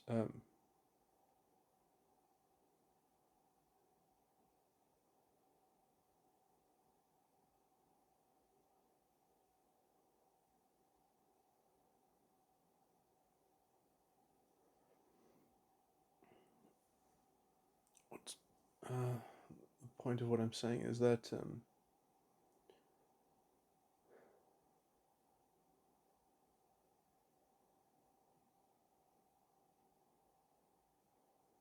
spirituality has to be understood. It can't you can't just say, well, I do love God because I just said that, and that sentence in my head is what I call a belief, and if I have the belief and I have the right belief, then that's fine. It's not about having the right beliefs, it's about keeping them. It's about how they are kept and the style of keeping, the spirit of keeping it. That is something that cannot be attested to. uh, I mean, it can also be attested to, but it's not uh, attestation is not confirmation, which is somewhat exemplified by the crucifixion itself, because Jesus Christ commits heresy on the cross, and he does so in righteousness. And if you don't understand that, you don't understand the crucifixion.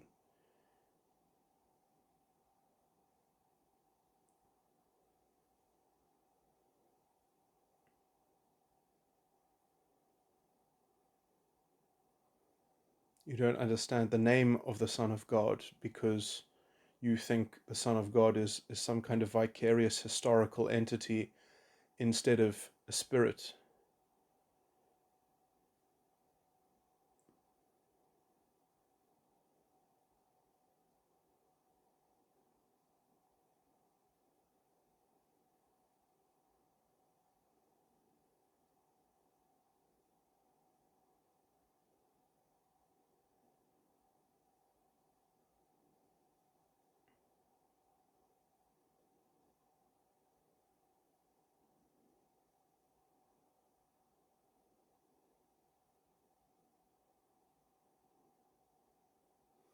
There are very few things that can be believed in uh, that are serious beliefs, that are real beliefs.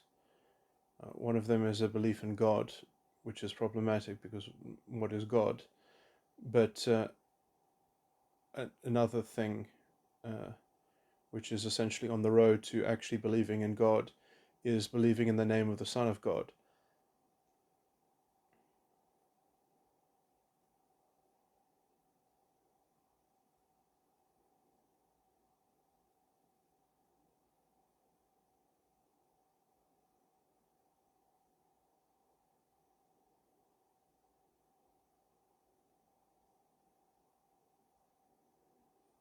And in is basically a way of ascribing the fact that one is taking it to be somewhat axiomatic.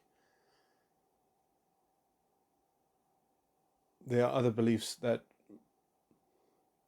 should be believed, but they should not be believed in. They should be believed on. And that is to say that they are not taken as axiomatic, and one might be wrong. That doesn't mean that one believes that one is wrong in that belief, but one is aware that one is essentially taking the position that one might be wrong. That does not denigrate the belief. That makes it authentic, that makes it genuine, that makes it honest, and that also makes the faith honest, and one does not merely relent one's faith at hypothetical opposition.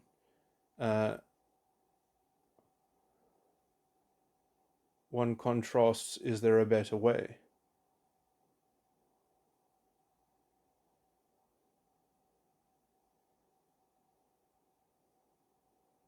But this happens by essentially believing in very little.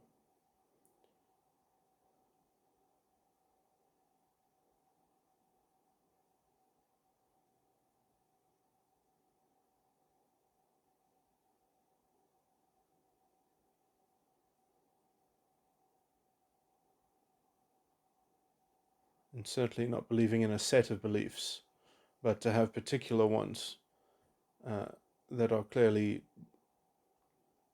discerned and reasoned and understood, because the mind of Christ is an understanding, and this is very clear in 1 John chapter 5. But anyway, this is a bit of a tangent. I'm trying to talk about the world. So can these metaphysics that I've been digressing into relate to how to quell the false prophet? I mean, I guess, so that's what your eyes should be open to. Your eyes should be open to the false prophet, more so than the God of the world. Because although it's fueled by the vanity, and it's in some sense it's fueled by that false religion of the God of the world,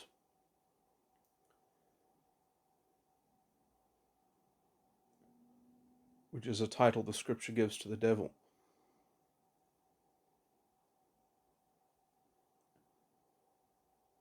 The God of lies, the God of the world. That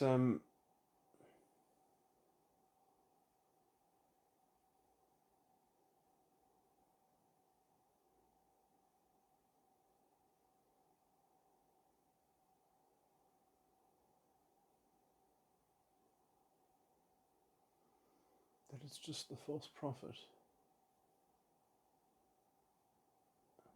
that has to be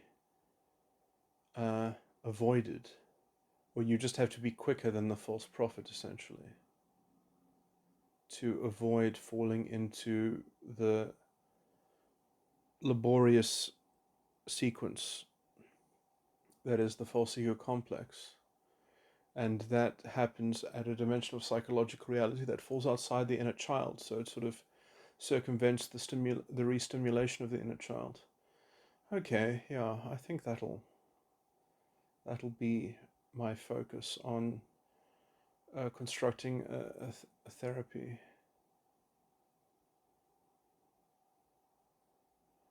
Eyes open to the false prophet.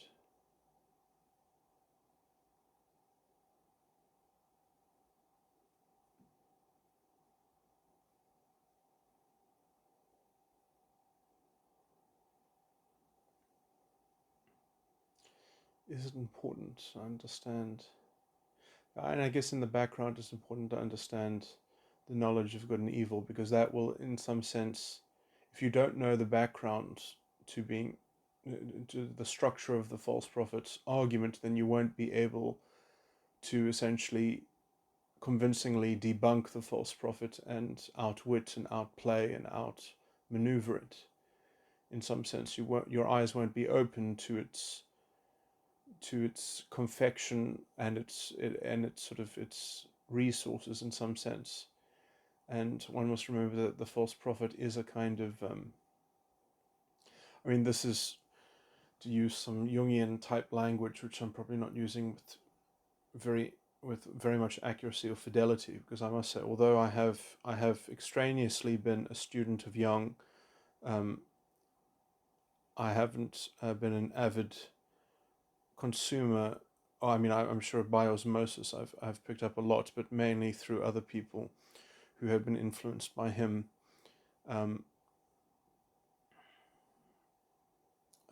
Whose names I'm so bad at remembering names.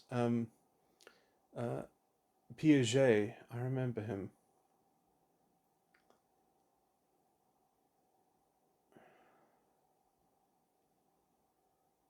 There were some brilliant people in this generation. Well, in the generation that I had access to when I was younger. I wonder about the state of things, the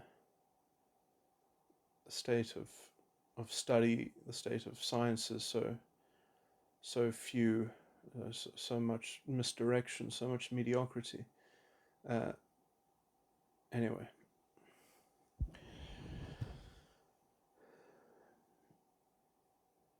Obviously there's still good people, but just the institutions are so sort of fundamentally corrupted and watered down to serve weird ulterior forces like this.